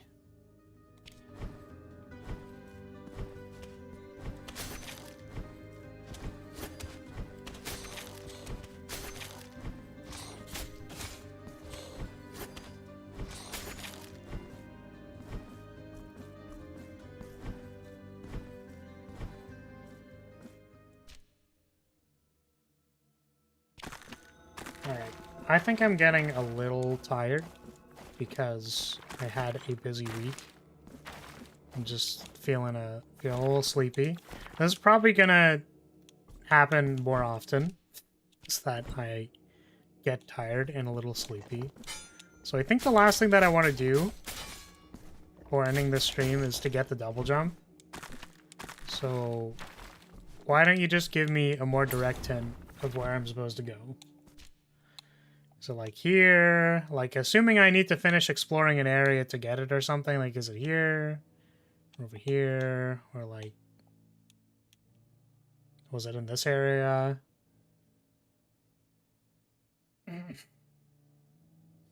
With the giant sensor swinging back and forth? I think I actually do remember that, because you had to like, I don't know if it was like hide in particular areas, but I do remember the big bell that was like swinging from, I think it swung from like left to right. But I do remember it. Yeah, my phone's also running out of battery. Okay, I will move in the direction of the ghost street. In the case that it is the ghost street. Bottom of the mother of mothers? Okay. Got it. Here we go. Whoop. This will be our place of exploration then.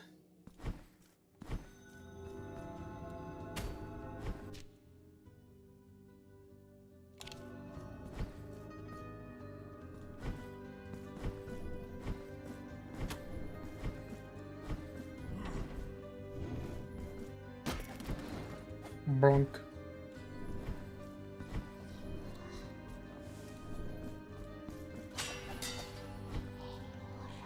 Oh, it's Foot Guy! Hey, look, it's Foot Guy! It's the Foot Guy statue. Right, that was the Foot Guy, I think? Where'd they get this picture of me?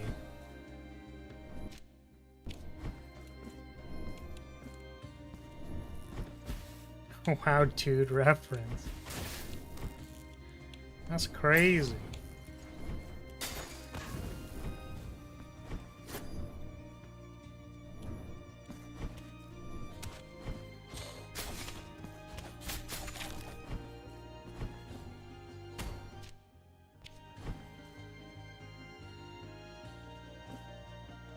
Can't pick up any stone toes. That's honestly the worst part of this.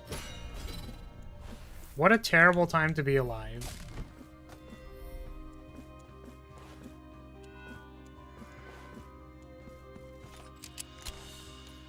Fortune Thunder. I mean, that looks really cool.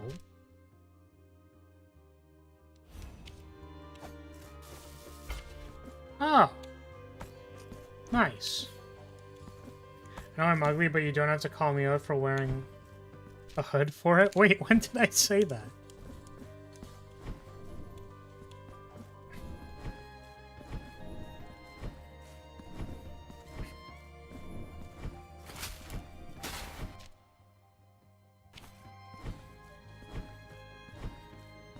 What, are you self-referring yourself? Self-referring yourself? Are you self-referentially calling yourself the Foot Guy? That doesn't make sense.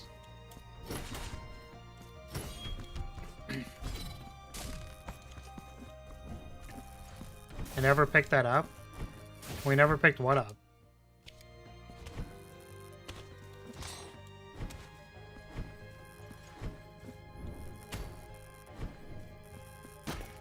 The lightning axe. Oh, interesting. Cool. It's like a little Castlevania axe. Or, I think Super Ghouls and Ghosts has the same axe art. Does it? I don't know. We already did that one.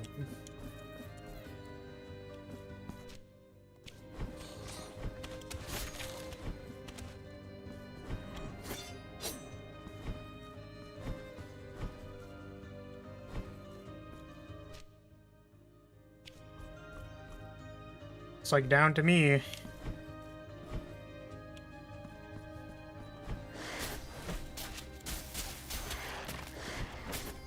I mean, this being a Metroidvania, like, it makes sense to me that, like, this isn't really... Wow. That's okay. That'll be more accessible when you get the double jump, I guess. I understand that this is a Metroidvania, so, like, you could have ended up here first, and I understand that. But also, like, how the fuck did you end up here first? Lips of the Golden Mask. Slightly increased fire resistance. Oh. I'm on the wrong side of this. No. Well, shit. Now what? Can't go there. Is there something back here that I missed? Was there a bell in this room?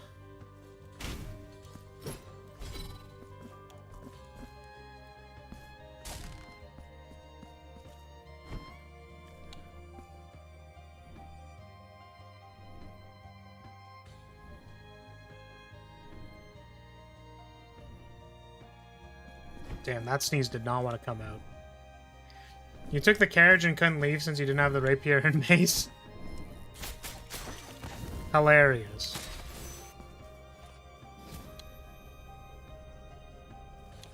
It was that simple. Nice. Wait, so if you didn't have the rapier, then how did you...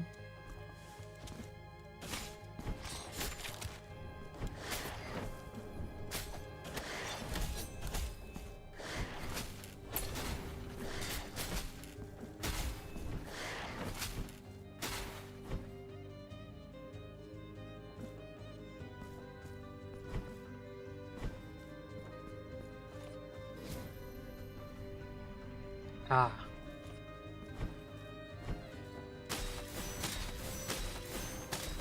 Don't have time for you, cherub. Gotta come back. Oh, this is a reset. And this time we will get the cherub.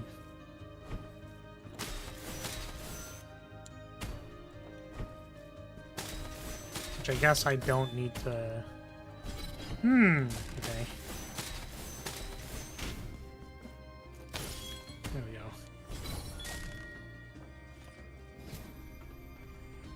Boy always finds a way.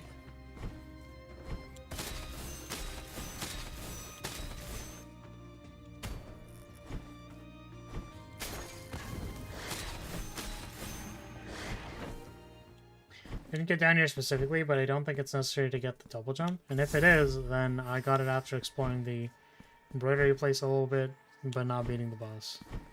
Let's see. Got it.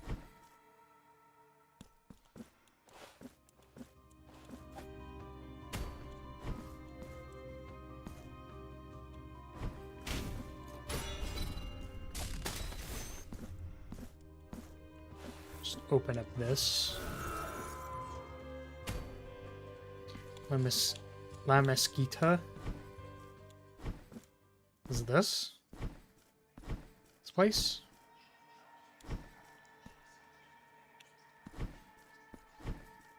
You definitely got it before getting the mace. I see.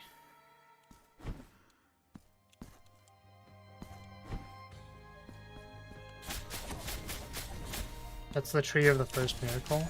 Yeah, it's like I kind of partially half remember these things, you know what I mean?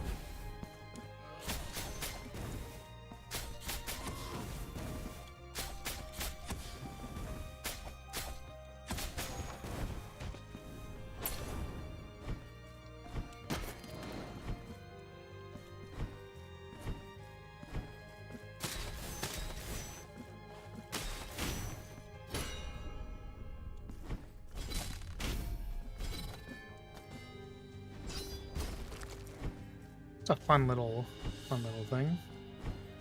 Oh, I think that's for the carver guy. The guy who carves.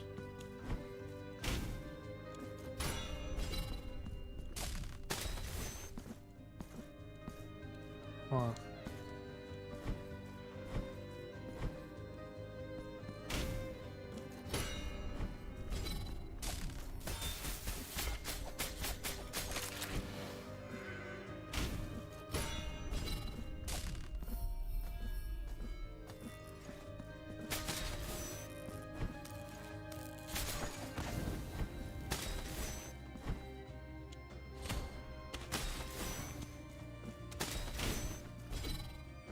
Ah, I could have just done this. Okay.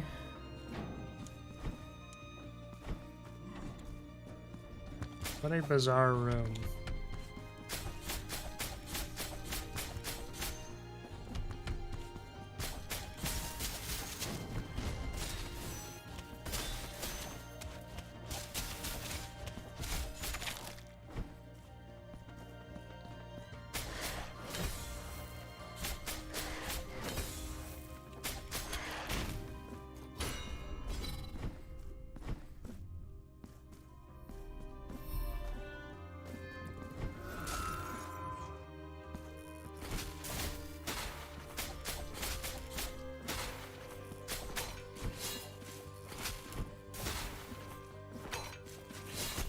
Oh my god. So while you can fail Yerma's quest, you'll still get the reward for it if you do most of the steps at least. So the reason I was missing a quick verse was because of the lightning axe. Oh. So back to see Flar dying, bro. What if I am? What's the problem with that?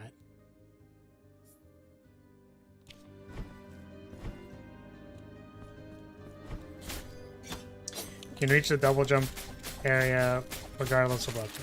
I see. Death is overrated.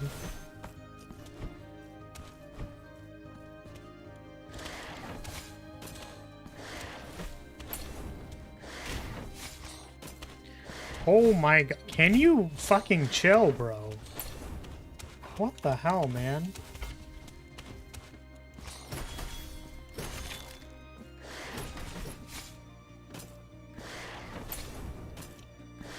This guy has no fucking chill.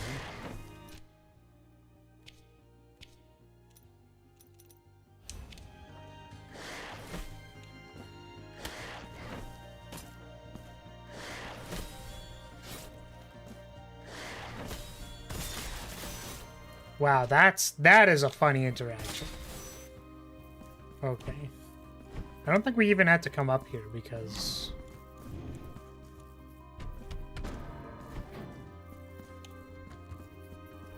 Never mind, we did. God damn it.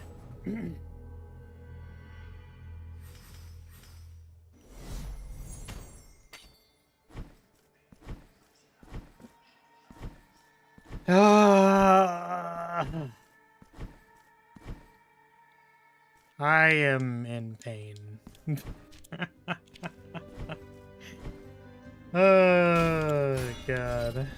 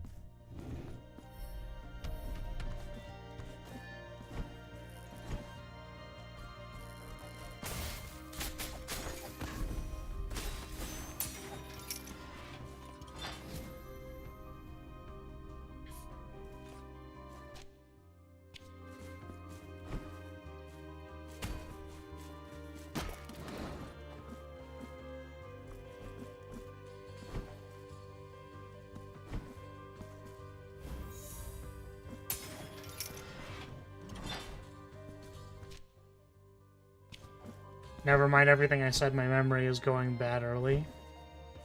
You really needed all weapons for this? I see.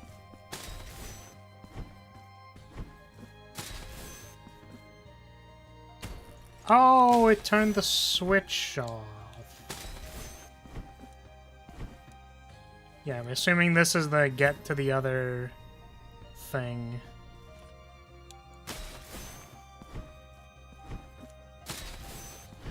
I mean, it's possible you could have gotten all the weapons and then, like, explored around instead of, like, doing the bosses. Because the getting the weapons is not, like, inclusive to the bosses or whatever. Beneath our sacred grounds. That's where I want to be, bro. Put me in.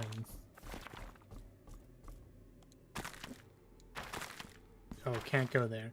So maybe beat the desert boss before this, but clearly didn't beat the embroidery boss before this? I see. Yeah. I mean, it's possible that you could have done either or something or whatever. Simply because you don't need to beat the bosses in order to get the stuff. Ow. Oh, it's this lady. Hi. How's it going? Do you wish me to join you in your next confrontation? Do I have to say yes or no? Oh, God, ow. I'm pretty sure these are optional, right?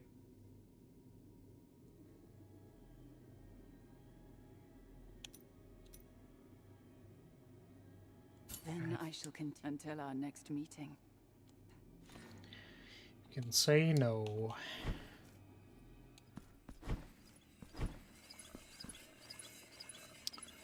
Sup?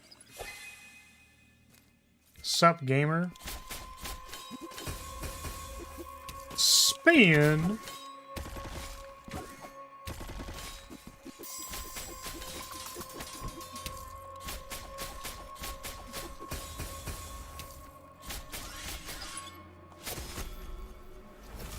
Cool.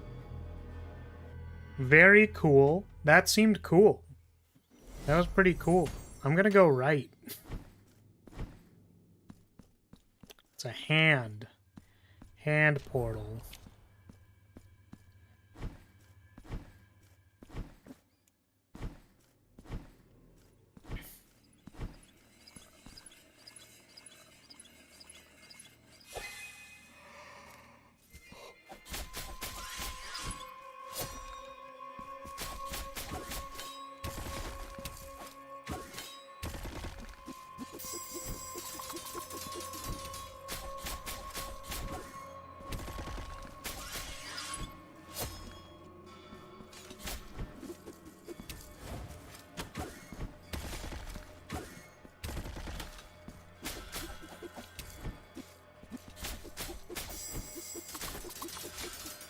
Yo, why this boy so thick?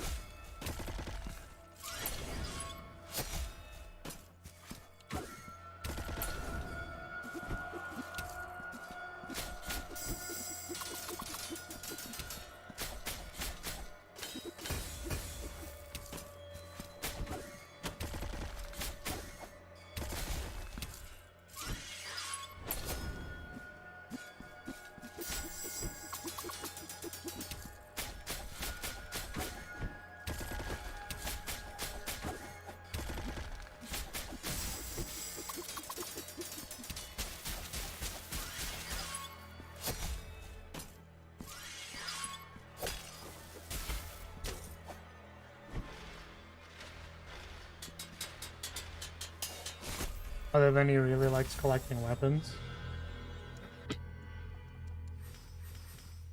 I see. I wonder if rapiers is not the correct one for this, you know?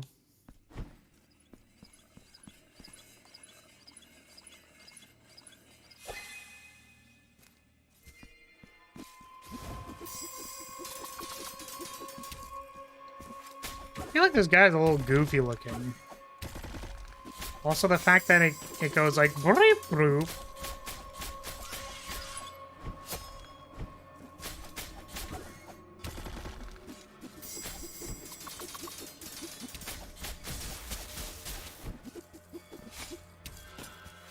think I can just dash under that, maybe?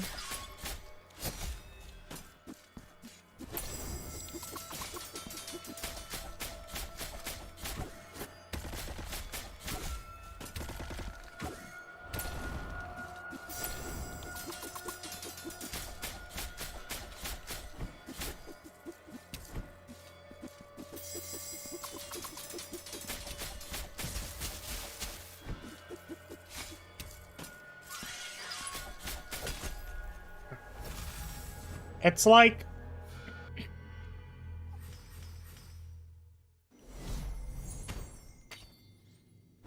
You like his pilgrim hat?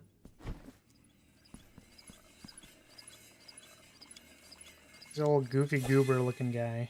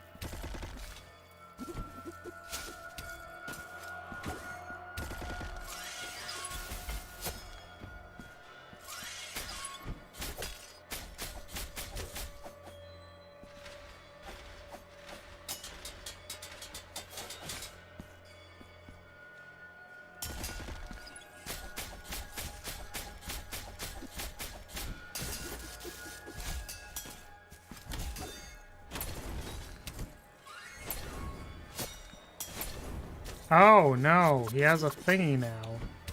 How terrible.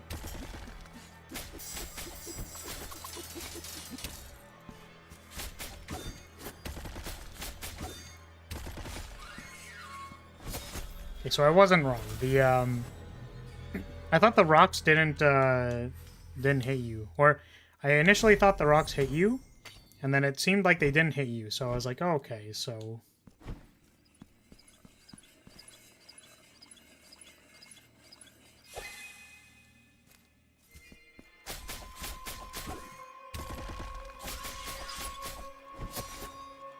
sad that doesn't dodge that.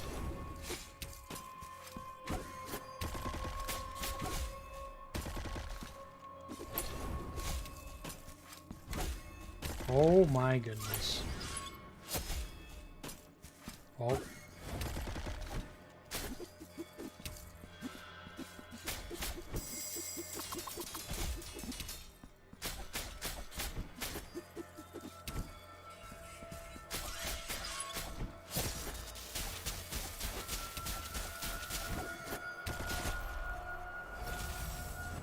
I wonder if it's possible to parry the rocks.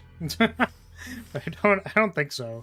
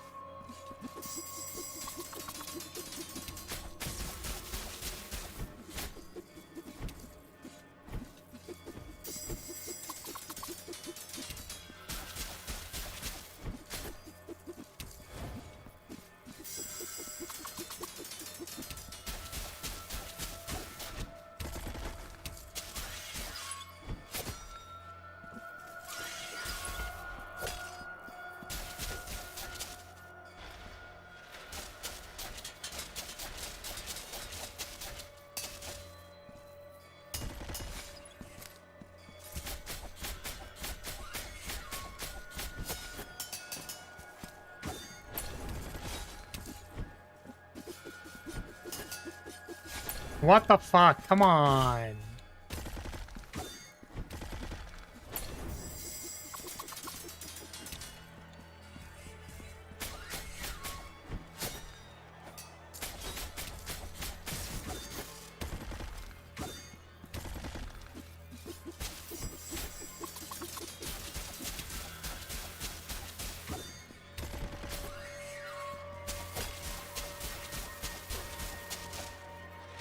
Well, now what are you doing? What that boy doing?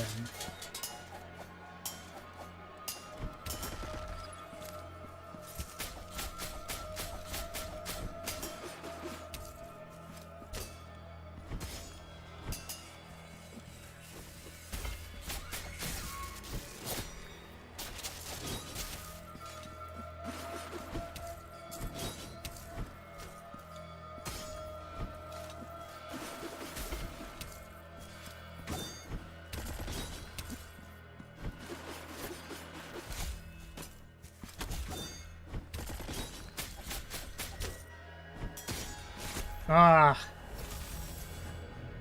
Yeah, that spin going back and forth is really unfortunate. I keep thinking like, ah, yes, this is the spin, I'm prepared, and then he whips back and it hits me. So while I may not have gone the double jump as early as I thought I had, I do know I explored both the mothers and the ghost street before getting the mace.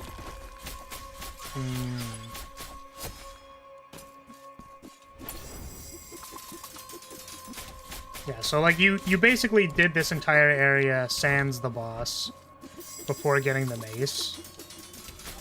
And then you beat this boss before like the rapier boss basically. By getting the mace, having this area basically entirely explored, and then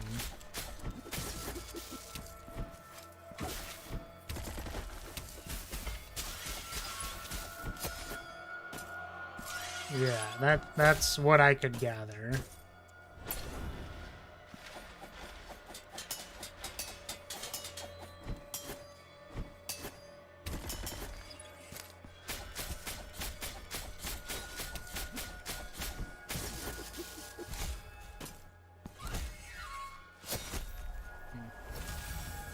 I wonder what I should do about that top spin move. Maybe I need to go like back and forth or something.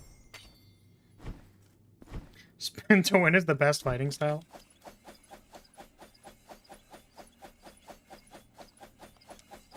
Did I just glitch myself? Did I?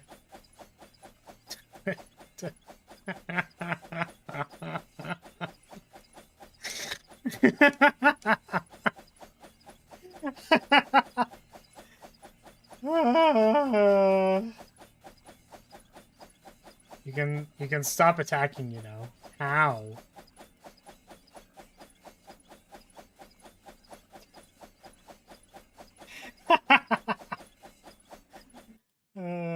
That's amazing. Alright. Just stop pressing the attack button. You're right. I didn't think about that. I should have thought about that one.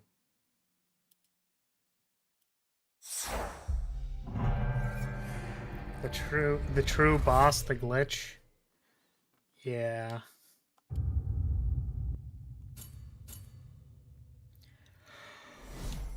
Yeah, I guess I need to not do that. Yeah, I imagine it's they force the player to walk forward, which they can't do under particular circumstances, maybe.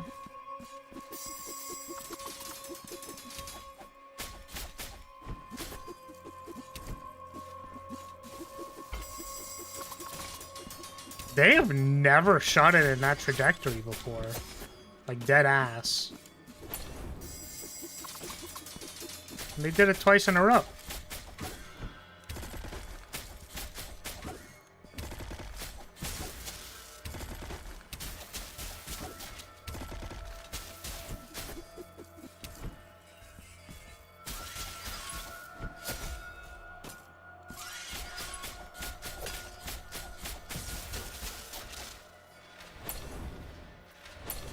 You're 10 hours in. Did you leave the game open and idle at some point? I don't think so. Maybe. Ow.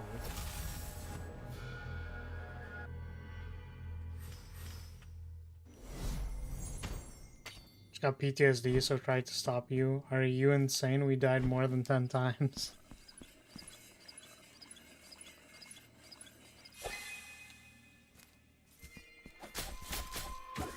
mean, we could maybe total the hours that we spent. Maybe I did leave it open or something.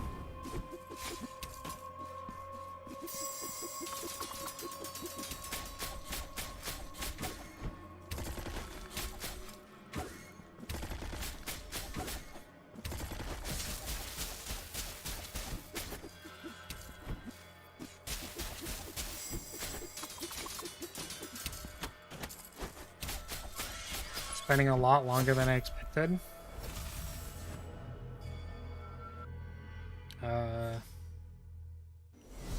I don't know. I don't feel like I've been taking a long time on anything.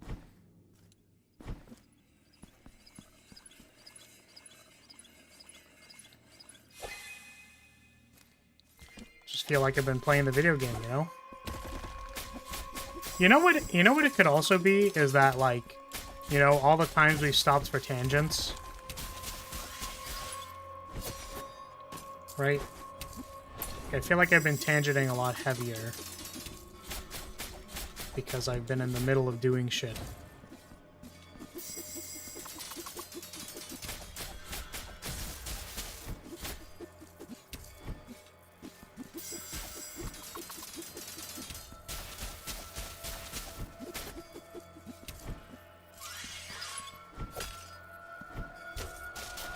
Yeah, that would add some time. Yeah, I mean, I literally spent like an hour and a half ranting about why VTuber lore isn't important. It's not that that's a hyperbole. It's not that it isn't important. It's that like the context for why your VTuber has lore is like different than, you know. When I beat the game, I said it was a nice 10-hour game, and that was after getting 95%. Yeah, I mean, like, it seems like I was a lot faster.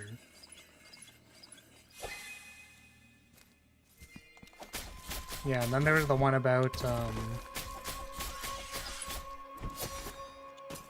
whatever, the one about the purpose of art.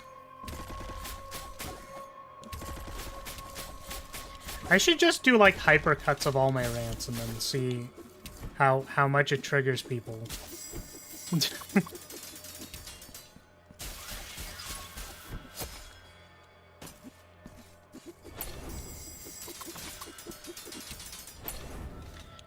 I mean, that's kind of the problem, right, Rants, is that I don't like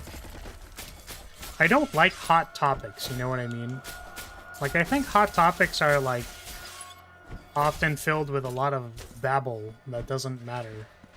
Like, the reason why I can rant about, for example, like, what is the purpose of art, or, like, what is the purpose of VTuber lore, is that, like, these are concepts that I've talked about, or, like, thought about, right? Or, like, you know, things about level design or mechanic design, etc. Because these are, like, things that I can just, like, that I have opinions on and that I have, like, thought about. But when it's just, like, some random hot topic, it's just like, okay, I mean, it's just a bunch of babble. Oh my god.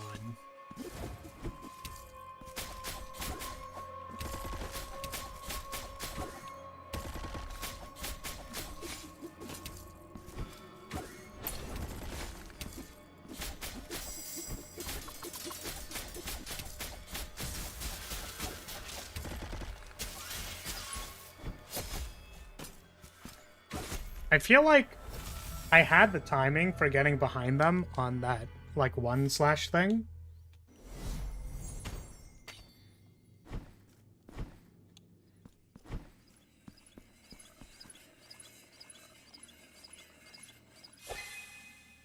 Sorry, insert nerdy topic here. It's not even, like, again, it's not the topic type. It is just whether or not I've given it some thought or not. Could be any topic. Which, I don't know. Do people consider life philosophy nerdy? Maybe. Is that a nerd thing?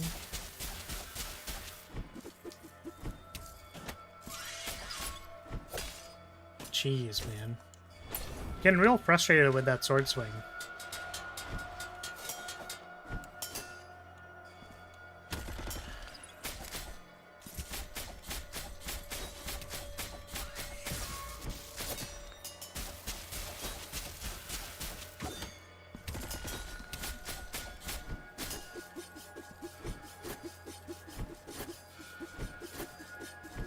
Hello?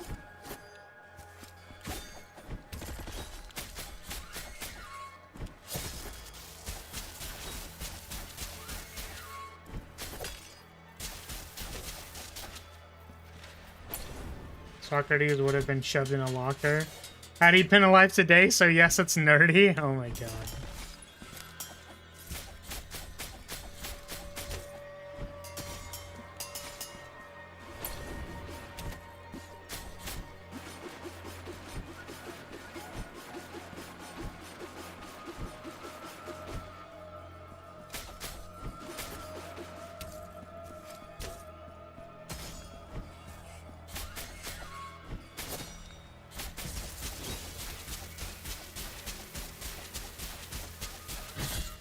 Wow, he just stood there.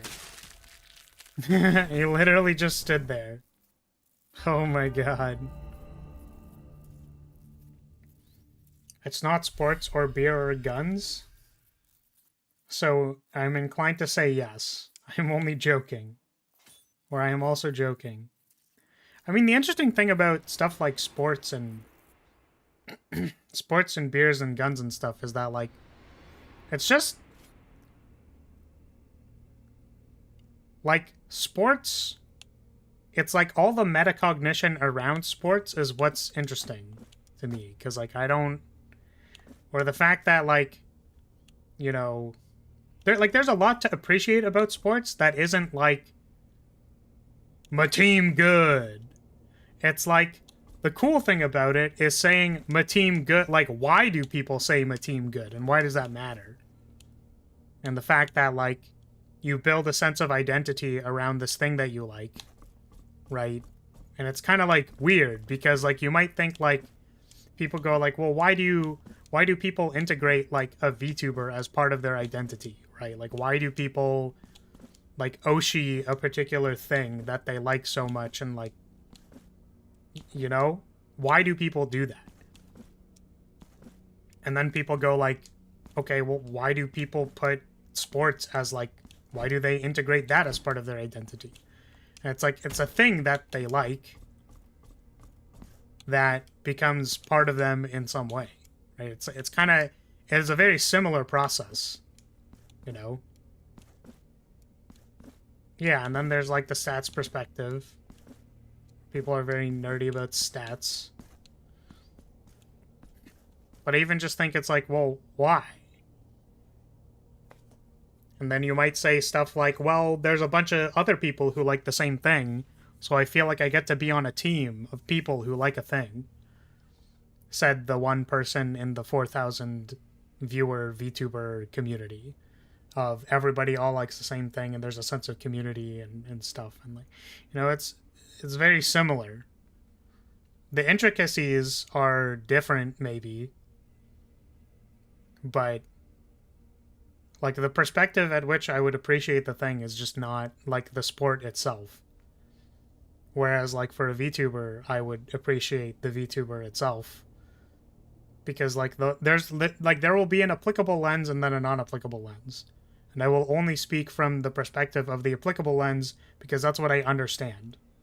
You know what I mean?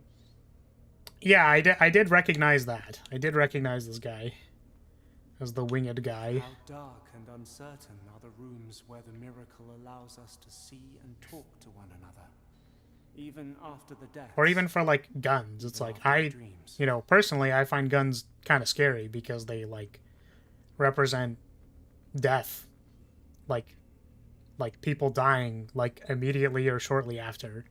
Which is why guns are scary. But also, like, kind of Keijo had this perspective. Like, guns are also, like kind of mechanical engineering masterpieces If you think about it, like there's a lot of depth that we can talk about. So I can appreciate the fact that people see it that way, or I can appreciate the fact that people just like, you know, they have shot a gun and they think it's like they like experience something very visceral from it, which is neat. Like the Trash Taste guys went on one of their specials. They shot guns and they were like, I think I get it. It's very fascinating. Like, it's so visceral. Like, All that remains of me is testimony. For my deceased body lies exposed in its urn of crystal and gold. You return from the long dream to avoid the birth. You will have need of the uncorrupted tongue that my mortal remains still harbor, whose forbidden whispers will guide thee on the path to such an undertaking. Release the 5 doves, and thus the urn containing my body shall be opened. Wake up now from this dream. so I have to find 5 birds, is what you're saying.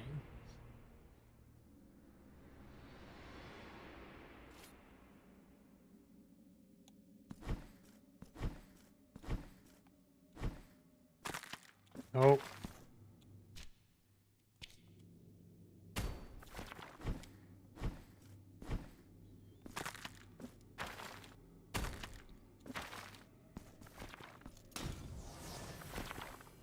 Alright, what'd it be? Give me that dank shit. Passage of Ash.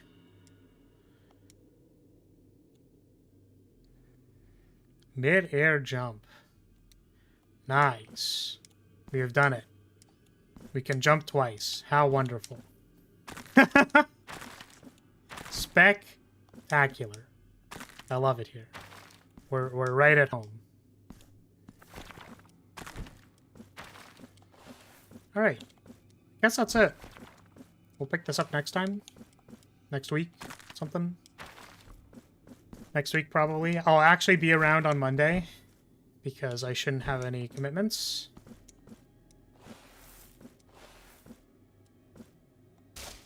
Oh, come on. What do you mean I can't hit it?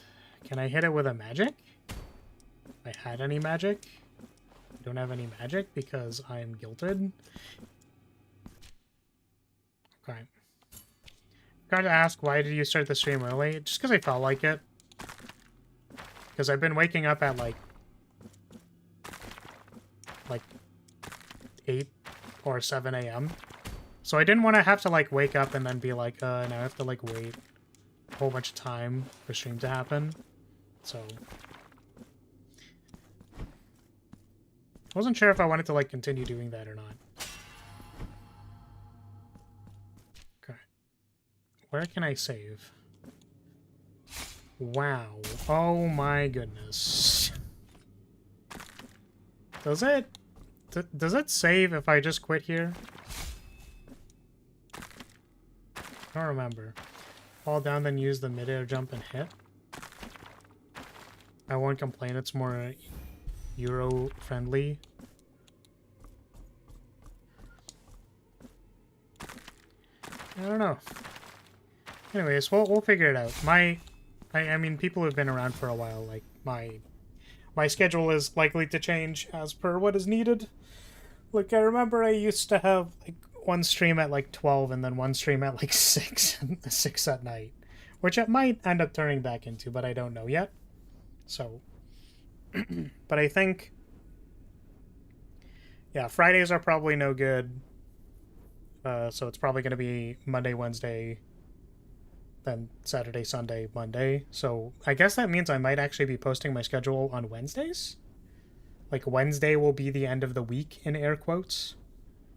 And then I'll see everybody on Saturday. Like, that'll be our start. That'll be where the cycles are, I guess.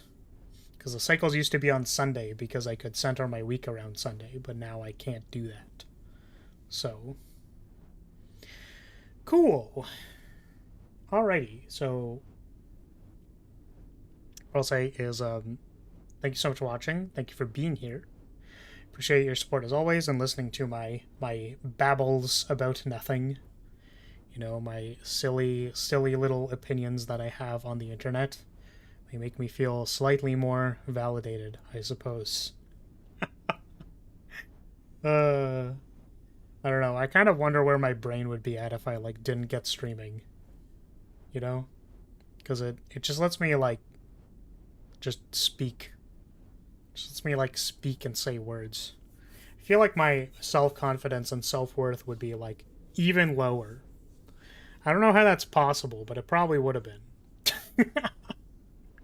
So, thank you very much. And, yeah, I think that means going into Sunday and Monday, I still won't post a schedule. And then I think what we're going to do is we're going to publish schedules maybe on Wednesday?